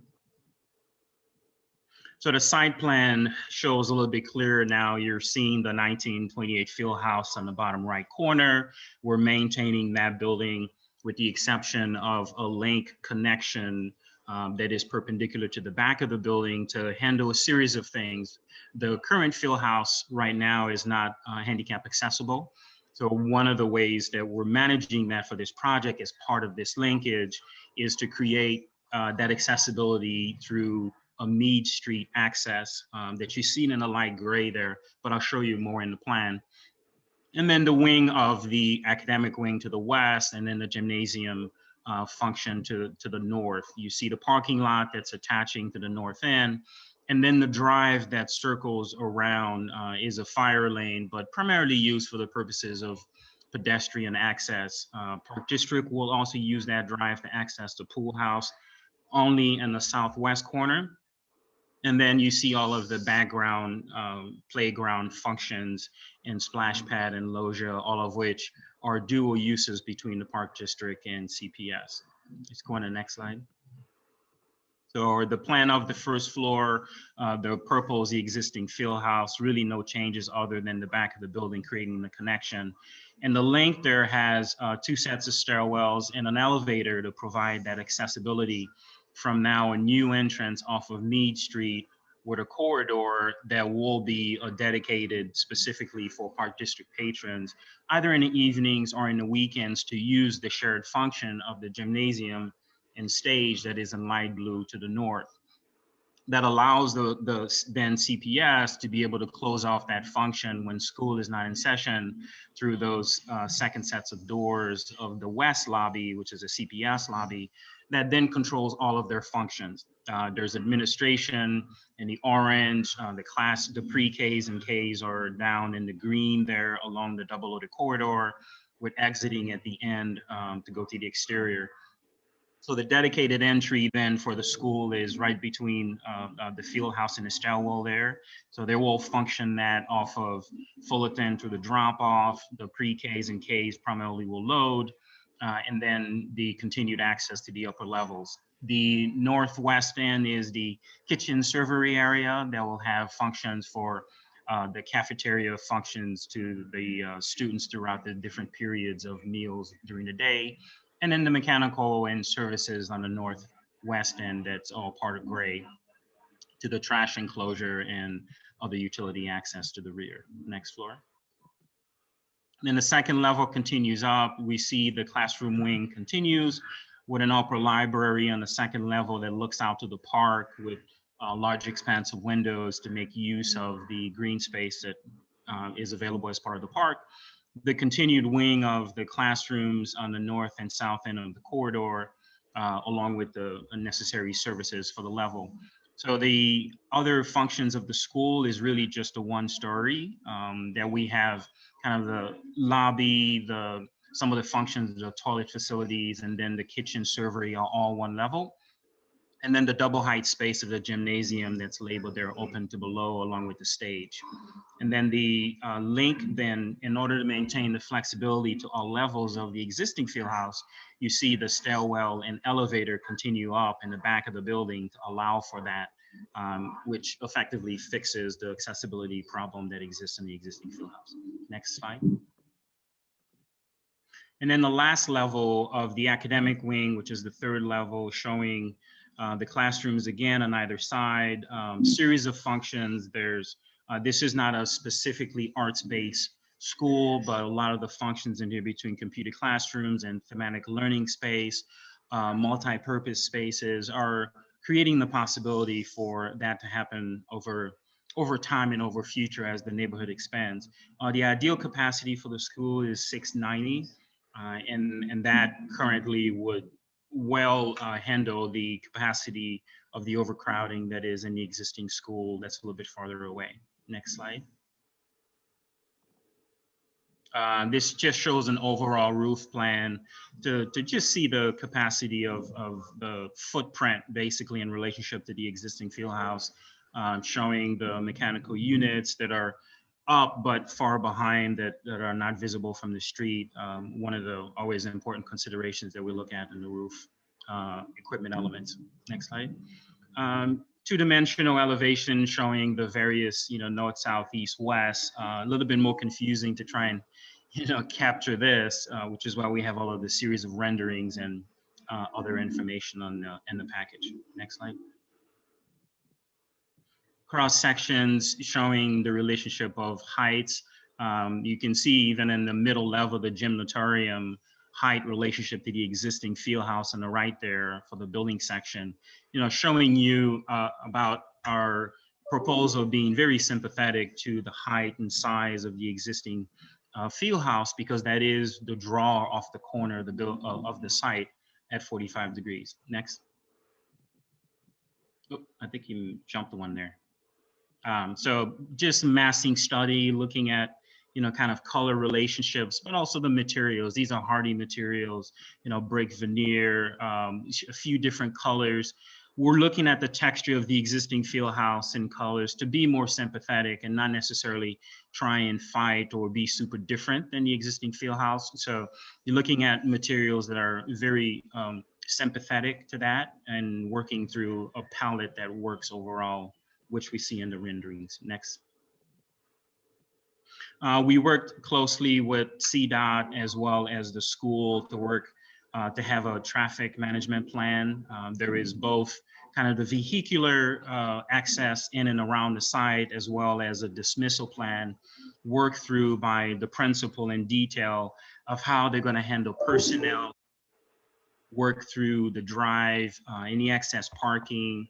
They've looked at the rate. Our traffic engineer in the traffic report has looked at the rate for pickup and drop off, and then any staggering within class grades within the school to make sure that we manage all of the potential challenges related to traffic in this area. Next.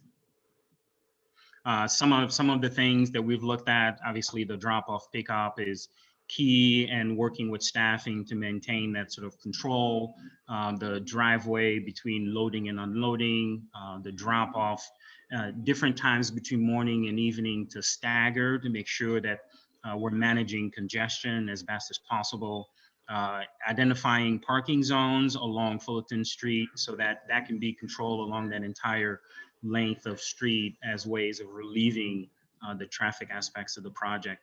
And the traffic report is managing the enrollment that we know, but up to that ideal capacity to manage what works for this site. Next. Lots of right-of-way scope. We've been coordinating with CDOT on their streetscape plan, which they are doing on Fullerton. I think it's about a 2-mile stretch, if not longer. But in this particular section, we've been coordinating with them what they're planning on doing on the street on either side, basically from the curb all the way out to the center of the street, both sides, and what our responsibilities are on our end between signage, sidewalks, all of the public right-of-way landscaping, and that's both on Fullerton but also on Mead Street as we turn the corner to get utilities to come through, making sure that access is clear, straightforward, not just to the parking lot, but also to all of the sidewalks to access the building. Next. Oh, I think you missed one there. This just showing the landscape plan. It certainly identifies the open space requirements around the site. It is a very sort of compacted zone and area for the site. We're maintaining the loggia as you see on the northwest. We're being sympathetic to the track that is to the north. We have the pool house to the west, and then we have the existing field house that's in the southeast. So there's some gymnastics to make this all work, but it is an extremely efficient plan, not only for programming, but also in what it offers to the site. This is a shared use facility that's developed through an agreement with an IGA between the Park District and Chicago Public Schools. So it's a robust way of looking at how those relationships can work really well throughout the course of the day and throughout the course of a year that makes this project really unique and how it offers the joint use of facilities opportunity. Next up. Of course, as a plan development, we're in agreement with working through the Sustainable Development Policy Matrix. All of the new construction projects that we've done with PBC on behalf of the other agencies have been minimum LEED silver. Some cases we've gone for gold and platinum. We try as best as we can to get to gold. Sometimes financial tends to be the burden on that, but LEED silver minimum has been our standard for new projects, of which we're very proud of. Next. Stormwater as well. We always implement a series of best management practices throughout the site to reduce the demand and load on the storm sewer system in the street. So we have a stormwater tank system underneath the building to help manage that, as well as internal reduction of water use with the services inside the building. Next. And as always, PBC tracks and logs all of its MWBE status on projects. We use two primary programs, LCD Tracker and B2G. I think I'm remembering that we go through construction. We actually have MWBE compliance to all of our professional services as well. So this will extend into the construction to make sure that we capture at least at a minimum the values of 26 and 6. We do much better in those, but the full FTEs in terms of jobs are listed there at a total of 149, which is pretty robust for a project of this size. Next. And I'll pass it over to you. I think before that, I don't know if anyone from the Park District or Public CPS wants to say anything in addition to what I've mentioned on the project. I know the chair is conscious of time, so I just want to be respectful of everyone. But if there's something very quick. Thank you, I appreciate that. No, nothing more from CPS. Thanks, Simon. Heather, any thoughts? Okay, if we sure. Go ahead. I was gonna say, if you're gonna wrap it up, and then we can go to Alicia to give. Absolutely, very quickly. Thank you, Madam Chair. And just to express the Park District support, all of the agencies have been working very closely together with the community and the aldermen on this project. And it's been many years in the making. So we welcome your questions. Thank you. Thank you. And I actually do have a follow-up question for you, Ms. Gleason. So we'll get to that. Eilish, to you. Yep, and as you can see on the screen, DPD recommendation is passage recommended. It has been reviewed for conformance with section 17.8 for planned developments, and it meets the standards outlined in 17-13 as well for compatibility with the character of the surrounding area and being contextual with its surroundings. And I'll wrap it up quickly with that, and we're available for questions if anyone has them. Great, thank you. Thank you, appreciate it. So Commissioner, thank you very much. And Commissioners, I just want to make sure that everyone takes note about a letter that was submitted to us from Friends of the Park. I think it's a really important letter for us to have reviewed and to be part of the record. in which they expressed their general concern about the use of public parks for non-park activities. And I think this is indeed something that we all need to be mindful of. One of the advantages of Chicago is that we do have a lot of really great parks, but we also know that some neighborhoods are more disadvantaged than others with respect to access to open space and public parks. However, in this particular case, Friends of the Park have been in communication with the neighbors in this area, folks from the Northwest Side Housing Center and the Reese Park Advisory Council. I think they've been in communication with the Chicago Public Schools and with the developers and with the Park District. And I think there's even going to be another location not too far from this site where there will be a 3.5 acre park that will be developed there. And so I just wanted to make sure that was called to our attention because that's an extremely important issue for us always to be mindful of. And so we definitely appreciate the hard work and the vigilance of the Friends of the Park, because we don't want to lose in Chicago as we're doing all this other development. We don't want to lose such an important part of what Chicago is, right? Which is our whole park system and our public parks. So we're also glad that we're going to see some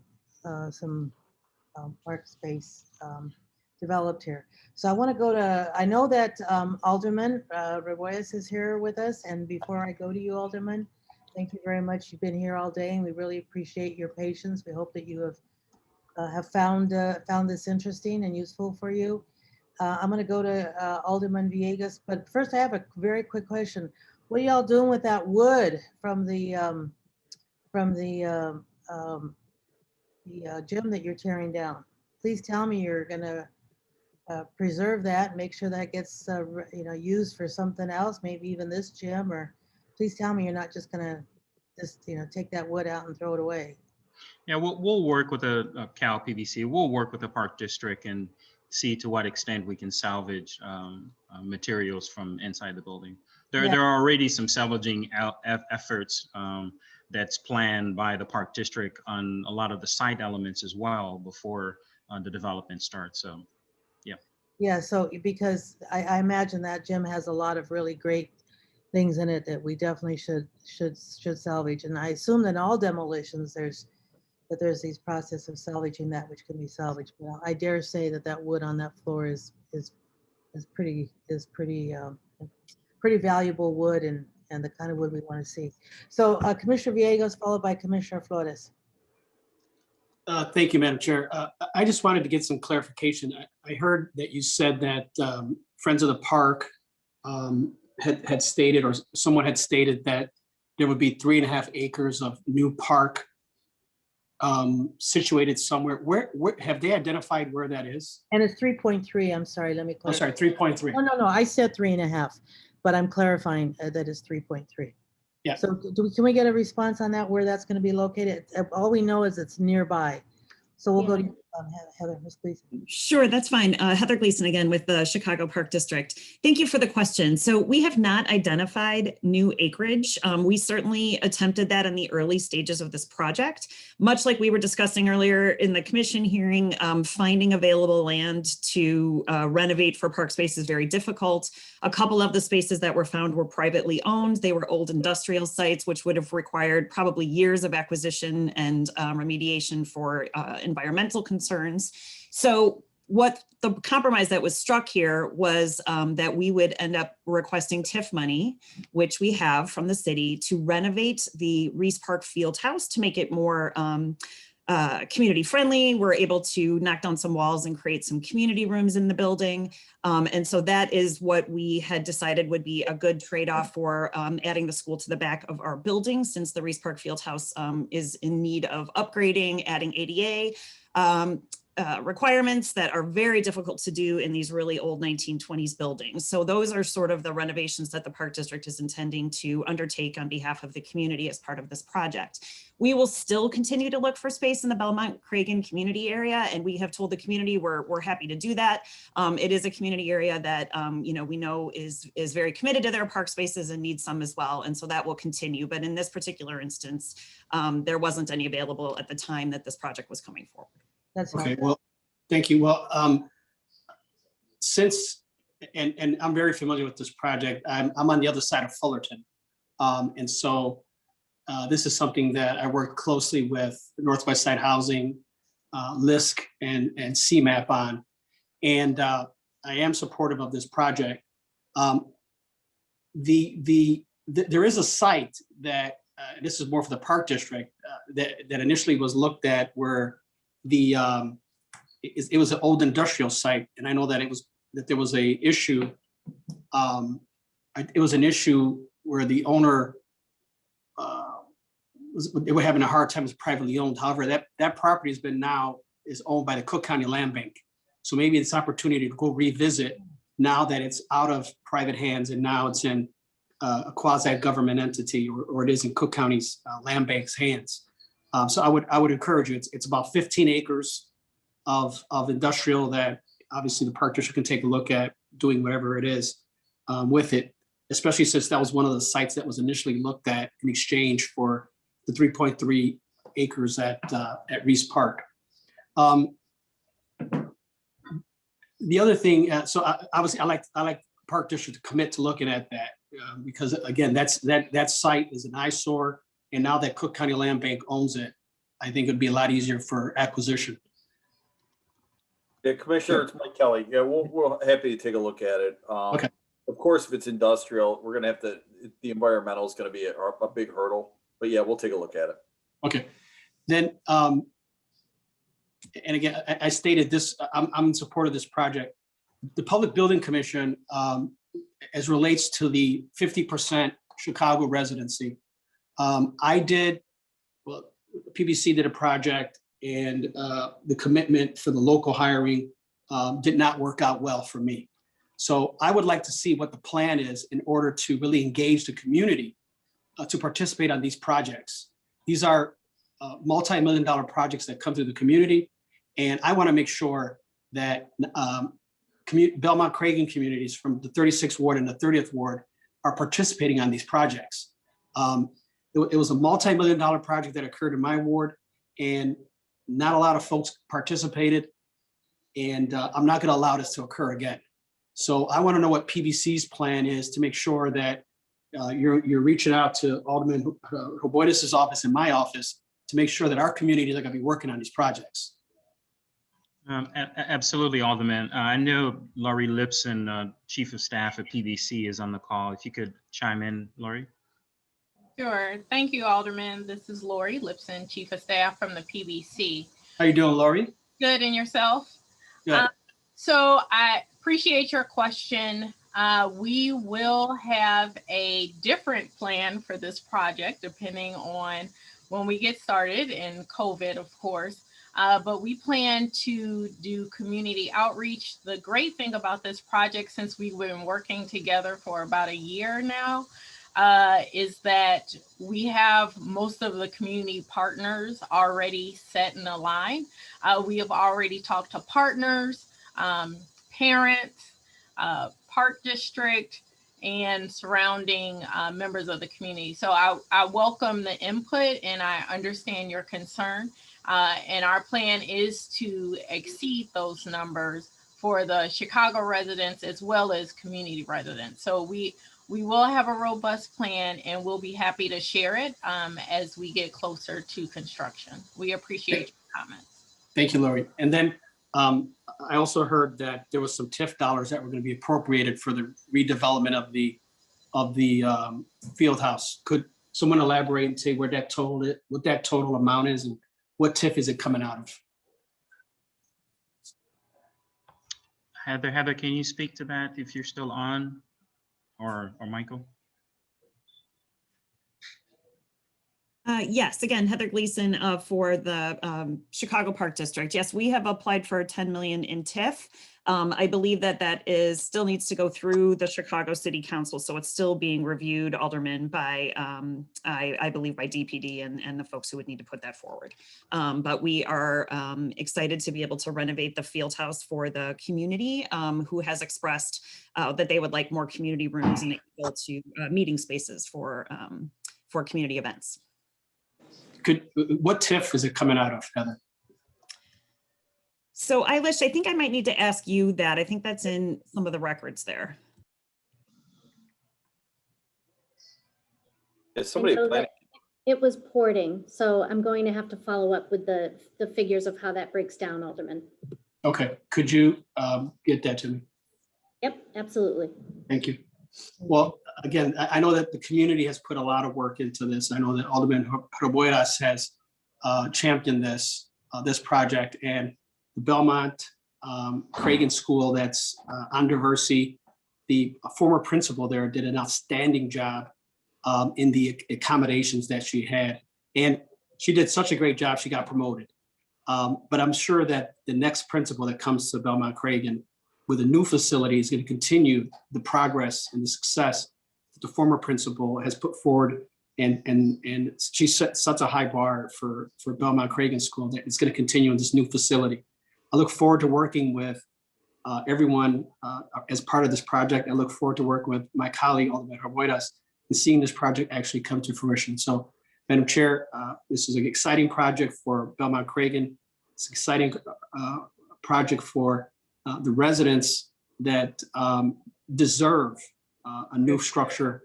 And again, I look forward to supporting it. And I look forward to hearing some of these responses back from the inquiries that I've made. Thank you. Thank you very much, Commissioner Villegas. Commissioner Flores. Can you hear me? We can. Okay, we can hear great. you now. And I'll Yes. say it later, but we can record for the clerk reporter, the last two votes, Commissioner Have Flores, been yes. Her audio was not working, so we couldn't hear her vote yes. So the last Yes. vote, she is a yes. So go I ahead. was here the whole time. Thank you.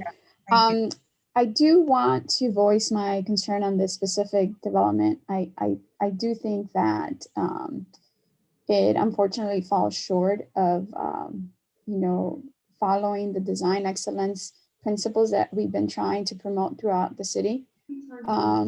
Mostly concerned with the West Wing, with the classroom program.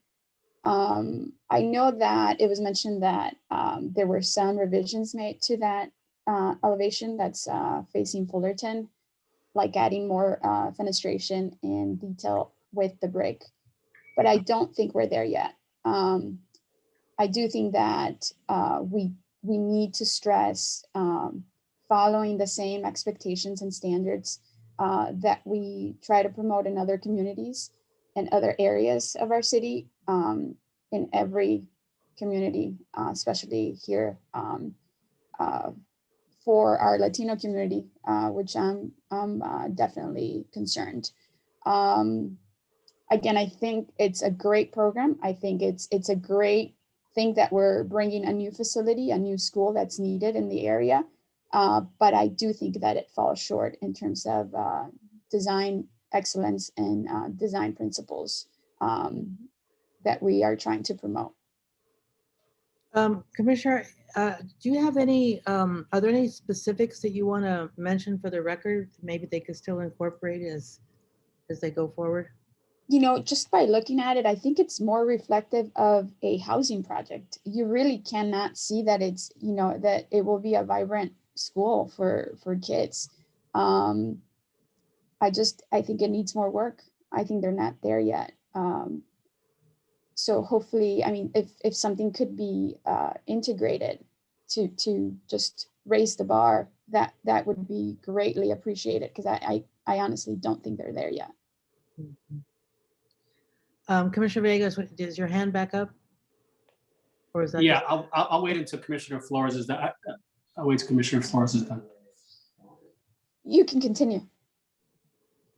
On that point, Commissioner Villegas, or a different? Well, yeah, on that point, was the architect and developer and the design build team identified during the presentation? And so I apologize if I missed it.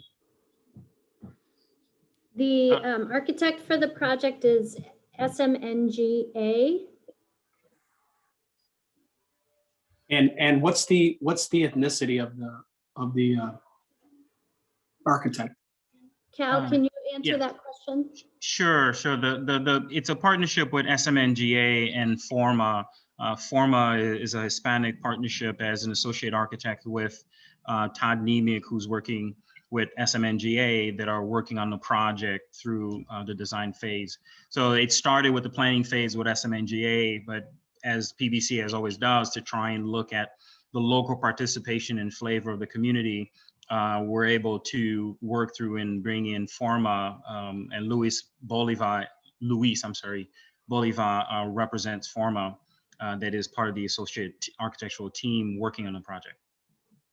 Okay, well, okay, so you know, I'm always supportive of and trying to make sure that teams, the design build teams, the contractors are reflective of the community. And I always support when projects are occurring in African-American communities, and they're advocating, and rightfully so, for teams to be led by African-American contractors, African-American architects, et cetera.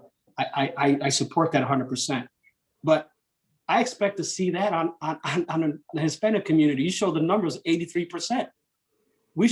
This project should be being led by a Latino architect, Latino contractor, et cetera, so that we can demonstrate to the young folks in the community that there's professionals that have the ability to build structures like this and design structures. So what are those numbers looking like for the contractors? Is it majority Latino? What can you break that down for me on the MBE participation? Alderman Villegas, we haven't gotten to the construction portion of this project. It's Villegas. Oh, I'm sorry, I couldn't see. We haven't gotten to the construction aspect of this. We're working through and completing the design. So on the design side, we have the partnership with SMNGA and Forma that's working through taking the planning up to where we are now. Once we get to a point where we are going into the bidding process, then Laurie and the compliance team and the procurement will work through not only the percentages, but also to make sure that there's participation that reflects the community. Okay, so initially this job was advertised as design build. Did that change? It has changed. It will be a design bid build. So it'll provide even more opportunities in terms of contractors being able to participate on the project. Okay, well, again, I want to make sure that the Latino community is participating at a greater level in this project. And I'm gonna be watching this project. I mean, I support it. The community deserves it, but we also deserve to be a part of constructing it and working on this project. So I'll wait to hear. I'd like to see the professional services breakdown on MWBE participation. Sure. Thank you. Lori Gibson from PBC will definitely provide that to you, Alderman. I'll send it to you directly. Okay, thank you, Lori.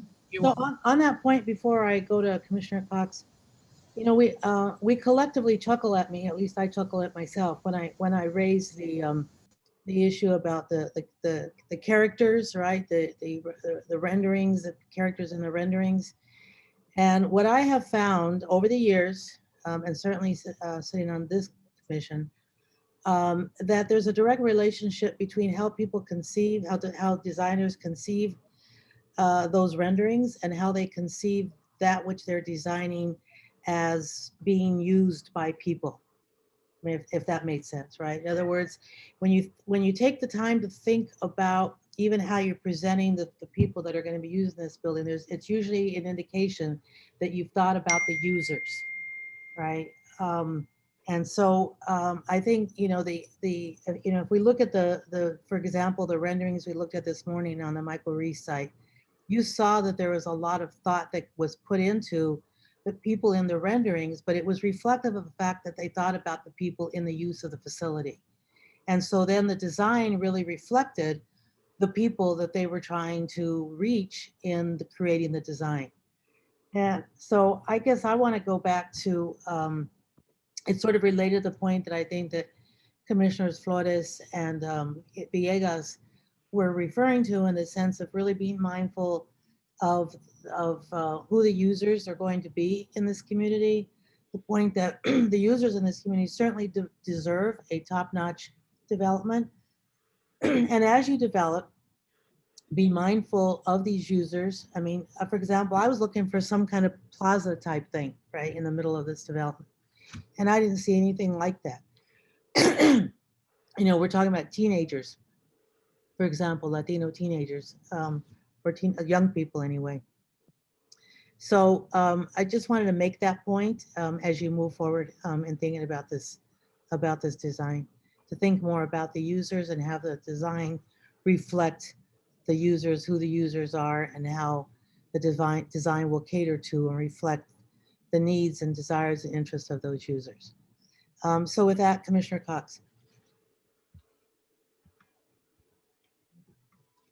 Yes, thank you for those comments. And, you know, we've been following this project since it was advocated by the community. And, you know, we all struggled, right? Because we don't want to see public parks worn away with other uses. But because this is a public school, and it has a very strong need that the community has advocated for, I think we facilitated that. I will say we have created a set of neighborhood design guidelines to assure that when design happens in neighborhoods, it is of the highest level. And I think it's been correctly called out that this probably does not meet our standard for excellence. And I think particularly given the extraordinary location in which it was located, I mean, it has its backyard is a park. And you know, I think you can see that the design team struggled to find a way to interface with that park. It kind of falls way short. So I'm sitting here trying to figure out how could we have created the context for a better outcome. And I feel very strongly that the school division has to be willing to workshop with the community, workshop with planning, to set the framework so that we don't back into something which doesn't meet our expectations. It will be a fine school. It seems very internally driven, but it is next to a flagship park in a neighborhood, and it probably could have, with the community dialogue, I guarantee you the community would have advocated for a much clearer relationship between the inside and the outside of the building. So, and then the other point that Alderman Villegas makes, you know, we have to look at their the school division's procurement process, because I'm sure that that has created all kinds of obstacles to them having the flexibility that's needed to have some of our leading Latino design practitioners have an opportunity to design a building in a Latino majority area. So I feel, I mean, I'm going to support this, but I feel we need a commitment, a public commitment to, from the school division, to work with planning to make sure that the public has a way to really shape these developments for the better, and that we have a way to be responsive to the context, both cultural context, the ethnic context of as we move forward. And I feel certainly, you know, Mr. Lejeune is an excellent architect and manager, and we would look forward to working with him to make sure that each one of these school buildings throughout the city are held to the same standards that we're trying to hold the private sector to. So I just wanted to validate some of the comments and concerns that my fellow commissioners have made with regard to this particular project. Is Mr. Lejeune still here? You know, to the point, some of the points that Commissioner Cox just made also, I was really struck and looking at the design, how in terms of that relationship of internal to external, inside, outside, how the south facing walls were no windows and were just sort of these blank walls. And so I was kind of struck by not using sort of south side, the south, you know, the south side face, right? Anyway, let me go to Commissioner. Yeah, I'm happy to respond to that, Madam Chair, if you have a second. Okay, Yeah. and then go ahead, and then I'll go to Commissioner Reyes. Sure. Alicia, if you can go through rendering that looks at the Fullerton. Are we able to get your audio, or are you unable to show us your audio? We think you're in the sun somewhere with sunglasses. Oh, I'm sorry. while we're here in Chicago enduring the cold, you're someplace with a lot of sun. that is not the intent. So the south elevation is there's probably a better view. I don't know what slide number there that looks at from the Fullerton from the west end. There you go. So on that elevation is the south elevation, Madam Chair, that shows the series of 3 levels of classrooms, of which the pre-Ks and Ks are on the lower level. So the majority of the fenestration, since it is all in the classroom ring, does face the street for the south elevation. I'm glad to see all the windows too. Yeah. But where did I see the south wall somewhere? Was it the gymnasium, Chair? I think it was somewhere where you said there was going to be storage or something like that. Oh, yes, that is this wall, which is obscured by some trees in the rendering here. Okay.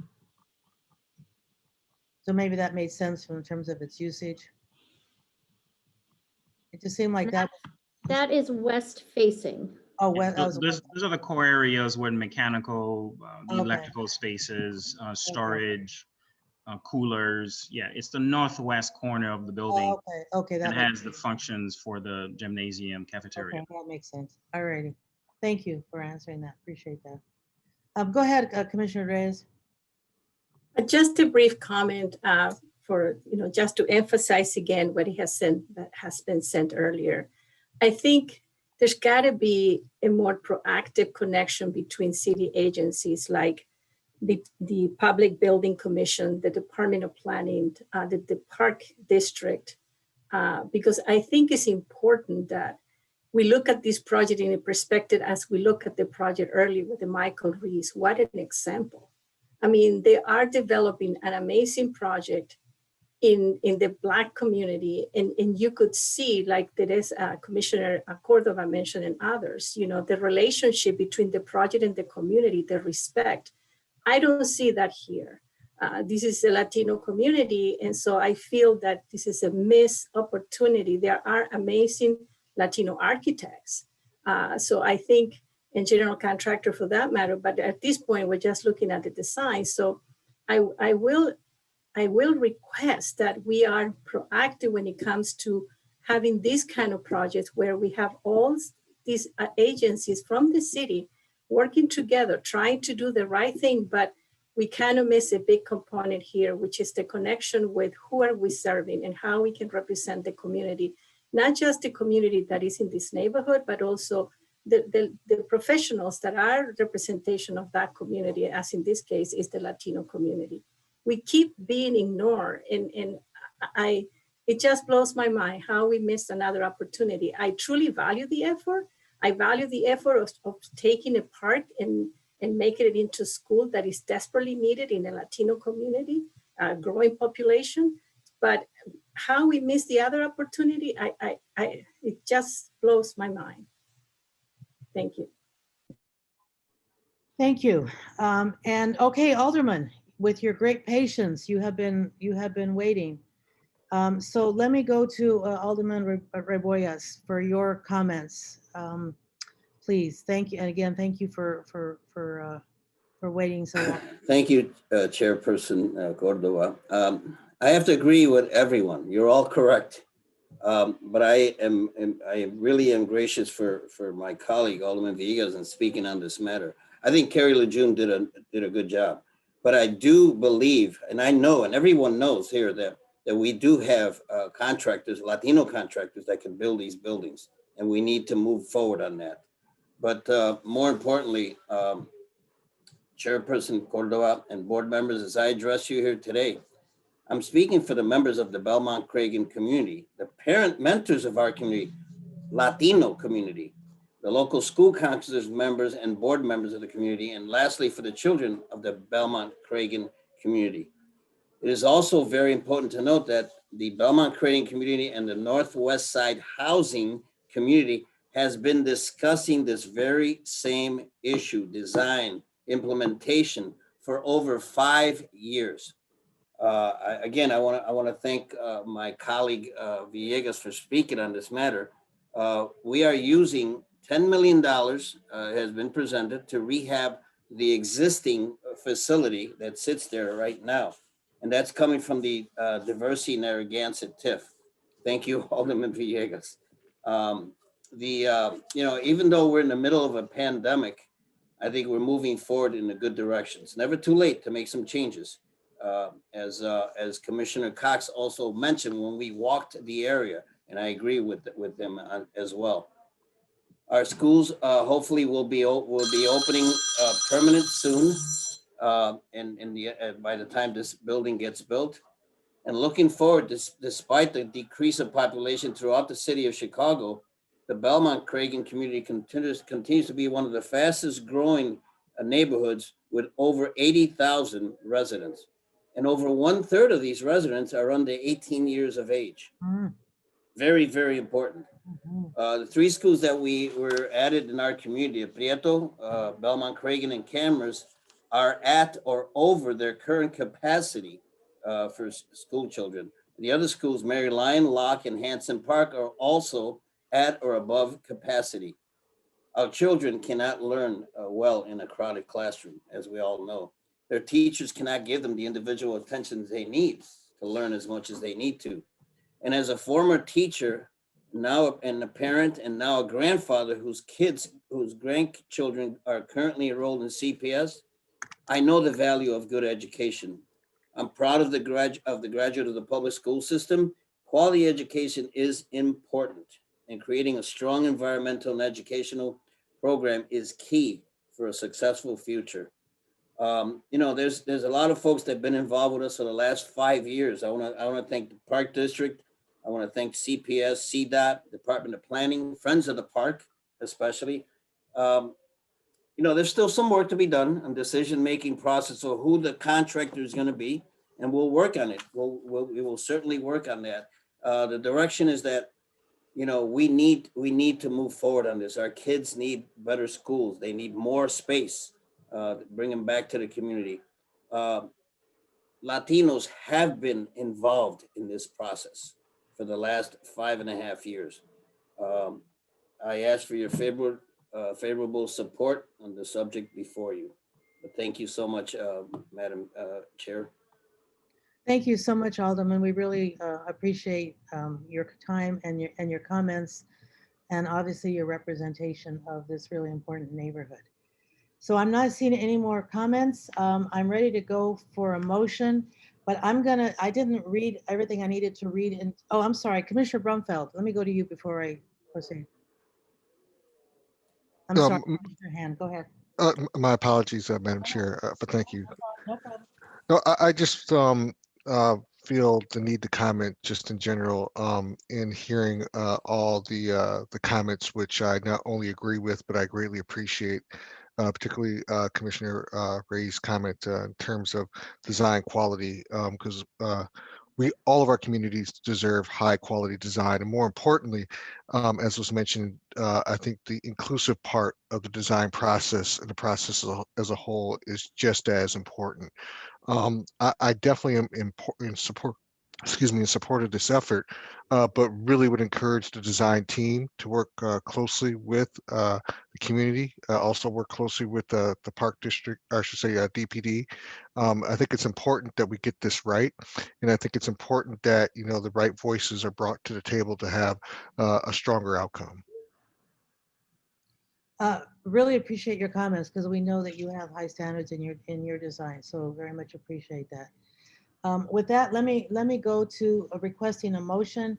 I'm going to read the entire item for the record. So I'm looking for a motion on the proposed plan development submitted by the Public Building Commission for the property located at 2400 through 2440 North Meade Avenue and 6100 through 6138 West Fullerton Avenue. The applicant is proposing to rezone the project site from POS-1 Regional or Community Parks District to RS-3 Residential Single Unit Detached House Districts, then to an institutional plan development. The applicant proposes to construct a 3-story building, school building, and gymnasium facility with an overall maximum height of 50 feet on a 141,122 square foot lot. The existing Reese Park Field House's main building, generally located at 6100 West Fullerton, will remain with the exception of the 1-story rear gym wing. The overall maximum floor area ratio of the planned development will be 0.90 FAR, and 43 accessory parking spaces will be provided. Do I have a motion? Move to pass on that item, Madam Chairman. Thank you so much. Moved by Commissioner Wagasback. Okay, I thought that was you. All right, Commissioner Wagasback, Second by Commissioner Tunney. Thank you so much, Commissioner. All right, I'll do the roll call vote. Commissioner Biaggi. Yes. Commissioner Brumfeld. Yes. Commissioner Burnett. Yes. Commissioner Cordova is a yes. Commissioner Cox. Yes. Commissioner Flores. Conditional yes, on the basis that it needs to improve. So noted. Commissioner Gaza. Oh, I'm sorry, he left. He was here for most of the meeting. Okay. I think it's also Commissioner Kelly. Commissioner Lyons. Yes. Commissioner Moore, I think, is gone. Commissioner Murphy. Yes. Commissioner. I heard Commissioner Murphy, and then who else did I hear? Commissioner Novata. Yes. Commissioner Reyes. Yes. I think Commissioner Searle had to leave at 2:30. Commissioner Shaw. Yes. Commissioner Tunney. Yes. Villegas. Yes. And Commissioner Wagasback. Yes. Grossman is here. Okay, and your vote is? Yes or no? Commissioner Grossman? Osterman. Oh, Osterman. Osterman's here too. Oh, hello. He's here. And for Alderman Raboyes, I'm a yes. All right, okay. But Commissioner Grossman, we need your vote. We heard. Yeah, yes, but it needs work and we need to talk about that the building will be here long after the community is different than it is today. And Chairwoman, can I add two things just to clean up for you for the record? Yes. Commissioner Kelly is a recusal. Oh, I thought maybe so. Okay. And Commissioner Searle is a proxy yes. Okay, fantastic. Thank you. So noted. So congratulations, Alderman Raboyes, for this new school in your district. We appreciate the hard work and we assume that you all have taken note. First of all, that CPS has taken note. We discourage the conversion of public park space, and the developer and the designers have taken note about the expectations we have for a better and top quality design for this neighborhood and for the future. So Thank you, Madam Chair. the motion has passed. Thank you. Thank you. Thank you very much. All right, moving right along. We are now at the, where am I here? We're not on, all right, here we go. For the next item on the agenda is D4, a proposed amendment to residential business plan development, 1261 submitted by KV 4000 Diversity Commercial LLC for the property generally located at 4029-4153 West George Street, 4000 through 4180 West Diversity Avenue. The applicant proposes to amend residential business plan development 1261 to allow for expanded uses across the site. Proposed physical improvements to the historic warehouse building include new storefront systems at levels 1, 2, and 6, and 2 new roof decks with additions of occupiable space on the level 2 roof deck. Alterations to non-historic buildings on the parcel include demolition and new construction of a new 50-foot tall building at the northwest portion of the site. The project will retain the existing 623 parking spaces and 50 bicycle parking spaces. This is 2486. It's in the 31st Ward. Alicia Tuffy will provide the context overview. We hope you've added compasses to your presentation so that you also can get the directions correctly for us. And the applicant will present their proposal. Great, thank you, Chairwoman. Skipping right to the Avondale community area, again, 57% Latino population in this area. Overall population is just under 38,000. And we do have an industrial corridor here as well. This is the Pulaski Industrial Corridor. That review already occurred. This PD was originally approved in 2014, and it was subsequently amended in 2017. The underlying zoning for this is C22, and that is the zoning by which the project proposal was reviewed. This is a PD amendment. This is showing the overall site. We're at Pulaski and Diversey. The metro tracks are to the west. And this is just an overall of the Pulaski Industrial Corridor. This isn't a totally up-to-date map. This is the most recent we have, but is still vastly industrial use. Excuse me, Eilish, sorry to interrupt. We don't have your screen up. Yeah. Oh, you don't? I'm sorry. I thought it was just me. Thank you. Yeah. Okay, thank you. Hold on one moment. Let me reshare.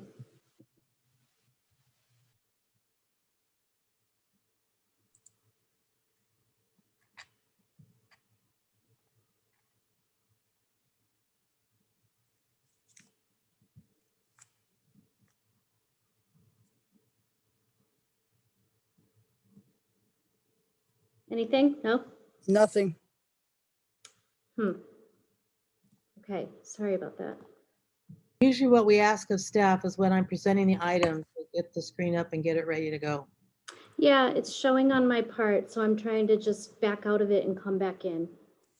So if you go to screen share, what you have to do is you have to look on your desktop and press a particular item that you want to share. Yep. There we go, Eilish. Thank you. Great, thank you. Okay, apologies. This is the industrial corridor. It is vastly still industrial uses. The zoning for the surrounding area is a mix of RS3 to the north and east, and also commercial and business along the Pulaski and Diversey corridors. You'll see the front building is outlined in orange. That's the historic former Fields warehouse building. The other two buildings on the north portion of the parcel were not included in that historic survey rating, and the vast majority of the alterations are proposed for that northwest corner. So it is not subject to demo delay. Aerial view showing Diversey to the south and looking north. This is George Street, a residential street. Building E is to the left, building F is to the right, which is referred to in some of the materials. These two roof surfaces here to the west and where the Cermak Fresh Market indicator is are the locations of the two new proposed roof decks, which will have some new storefronts to access them on the corresponding levels at that floor plate, and a new stair for egress, which you'll see. This is that rotated view looking south. The center truck court is a big portion of this project in terms of access for the proposed use in this building, which is going to be for film soundstage use. There is an existing curb cut on George Street that is being removed as part of this proposal. And the new construction that is mentioned in the legal notice and the documents refers to this long, more narrow building. That is the one proposed for demolition and reconstruction in the same location. It will be wider, but into the interior of the site, and it will be slightly taller to allow for the clearance needed for film.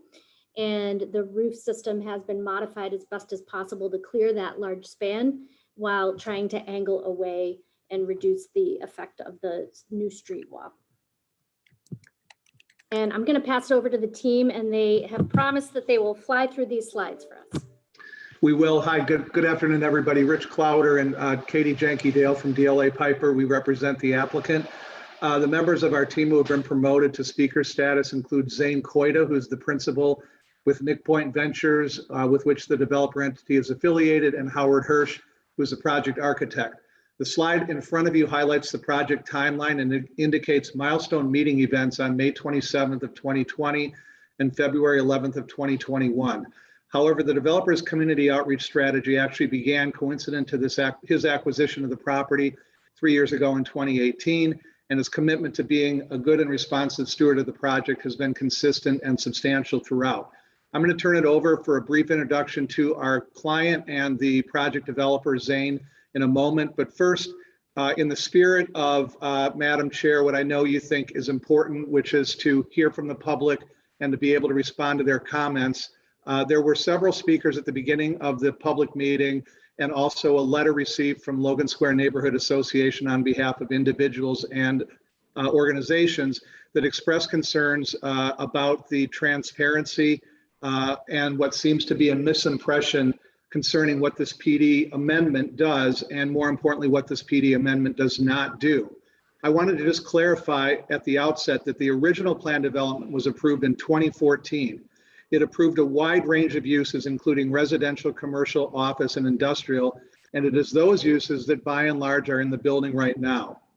Notably, when film studio uses have always been approved since the project was approved as a plan development 7 years ago. This amendment approves very few new uses, but rather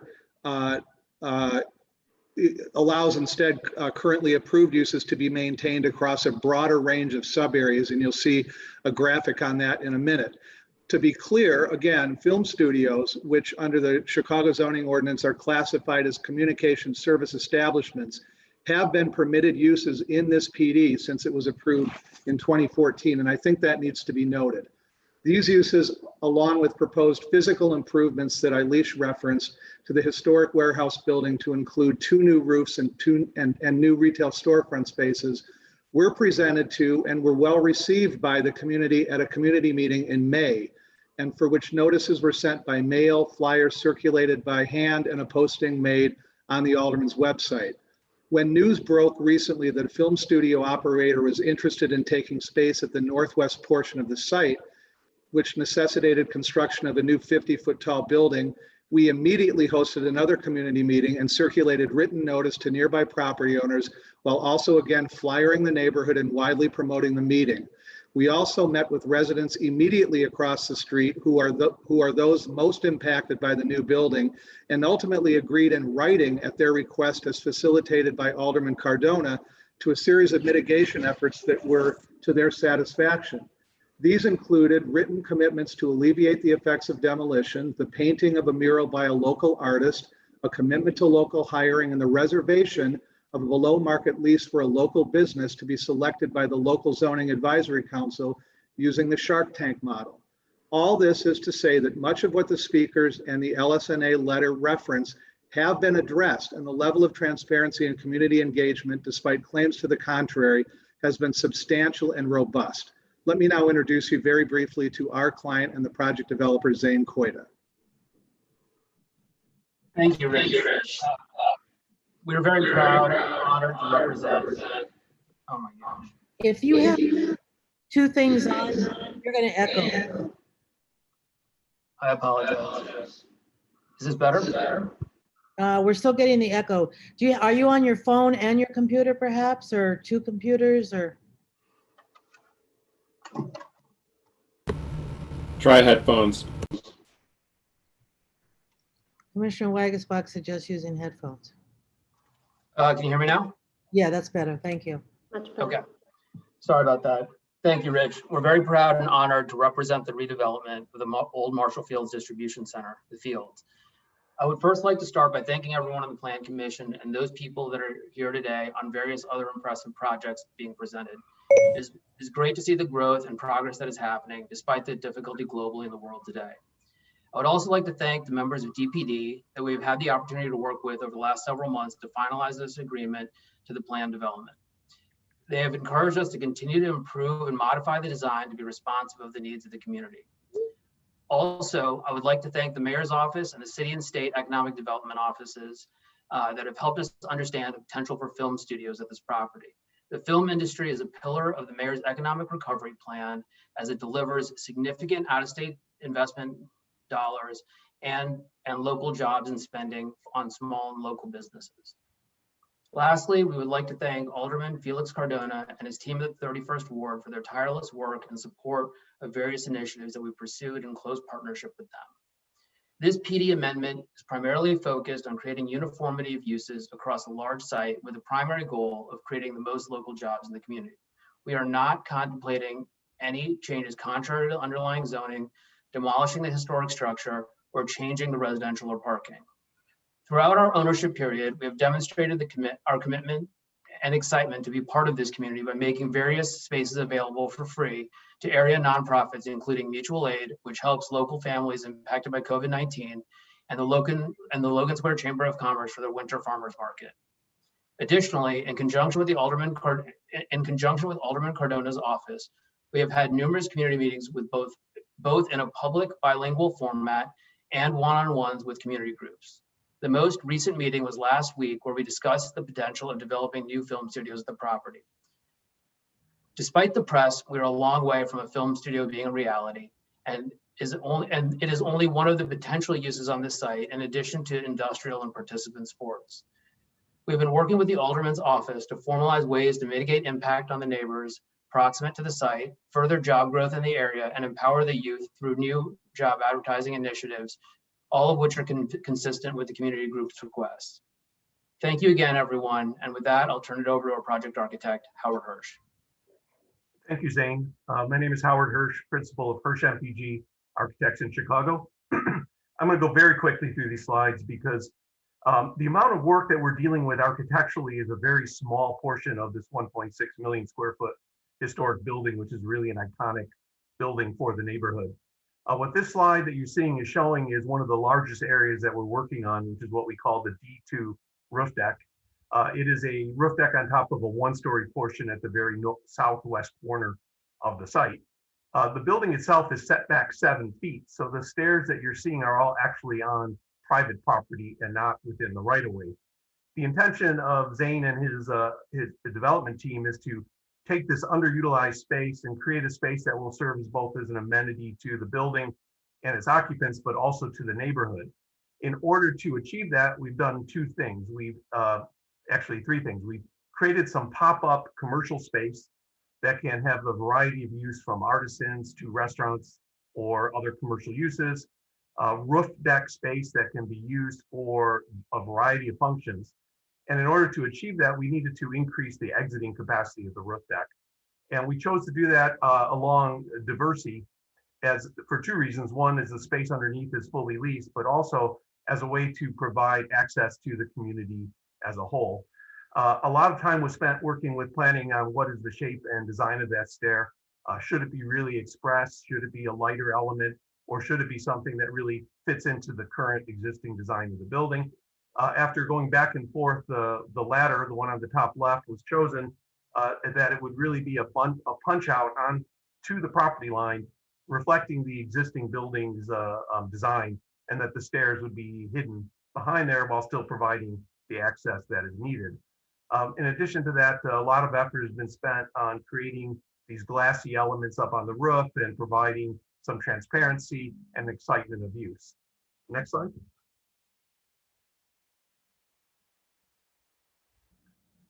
Next slide, please.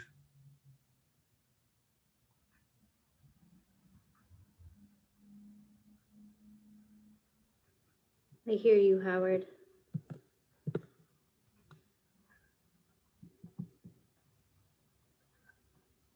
I'm just only seeing the current slide.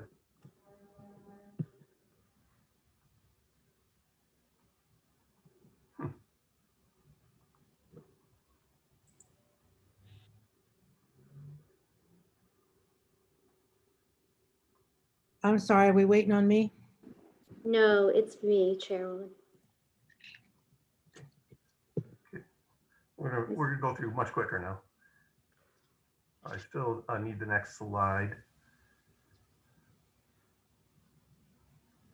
Apologize, it's stuck on it.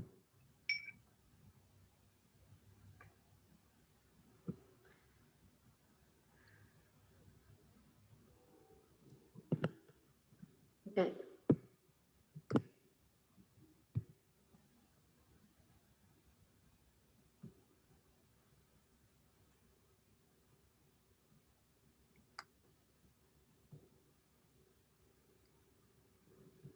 Okay, this plan quickly shows the relationship of the building. The building on the south, the 6-story mixed-use building, is the historic building. We're talking about the single-story warehouse studio up on the north along George Street, and an existing single-story warehouse that's going to be renovated as part of the plan. Next slide. Actually, you can skip this one and go to the next one. The landscape plan, all the landscaping was previously approved on the past plan development. As part of this plan, we will be enhancing the landscaping that is up against George Street. Next slide. This is a plan view of the D2 roof deck, showing the new exit stairs on private property, configuration of some landscaping and plaza area to create really multi-function use, and the new additions that are designed to be glassy versions of the existing building. Next slide. The other place that we're going to have a roof deck is what we call the B5 roof. This is a roof deck that would be on top of the 5th floor roof. It's set back significantly and will not be visible from any of the streets. Next slide. Okay, this again, series of slides, this is just sort of a mixed use development showing in color the various kinds of uses that are being utilized. If we go to the next slide, this one will show a little bit the D2 roof deck, which is on the bottom left in white. And if you go to the next slide, 3rd floor, keep going. We're just going to pass through these. One more. And then this one shows what we call the B5 roof deck, which is located in that location off of Diversity Avenue. Next slide. We have a whole series of the elevations, and the majority of these are just the existing elevations that remain. So I just think we should pass through these right now. And I'd like to go to, well, this one is showing that we're adding windows up on the 6th floor off of the B5 roof, which will just extend the design of the current windows that are in the building. And also showing that we are adding some windows along Diversey in an effort to provide more transparency along Diversey. In a previously constructed, a new major entrance was located off of Diversey. There will be a stair within that entrance to get also up to the D2 roof deck. You keep going. These are elevations of the pop-ups that will be occurring on the D2 roof deck. Again, we're trying to make all the architecture tie into the existing building so it blends seamlessly. Next slide. This is the facade along George Street. This is the new construction for the potential studios. Along the south side to the motor court is what they call elephant doors to allow access to the soundstage. And then we've had some initial conversations of either artwork or mural or something that would be worked out with the alderman and the community for potentially a location on this facade. Why don't you skip through go through to the, not even that one, the next one. Okay, this shows the relationship of the existing 6-story building on the left with the new studio building. The important thing on this is that we worked very carefully with our structural engineer to develop a roof that's capable of spanning the 120-foot span needed for the studio, carry the loads that need to be loaded, but also provide the least amount of impact on the neighboring buildings to the north by cutting the corner of the truss and exposing it as a roof. Next slide.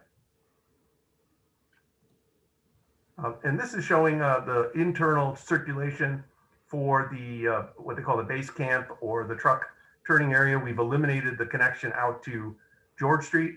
All access will occur internally on the site and back out through Diversey, which has already been set up and acting in that way since the beginning of the development of this project. Pulaski, I just wanted to clarify. Oh, I'm sorry, Pulaski, yes. We have worked with CDOT and we are addressing their comments, which include certain requirements in terms of pavement markings and signage. And this is just a little diagram that shows, we keep talking about A, B, C, the different buildings. This shows how those buildings are set up with D being on the west, E being on the north, and A and B being on the east.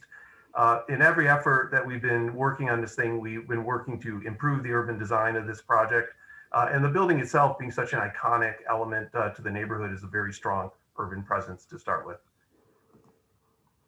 This is a series of studies along George Street that shows the process that we went through to try to reduce the apparent height of the building in every way that we could. You can go on to the next slide. And these renderings just are a little bit different views of what we're talking about for the D2 roof deck. Views from Diversey at grade level, slightly raised, and also from above. And the next slide is a rendering showing the upper B5 roof deck. We worked with the staff to reduce the height of the extended stair so that it's barely visible from pedestrian experience. We have committed to meet the requirements of the Chicago Sustainability Policy. I'm going to turn it now back over to Rich. So we'll sum up here with this slide, which summarizes the cost of the project, the estimated jobs, and obviously, in addition to promoting the job generator that this is and dedicating below market leasing space for local businesses, this is obviously an incredible community catalyst, and obviously we will meet and exceed all the city's equitable hiring goals, which appear on this slide. Eilish, back to you to sum up. The recommendation is passage recommended, pardon me, for the proposed amendment to the existing plan development. It was reviewed for conformance with Chapter 17.8 for plan developments and 1713-0609 for plan development amendments that exceed minor changes. Okay, great, thank you. I'm not seeing any comments from commissioners. I do have a comment kind of slash more question, I suppose. And Mr. Clawwitter knows me, and he knows that I'm going to be looking at the issues and questions raised by people who come before us and speak in public hearing or submit letters to us. So I appreciated your clarification up front. I think it is important to note that this site has been an industrial site, so the intensity of the use or the use is probably not an issue. A couple of things struck me, one of which really has nothing to do, it's really a structural issue, which is that we require notice only to people within 250 feet.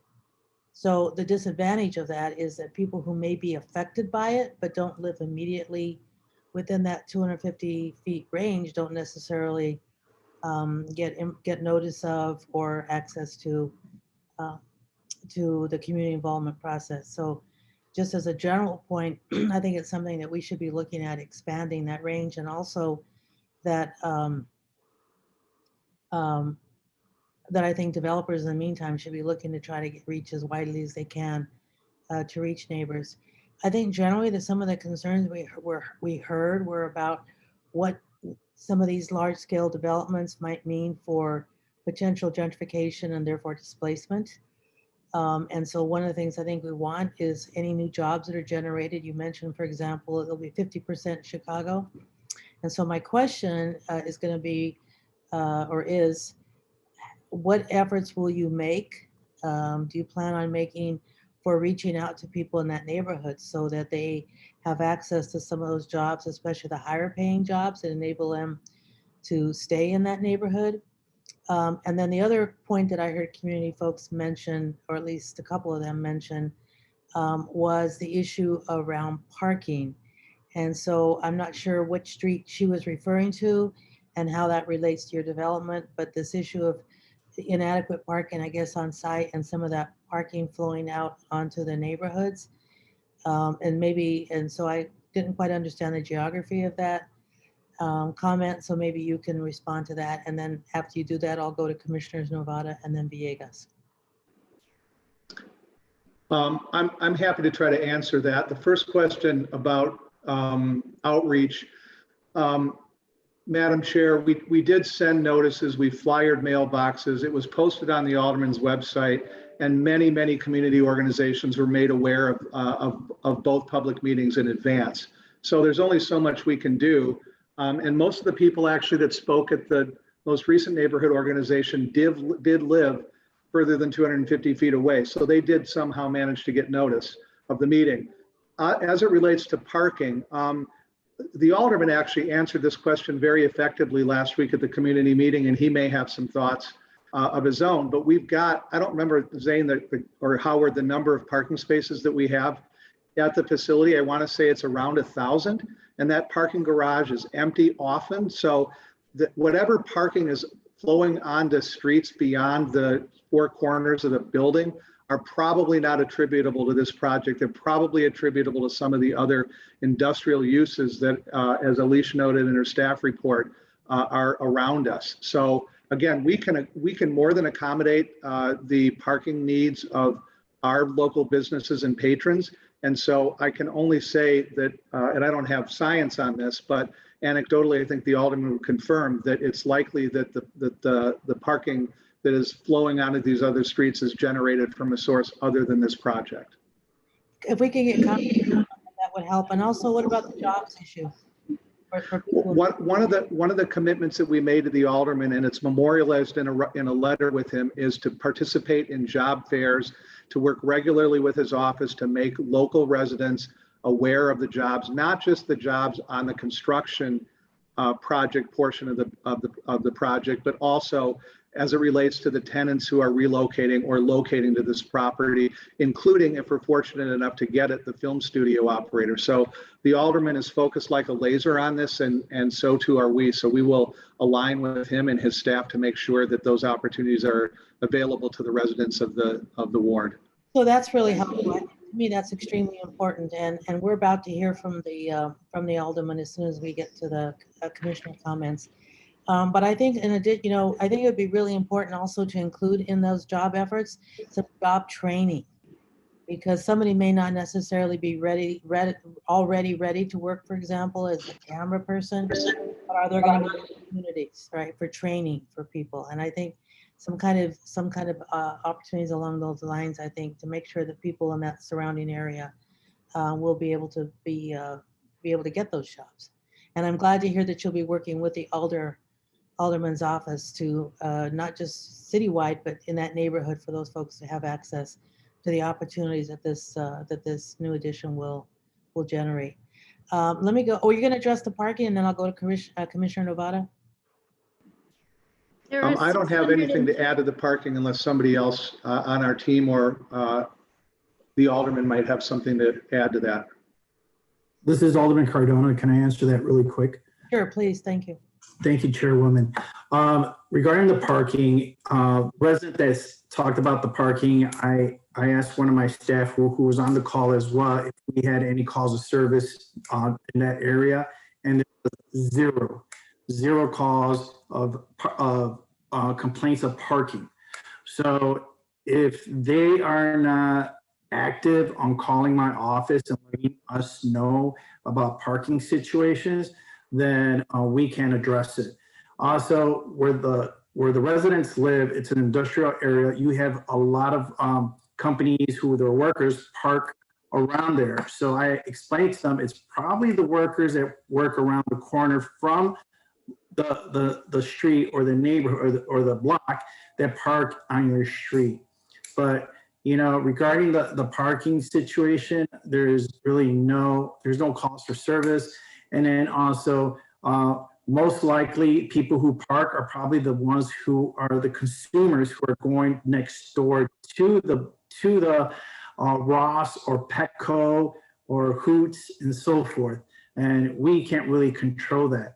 But just to clarify, there's no complaints about parking in that area and so forth.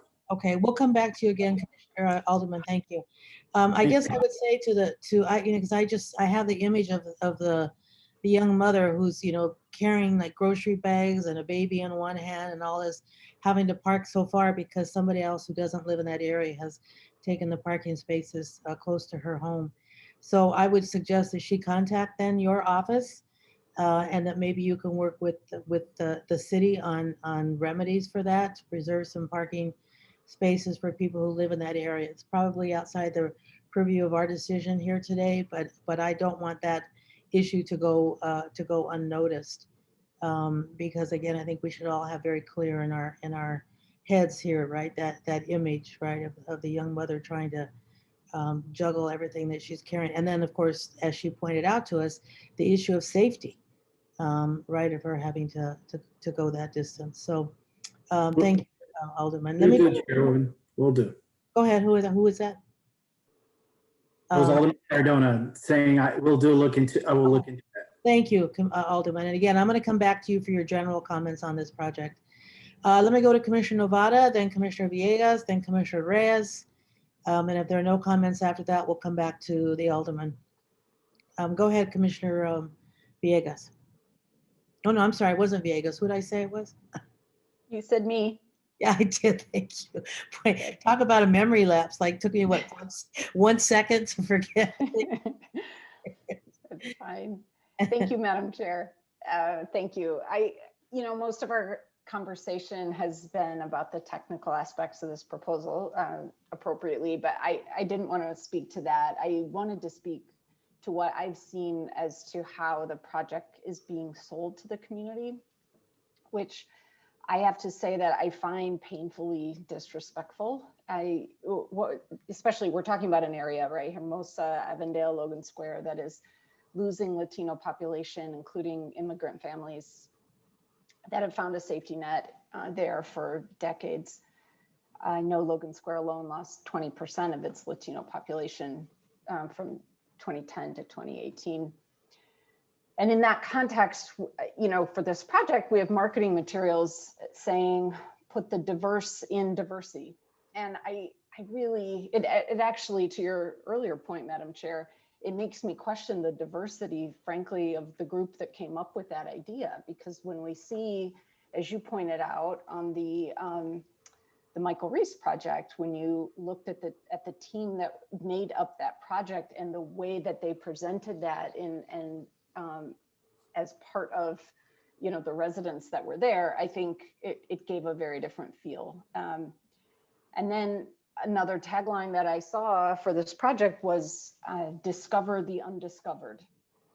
And that also jumped out to me. We have a history in this country of claiming discovery of spaces, right, that were long since occupied by other people. And that history is not colorblind. So to have a project in an area losing Latino population marketed as discover the undiscovered, again, I have to say, it feels disrespectful. It feels dismissive of trends here that are painful to longtime residents.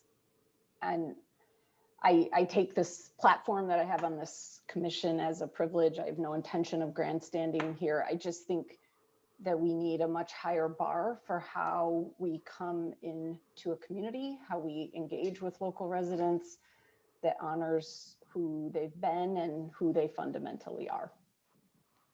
Thanks. Thank you, Commissioner Novata. Commissioner Villegas, followed by Commissioner Reyes and then Commissioner Cox. Thank you, Chairwoman. When I first heard about this project, I got very excited because this is one of the areas of where I was one of the chairperson on the task force for the recovery task force. And this is one of the sectors that I think Chicago needs to really capitalize on, is the movie industry. And given that there's a backlog of films that need to be made, there's just not enough studios out there throughout the country to accommodate that. And I think that we're in a perfect position, given some of the studios that we currently have online, to build some additional ones, so that way we can kind of set that footprint for the movie studios in the Midwest. So this project's exciting, and I support this project, and I'm glad that my colleague Alderman Cardona is holding the developers' feet to the fire. The other thing that I would want to just see is that as these tenants come in that are the actual studios, it's great to have the 50% jobs. And I think someone mentioned about jobs within the filming industry, because those are some great paying jobs that there's some great opportunities there. So I would just encourage my colleague Alderman Cardona, as we're moving forward with getting these tenants in place, to make sure that they're also hiring for the community. And you have some high schools around you where they can partner up and begin to put together some curriculum that would lead into the movie industry. It's a great paying job, union jobs. So I would just encourage my colleague to look at that. But I'm excited about this project, especially this industry. I think that Chicago has a great opportunity to capitalize on the movie industry. So thank you. Thank you, Commissioner. Commissioner Reyes. Yeah, it saddens me to see that again, we see a missed opportunity in a Latino neighborhood, as the Commissioner Navarro mentioned earlier. I just want to ask a couple of questions. Is there any city funding in this project? Not currently, no. Okay. And then what are the community organizations that you reach out? Logan Square Neighborhood Association, Belmont, Cragen, Avondale. We had many one-on-ones. We took direction from the Alderman's office about which stakeholder organizations were out there and available to meet with us. So we tried to cover the whole northwest side as best we could with community outreach. But today we heard from Logan Square, they clearly indicated that they do not support the project. So I don't know what kind of communication you have with them, but I think it's important that we are clear about what communities organizations we're talking to. And this is one of the things that I think we need to look as commissioners, also connected to the fact that the 250 feet that Chairwoman Cordova mentioned earlier. There are some pieces to the zoning process that I think we need to look at, because it's important that it's documented the community organizations that the developers meet and who are the ones that are supporting the project and who are the ones that are not. Because it's very easy to come here and make a verbal statement, even though we heard something different earlier in the testimonies. In the 250, you can see by this picture here that truly is surrounded by, commercial, industrial. So the residential should have been a larger target, so you can reach more residents that are truly going to be impacted by this. And then my last question or request to the alderman is to have in writing an agreement with the developer in terms of working and reaching out to small minority businesses that can benefit from a bigger anchor as this film company is going to be there. Because I think it's important, at least from that perspective, that we can show how we're truly making an effort to engage the community and give them an opportunity, besides the other examples that Alderman Villegas just mentioned. But I think it's got to be something in writing in terms of what are the commitments of the developer to work with the local minority businesses of the area. Thank you. I'm sorry, I had a momentary lapse there. I'm really sort of pondering all the comments that people are making. Commissioner Cox. Thank you. Clearly my office has been following this project and working in partnership with the Alderman Cardonas to bring this to Plan Commission. I think some of the tension that you hear or the disconnect you hear in the commissioners really reflects just the reality of this project in terms of trying to clearly represent its benefits. This film studio is clearly within the city's priorities coming out of the recovery, COVID recovery. So, you know, I applaud the developer team for bringing it forward, but it sits in a very uncomfortable you know, land use situation. This kind of, you see this in other places throughout Chicago where you have this, these two clashing land use, the fragile houses on one side of the street and then a wall that's a block long. So we've been trying to encourage the developer team to treat those homeowners with respect.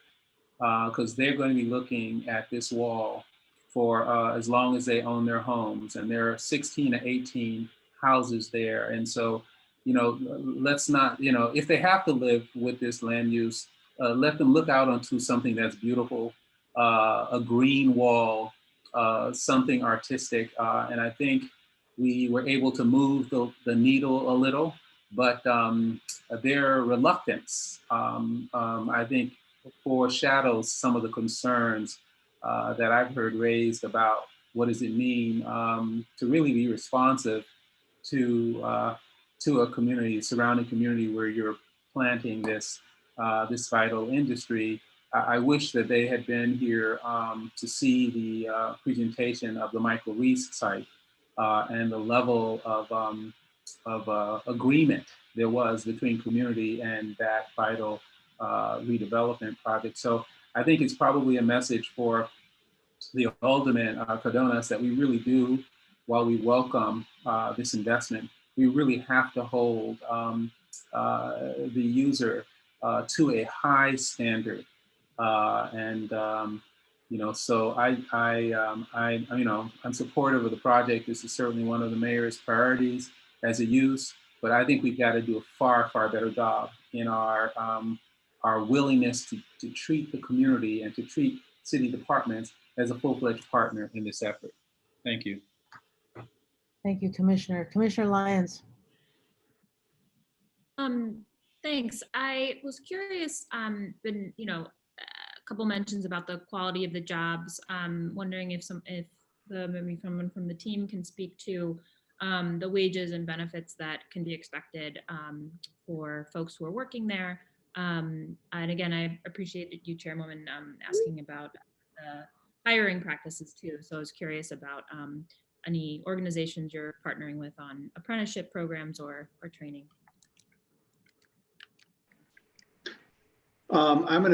This is Rich Clowder. I'm going to defer to Zane if he's able to answer that. I don't have a good handle on what the film studio operating aspect of this, which I think is where you're headed, does pay their workers. I mean, many of them are union, most of them I think are union jobs.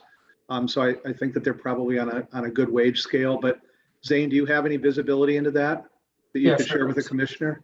Sure. So we've been working with the Chicago Film Office and the State Film Office to understand that better. Currently, there's some 1,700 IATSE union job members in the city that are all fully utilized by the existing sound stages and film studios that exist in the city today. What will happen as a result of new inventory being added to the city, all those stage workers are governed by the union. So there'll be two things. One, this isn't a displacement of workers from one part of the city to another. There's going to be new training programs that'll have to be implemented in order to get people to the union standards and then ultimately seek employment from the production companies that will be filming here. I expect that because of the great workforce that's around the project, that it'll be inevitable that a lot of the hiring will happen locally, but we're going to make a concerted effort to do that in conjunction with the aldermen. This is the very first step of a long process. You know, we can't go out to market this space as available to film studios without the zoning being in place and really the shovels being in the ground. So there's still a lot of, you know, timeline between when this becomes a reality and today. And in a parallel path, after we get the zoning done, we'll be working with those city agencies and other institutions and groups to advance the training programs and the union job aspect of it. But we haven't done that to date. Thank you.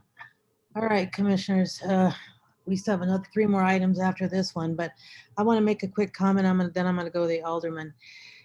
So I'm extremely torn. For one thing, you know, this has been an industrial. Commissioner Lyons, did I call on you? I did call on you, right? This is I did or did not call on you. You did. I was okay. I'm sorry. So as I'm sitting here just having heard you speak, you know, on one hand, you know, I definitely think that we need to take some of these old industrial sites and convert them into some more contemporary uses for a number of reasons, jobs, tax base, and so on. And this is a non-contaminating use. So I think conceptually, you know, I support the idea, right? We're not talking about a major conversion of uses on this site, right? I think what's still sort of bothering me, and I'm really hearing some of the comments the comment that was made by Commissioner Novata, for example, discover the undiscoverable. I mean, I think, you know, I would maybe work up that language, change that language a bit, because that does really bring us back to, oh yeah, you know, Columbus discovered America, like people who were here didn't know, you know, that they were here.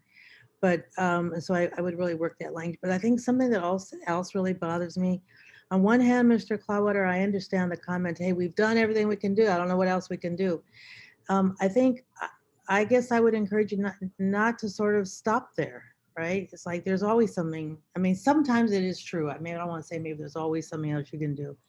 But I guess I really want to see a commitment, to hear a commitment from you all that you're not going to just dismiss these community organizations as either outside the 250 square foot or, you know, we did everything we can do. I mean, they are legitimately concerned about losing their neighborhood.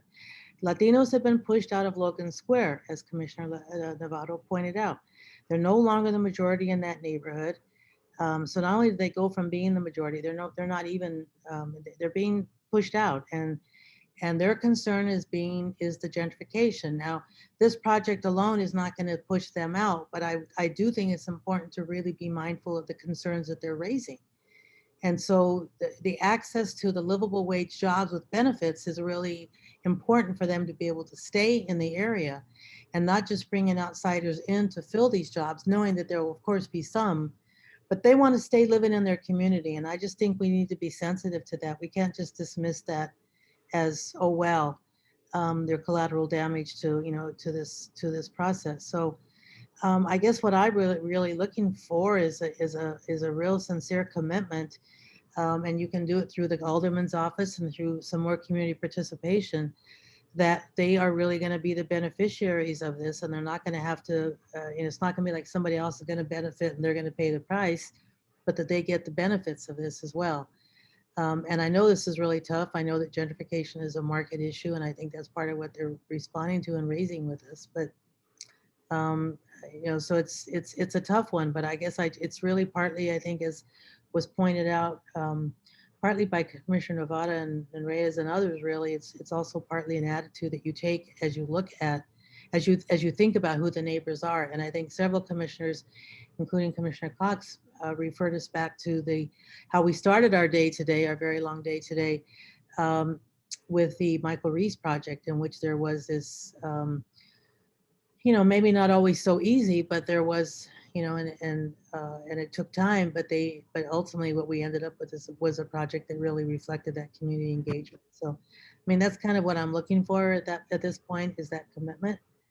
And I don't know if you want to comment on that, or if I should turn to the alderman, and then you can comment, or maybe you should comment and then I'll turn to the alderman. But This is Rich Clowder. I'm happy to let you turn it over to the alderman. I will just say, though, that of course our client, who is himself a diverse developer, is committed to engaging with the neighborhood, and I think has shown great evidence and great commitment to doing that very thing. We have done extensive outreach. I cannot always appeal to the better angels of all of the neighborhood organizations that are out there. We did everything that we could to engage with them. We will continue to do everything that we can to engage with them.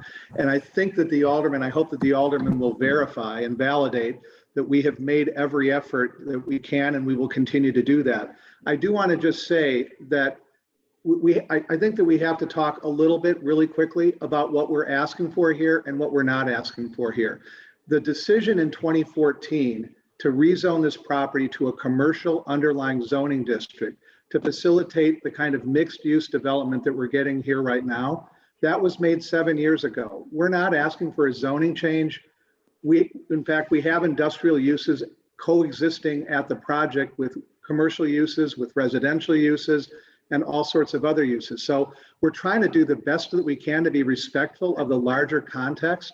I do understand the neighborhood that we're in and the cycle of gentrification that we are all experiencing and that needs to be reversed.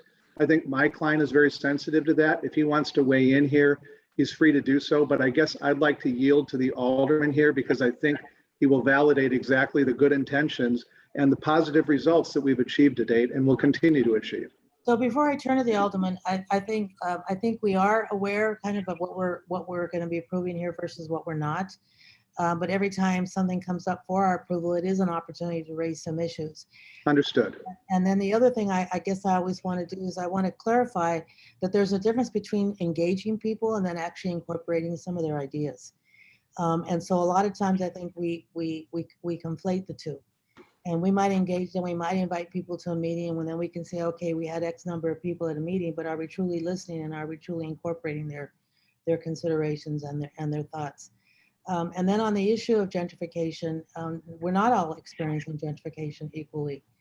And some neighborhoods or some communities are bearing more that impact than are others.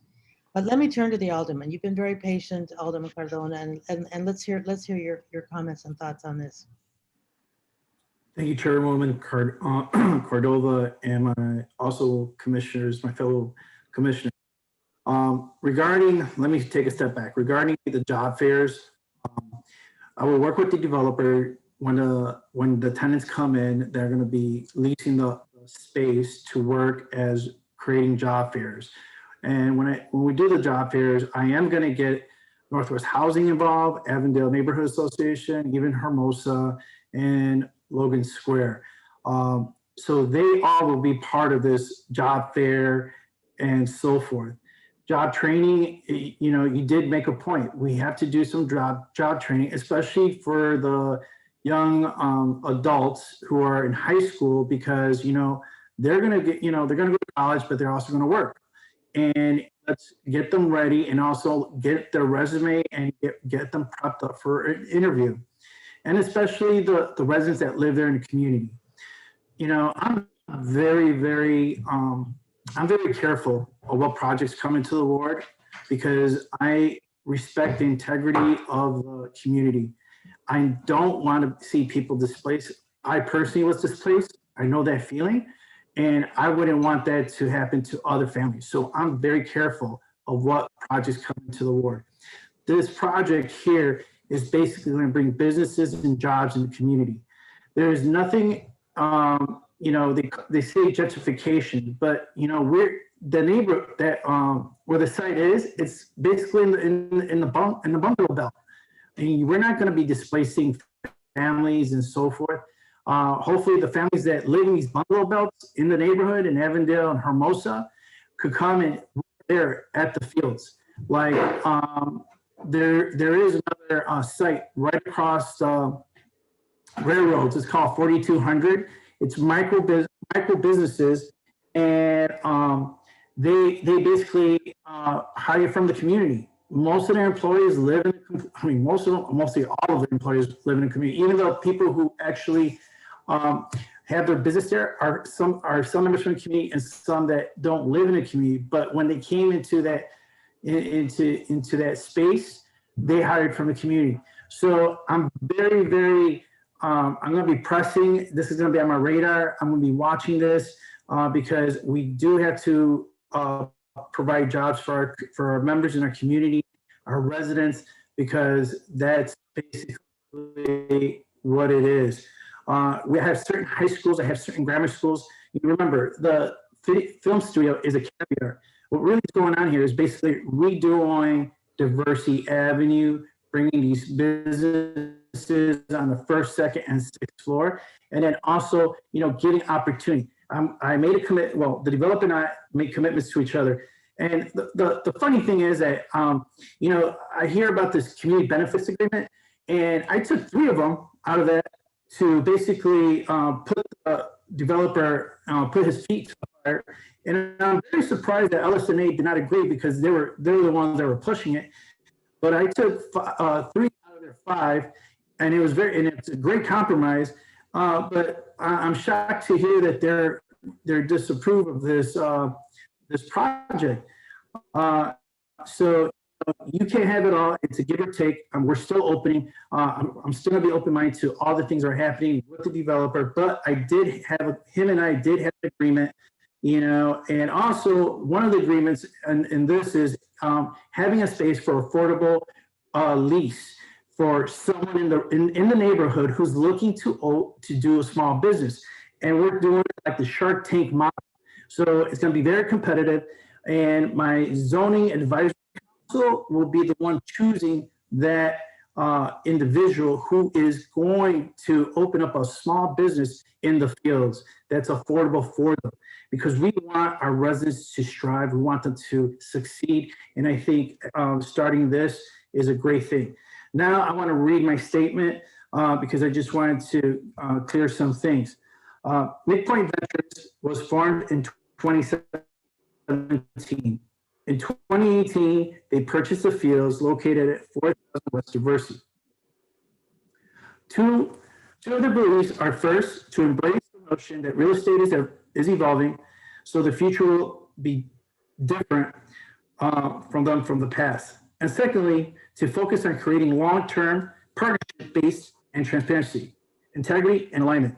Since the purchase of the fields, Midpoint Ventures has attracted businesses, in addition, casting a vision for the future that will look bright for both the fields and the community alike.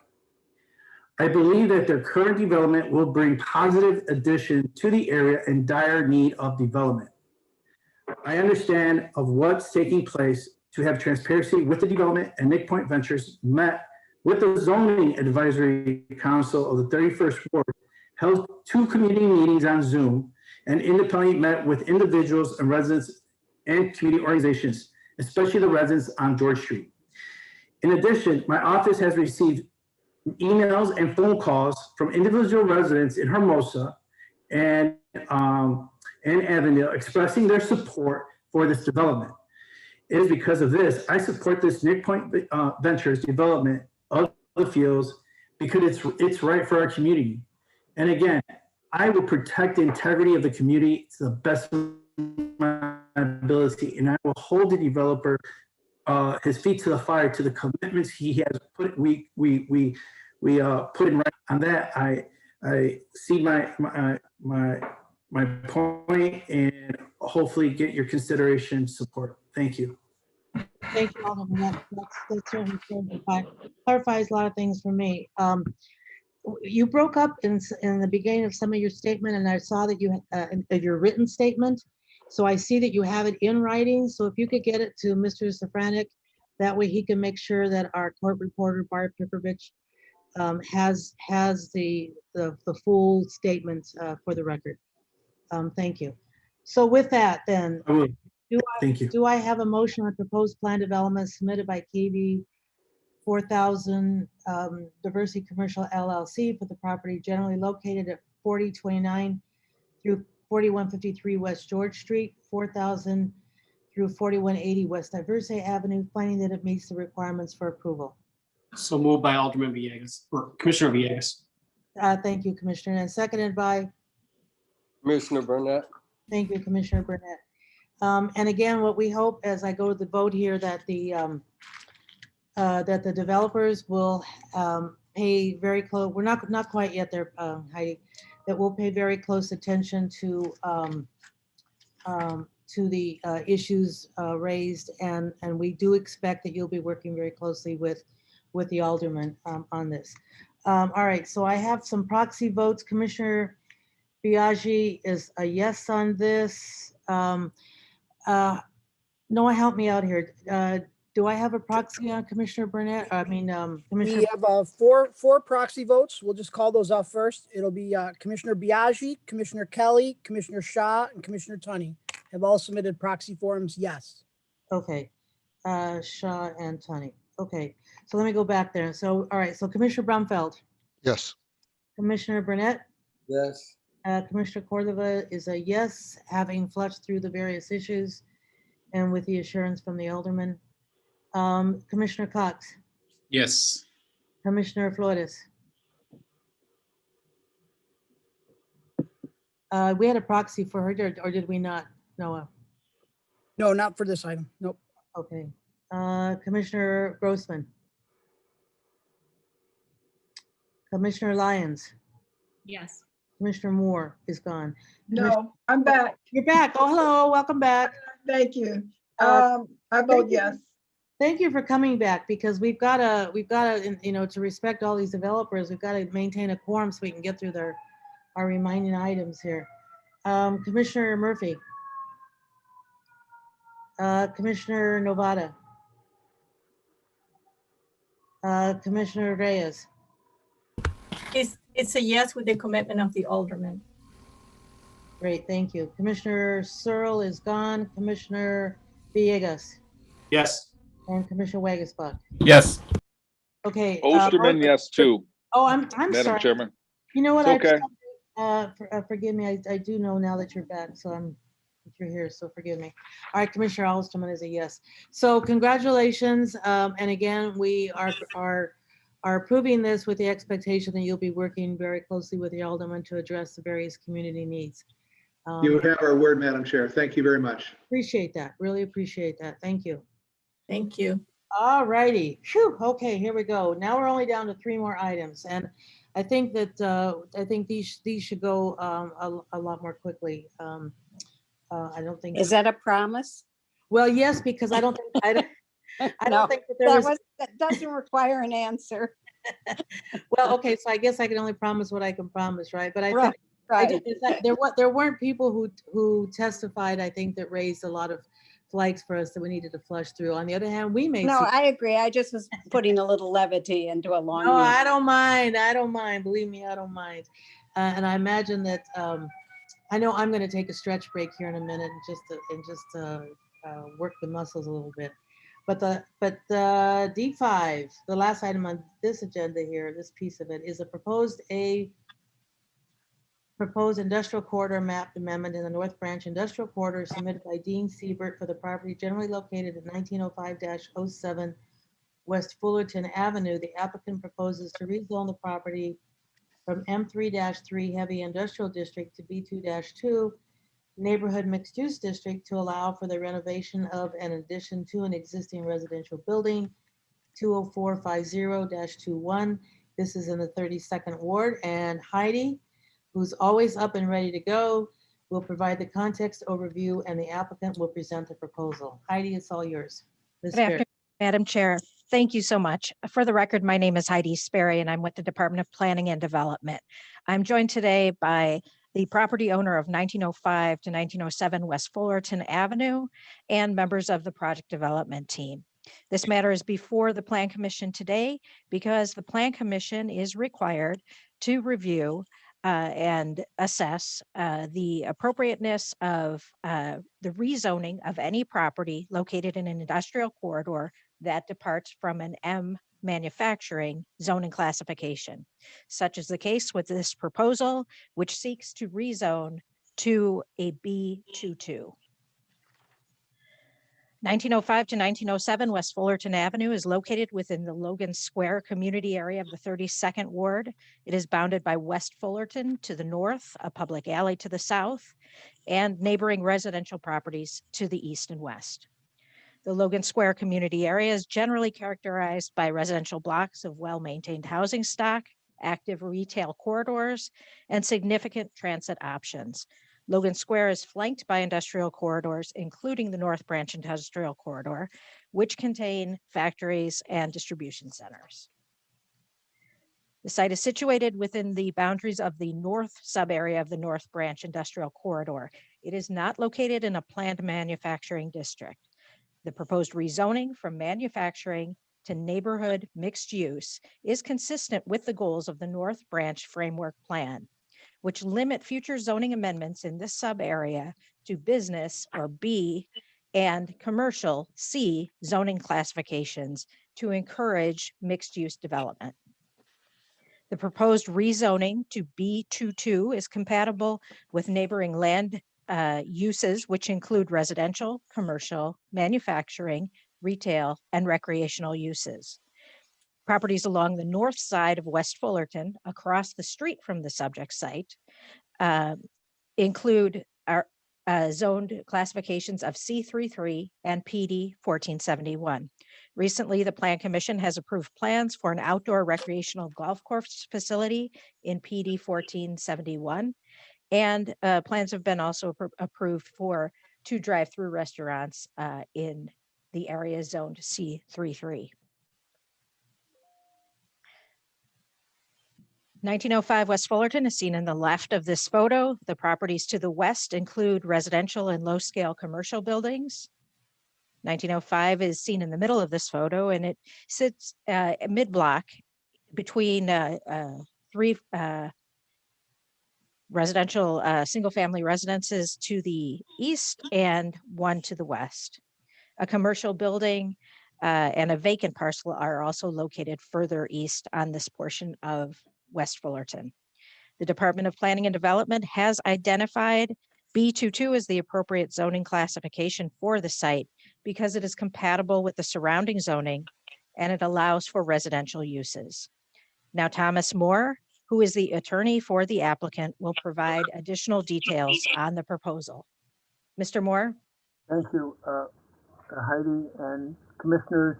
My name, for the record, is Tom Moore, and with me today is Dean Siebert, who is the applicant, and Alan Villanueva, who is the architect. Mr. Siebert is just a regular guy. This is a whole different level from the different plans you've been watching.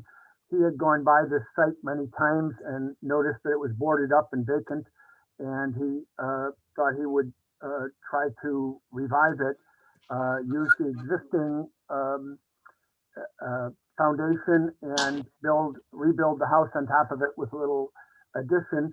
And little did he know when he hired the architect and went to see Alderman Wagasback to originally we were going to ask for an R4, that we would have to go through the Plan Commission and a whole nother process. But it's been instructive, and we at the Plan Commission, at the staff recommendation, we amended our zoning change from the RT4 to the B22, and we're here today to present. This is there have been a series of houses right in a row here that have always been in this M zone, non-conforming, and he seeks just to continue with a single family house where one has been for some 80 years or so. Can we have the next slide, please? You can see an aerial view here. There is an alley, 1 door to the west, and there are a series of single family home next to it. and then a series of single-family homes to our east. And actually, across the alley behind, there's what is a nice little, mostly residential neighborhood, because with your help, I believe, they have rerouted Elston Avenue, and so the area behind, across the alley has become a much quieter, more sedate, more residential neighborhood since the rerouting of the major traffic. Next slide, please. At this time, I'd ask that Alan Villanueva, who is the architect, take us through a couple of slides just to tell you his plan for the actual building. Alan, are you here? Alan, can you unmute yourself and speak? Good afternoon, everyone. Can everyone hear me? Yeah. We can. Thank you. For the record, my name is Alan Villanueva. I am the architect of the project. And this plan shows the context site plan showing the property lines, the lot lines to the east, west, north, and south.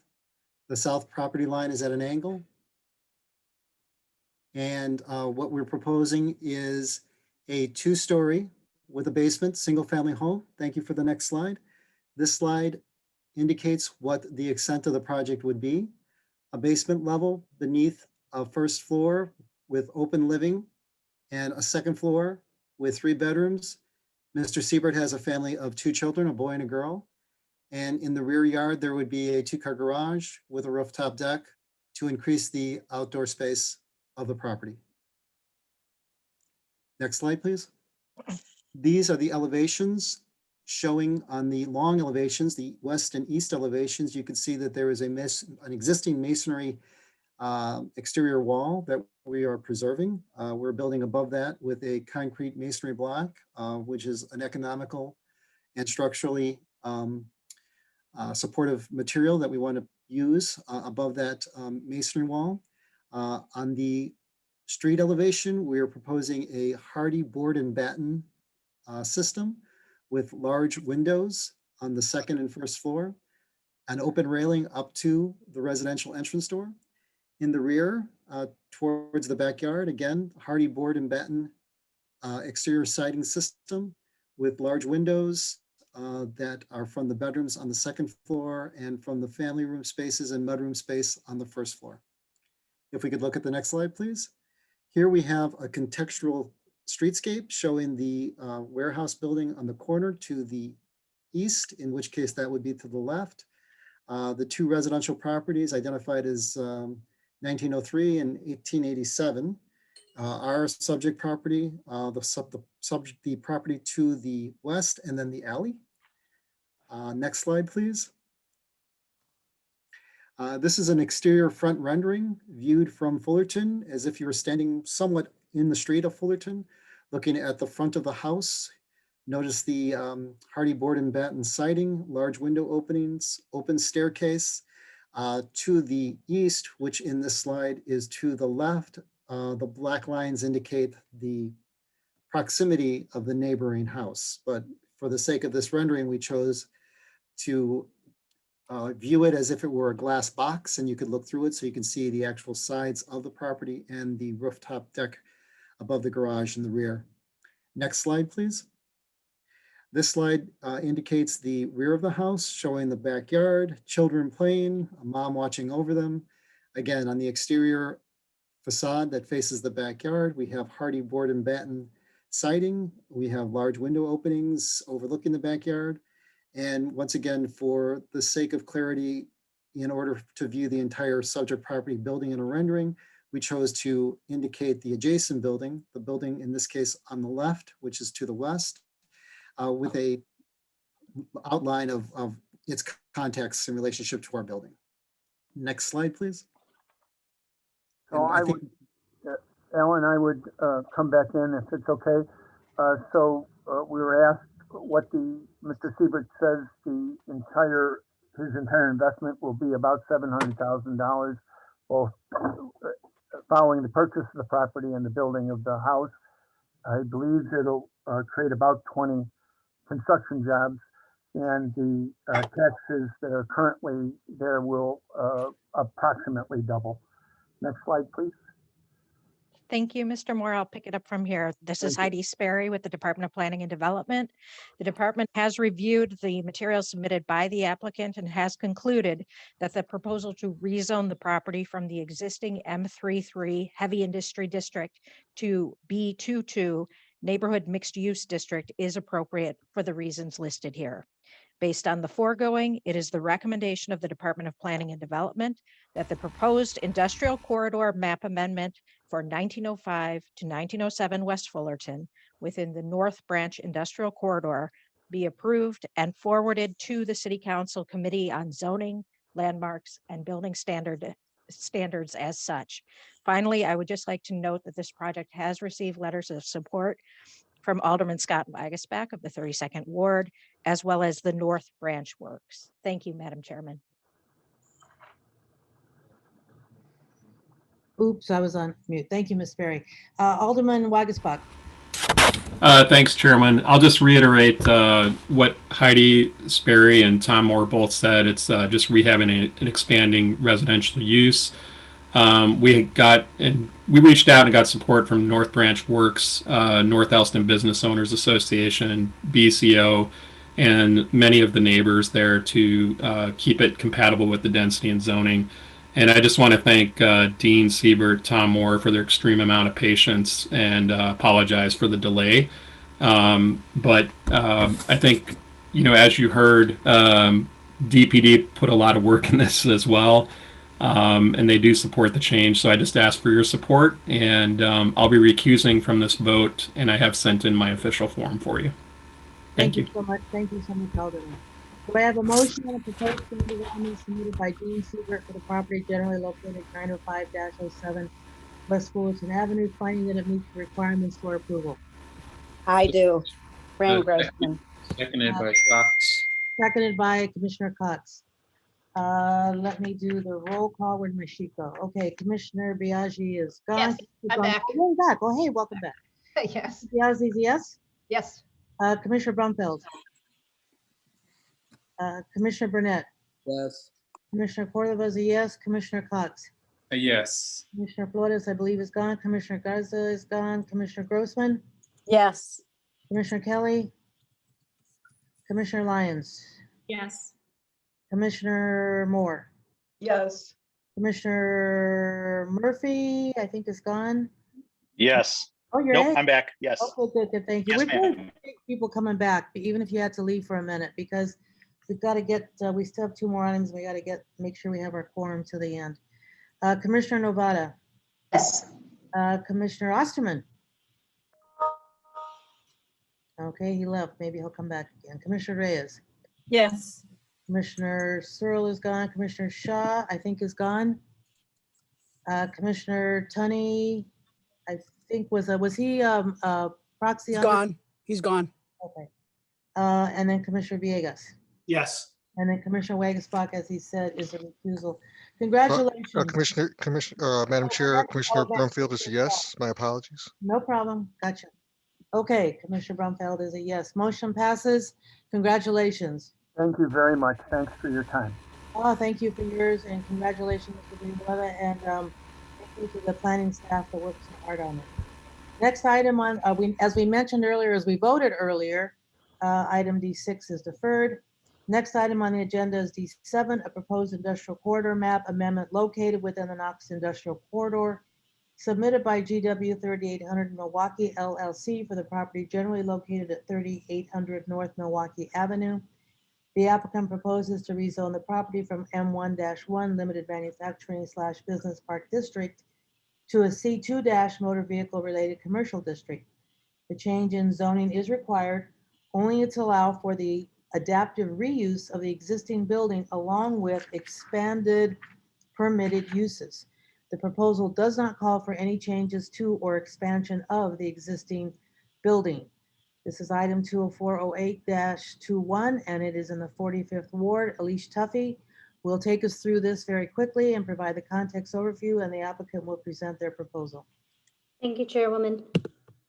This is a map of the Knox Industrial Corridor. The red star indicates the location of this project site.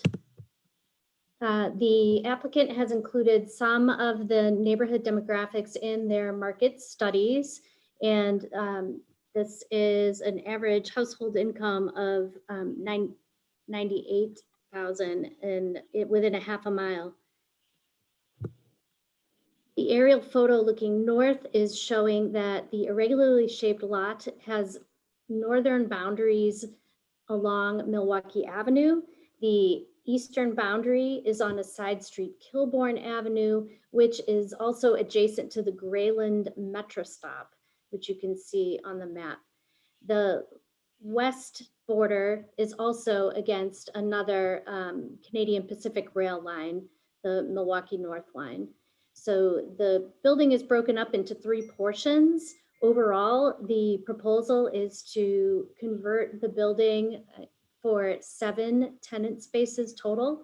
And as the chair mentioned, this is just to allow for expanded uses, the changes from M11 to the C21, and the uses are not terribly different. There are a lot of overlapping continued limited manufacturing uses that will still be available to the property owner.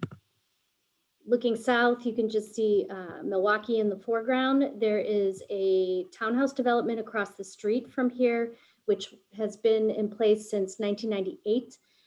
Otherwise, there are no other immediately adjacent residential properties to this site.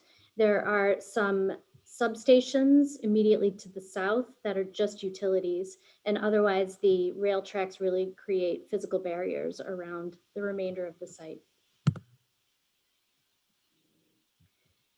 Again, outlined in red is the property site showing the rail proximity, and although there is a lot of residential surrounding, it's really separated by either Milwaukee Avenue or rail tracks.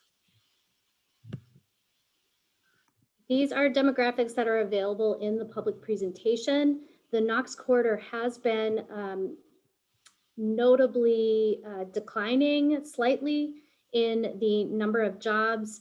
Of the 26 industrial corridors, its performance is ranked 22 out of 26 roughly. It's in the lower tier in terms of growth. It's shrinking by 1.2% since 2010. And all of that just to say that there is room for changes. And looking at the overall Knox industrial map, there is only one little set of residential parcel that are zoned RT4, and the PD across the street is actually out of the industrial corridor, and everything else is zoned for manufacturing. So this is this will be the first PD in this area. I'm sorry, the second PD in this area. I'm going to turn it over to Mitch and Sarah. Mitch is the applicant with GW Properties. Sarah Barnes is the attorney for the applicant with Samuel Banks. Thank you, Elise, and good afternoon, Ms. Chairwoman and esteemed members of the commission. Can everybody hear me? Yep. Okay, good. I've been jumping between a couple committee hearings today. Thank you. I'm not going to belabor this at all. I want you all to get out of here and go home. I think Ms. Chairwoman and Ms. Tuffy did a wonderful job giving kind of a brief synopsis of our proposal. As you will see from, I'm going to turn the mic over to Mitch Goltz, who's the managing member of the applicant and really the driving force behind this adaptive reuse of this property. But this particular neighborhood, which is kind of a merging of Portage Park and Old Irving Park, is really, really diverse. It's really evolved over the last few years. Although we are somewhat isolated from the residential neighborhoods by infrastructure, the intent with these new tenants and these new uses is really to serve the existing residents and occupants of the neighborhood, with some uses that you'll see are really driven by families and children. So with that, we're very excited to deliver this proposal to the 45th Ward, as well as the residents of those adjacent neighborhoods. And we have worked very closely with Alderman Gardner over the past year towards the effectuation of this proposal. And we are, again, happy to be here before you today presenting it. So with that, Mr. Goltz, if you want to run very quickly the commissioners through the slides, we will proceed accordingly. Thank you, Ms. Barnes. Okay, can everybody see me? We can, and I needed to remind people to state your name for the record. Okay, yes, I am Mitch Goltz, on GW Properties. I'm the applicant and owner of the property. And I want to thank Eilish, the commission, and Sarah for the introduction. Eilish, will you be moving the slides? Yes, I can advance your slides. Okay, so is this the slide you want to, what is this the one we want to start on? Yep, or the next one is fine as well. We'll keep it moving. So yeah, just a brief history on the site. We're a development company in Chicago. We've done a lot of projects on the northwest side. We purchased this building about a year and a half ago. It was a vacant building that had been vacant for many years. It was the former Magenta Plastics building. Don't actually ever recall it being occupied. I think it was vacant since 2012, perhaps. We bought it vacant with the intention to split the building up into various spaces and market it for lease very broadly, with flex, industrial, retail, office, a very wide range. And the proposal before you contemplates what ended up being the final tenant mix after vast marketing, and we are all but one space leased up. So as indicated in the application, we're not changing the footprint of the building. We are simply repurposing this building with uses that are more compatible with the neighborhood. So this is some images of the pedestrian nature of the street here. This is very close to the train station at Grayland, as well as many others. There's been some recent streetscapes that have been put in on Milwaukee Avenue as part of a larger effort by the city for bike lane and just overall aesthetic. So we have a mix of tenants here ranging from flex, warehouse, to recreation, to child-centric. This is the overall site plan of the site. The building is approximately 130,000 square feet. It was, when we purchased it, it was a one large open space, but there is just no market for 130,000 square foot users at this part of the city right now. So we had a various development demising plans, and the one that you see before you is what had been constructed and marketed extensively. So we have 7 spaces as outlined. We have users committed to 6 and very close to a 7th. This is just a diagram of spaces. The first space is Yellow Cab, which is a relocation from a building that we developed at Addison and Kimball, which is now Portillo's. We did that deal and moved the tenant that was in that former industrial building into this building, and they're occupying approximately 38,000 square feet for a dispatch, a training, a small amount of service, and office. In addition to that, we've secured some very exciting users here, including Red Line Athletics, which is a one-on-one training facility for children for various sports across all grades from, I think, kindergarten up through high school. We have secured a lease with Pump It Up, which is a children-centric inflatable facility, which if anyone who has children under the age of 6 or 7 is a very popular spot in the city for birthday parties. Tierra Encantada is a Spanish emergent learning center / school for young children. Only Sports Complex, which is a facility on the northwest side on Lawrence right now that's expanding for indoor soccer and recreation. And then one of the more exciting ones is called Share Our Spare. It's a local non-for-profit that gives back to the community by packaging up used clothing and toys and other items and distributes it to the community for families in need. So that's the overall mix of the building. We've created a very welcoming and safe environment to allow for flexibility within the tenancy. We have 3 kind of different parking areas within the building for the various users.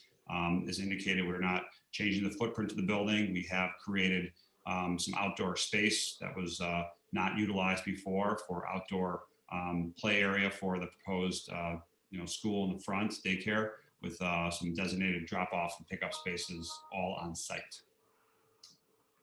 Next. There's some elevations of the building.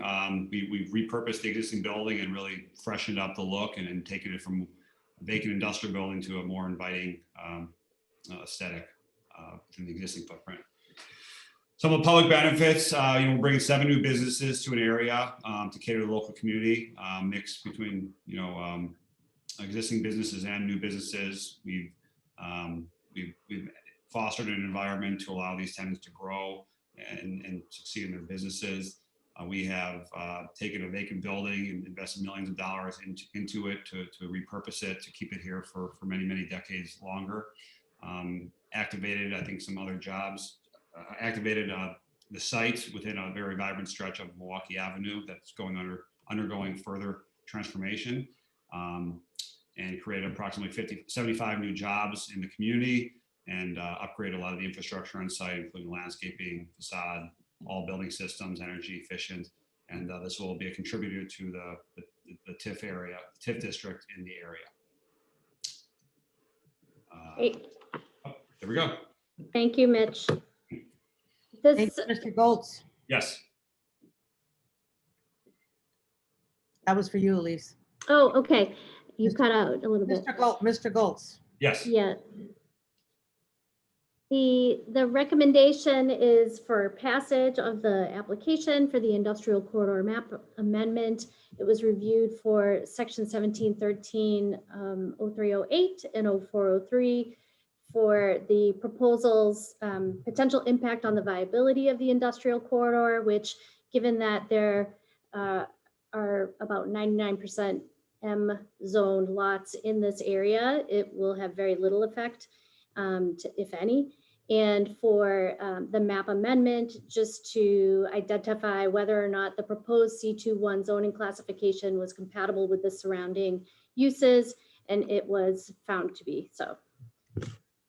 And that is the end of my presentation, unless anyone has questions. Alderman Gardner, I believe, is not here, but he has left a letter. Is that correct, Mr. Zafranik? Yes, that's correct. We have a letter support and a verbal. He had other commitments this afternoon. Do you want to give us the sentiment, basically, of that letter? Anything other than I support? Other than he just said he supports the proposal. He didn't go into any specifics at all. Okay. Madam Chairman, I will just let you know that we've been working closely with him. We've taken him through the building and the team through the building. Very excited to have some new businesses, and we're trying to use our businesses in the building to kind of collaborate with one another to really give back and reach out to those around here that will serve this property. So. Okay, fantastic. That helps to hear you say that. I have no questions from commissioners, so I'm going to go straight to request a motion on the proposed plan development submitted by GW 3800 Milwaukee LLC for the property generally located at 3800 North Milwaukee Avenue, finding that it meets the requirements for approval. So moved. Moved by Commissioner Moore, seconded by? And by Commissioner Lyons. Thank you, commissioners. Commissioner Biaggi? Yes. Commissioner Brumfeld? Yes. Commissioner Burnett? Yes. Commissioner Cordova is a yes. Commissioner Cox? Yes. Commissioner Flores, I believe, is gone. Commissioner Garcia is gone. Commissioner Grossman? Commissioner Kelly? I guess is gone. Okay, so Commissioner Lyons is a yes, since you just, no, right, you made the motion, right, Commissioner Lyons? Yes. Commissioner Moore? Yeah, yes. Commissioner Murphy? Yes. Commissioner Novata? Yes. Commissioner Osterman, I don't know if you're back or not. Commissioner Reyes? Yes. Commissioner Villegas? Yes. And Commissioner Wagasbuck. Yes. Motion passes. Congratulations. Appreciate Thank you very much. your hard work on this. Thank you very much, everybody. Have a wonderful day. Thank you. Next Thank you, item. everyone. You're welcome. Thank you. Next item on the agenda is D8, a proposed Lake Michigan and Chicago Lakefront Protection Ordinance application submitted by Edgewater Acquisitions LLC for the property generally located at 5950 North Sheridan Road. The property is zone RM 5-5 and is within the private use zone of the Lake Michigan and Chicago Lakefront Protection District. The applicant is proposing to construct a 6-story residential building with 59 dwelling units and 59 vehicular parking spaces. The item is LF number 752. This is in the 48th Ward. Michael Berkshire will also take us quickly through the context overview, and then the applicant will have his time or her time, their time to present the proposal. Thank you, Madam Chair. For the record, my name is Michael Berkshire with the Department of Planning and Development. The applicant, Edgewater Acquisitions LLC, is here today to request approval of a lakefront protection ordinance application to construct a 5-story multifamily residential building in the Edgewater neighborhood. The Edgewater community area is a culturally diverse and vibrant community where the total population is a little over 57,000 folks. The median age is 38.5. The median income is a bit over $53,000. And multifamily residential is the predominant land use at 31.9%, followed by transportation at 31.4% and single family residential. The adjacent zoning to this property is RS1, RM6, B and B11. You can see from this aerial that the project is very well placed in the Edgewater community. It's delineated in red, and I hope you can all see my cursor. It's approximately 1,000 feet from the Thorndale CTA station and the Broadway Armory to the south, and a large grocer just north of there. And then just to the south is a Park District Pocket Park, and also the Thorndale Sheridan Beach as well. And this is just a closer look at the property that's close to the intersection of Thorndale Avenue and Sheridan Road. And again, you can see the proximity to the Thorndale CTA station and the Thorndale Avenue Beach and Park number 517.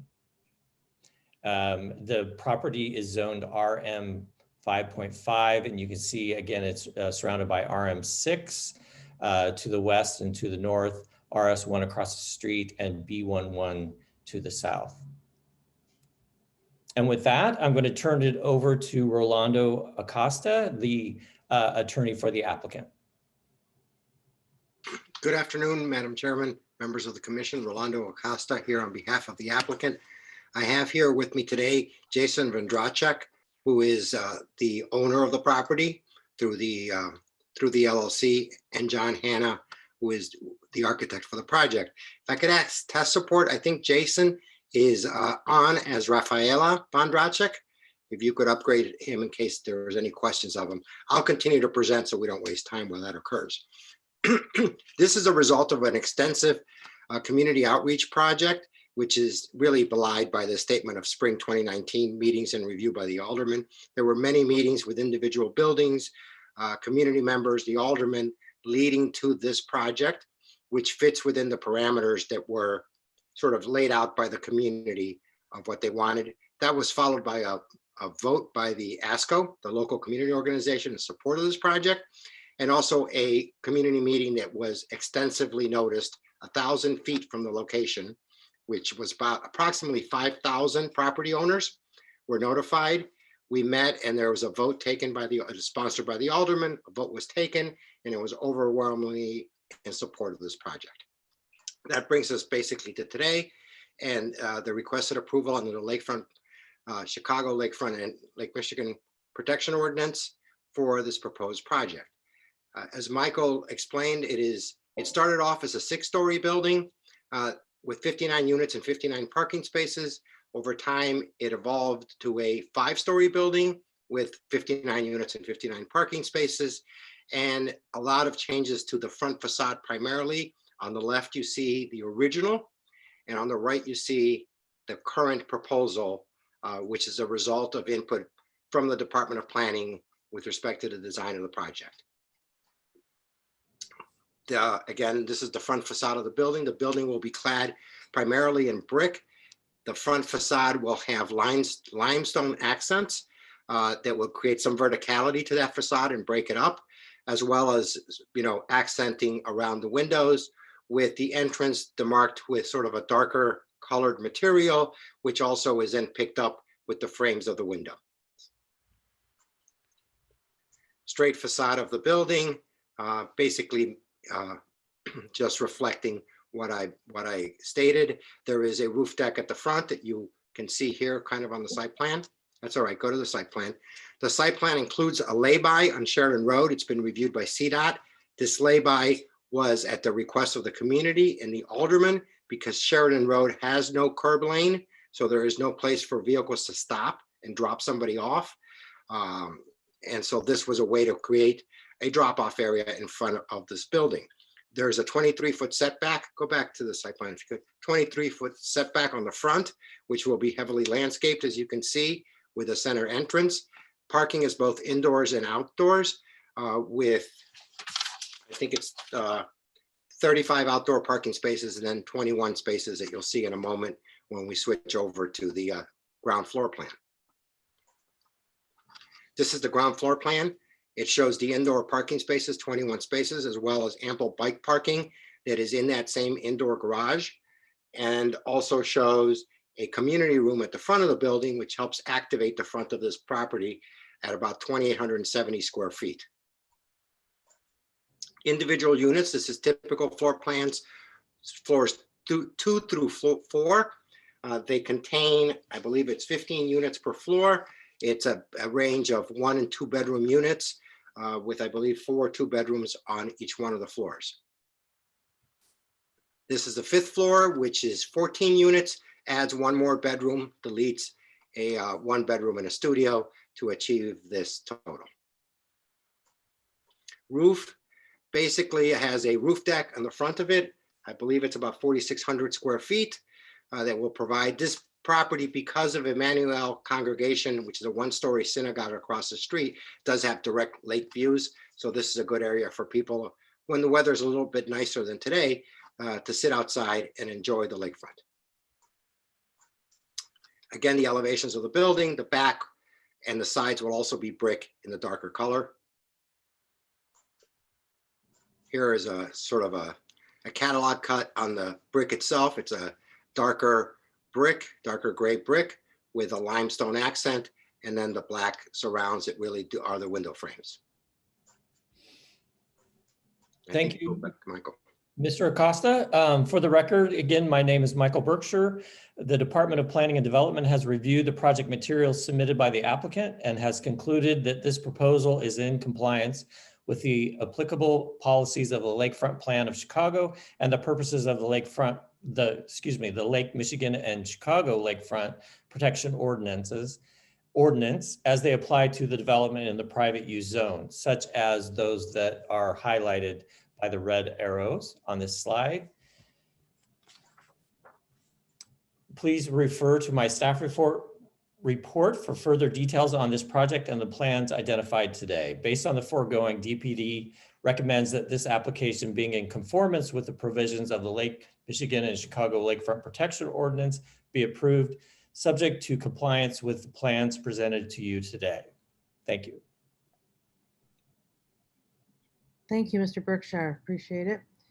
I'm not seeing any questions or comments from commissioners. We do have a statement from Commissioner or Alderman Osterman, who had to step off or take a call. We do know he's in support. Do we have any elaboration of that support, Mr. Safranek, or we just know that he's in support of this project? He just said he supported the community process, the fact that the applicant's already gone through the zoning board of appeals, and he has no opposition from his community. Okay. With that, do I have a motion on the proposed plan development submitted by Edgewater Acquisitions LLC for the property generally located at 5950 North Sheridan Road, finding that it meets the requirements for approval? So moved by Commissioner Cox. Thank you, Commissioner. Second? By- Second by Commissioner Moore. Thank you, Commissioner Moore. You always come through on that second. All right, back to the roll call here for our last item, second to last. We still have to vote on the journey. All right, Commissioner Biaggi, Yes. Commissioner Brumfeld, Yes. Commissioner Burnett, Yes. Commissioner Cordova is a yes, Commissioner Cox, Yes. Commissioner Grossman Kelly, let's see, Commissioner Lyons, Yes. Commissioner Moore, Yes. Commissioner Murphy, Yes. Commissioner Novata. Yes. Commissioner, even if Osterman were here, he would have to recuse himself. Commissioner Reyes, Yes. Commissioner Shaw is gone to see Commissioner Villegas, Yes. and Commissioner Wagasbuck. Yes. Fantastic. All right, I do not have any updates from the chairwoman, figuring that we already had a pretty long agenda today. This does conclude this month's meeting of the Chicago Plan Commission. Go forth and wear your masks and social distance and wash your hands, all of that. Do I have a motion to adjourn? Wait. Weren't we gonna talk about, I'm just kidding. Let's go.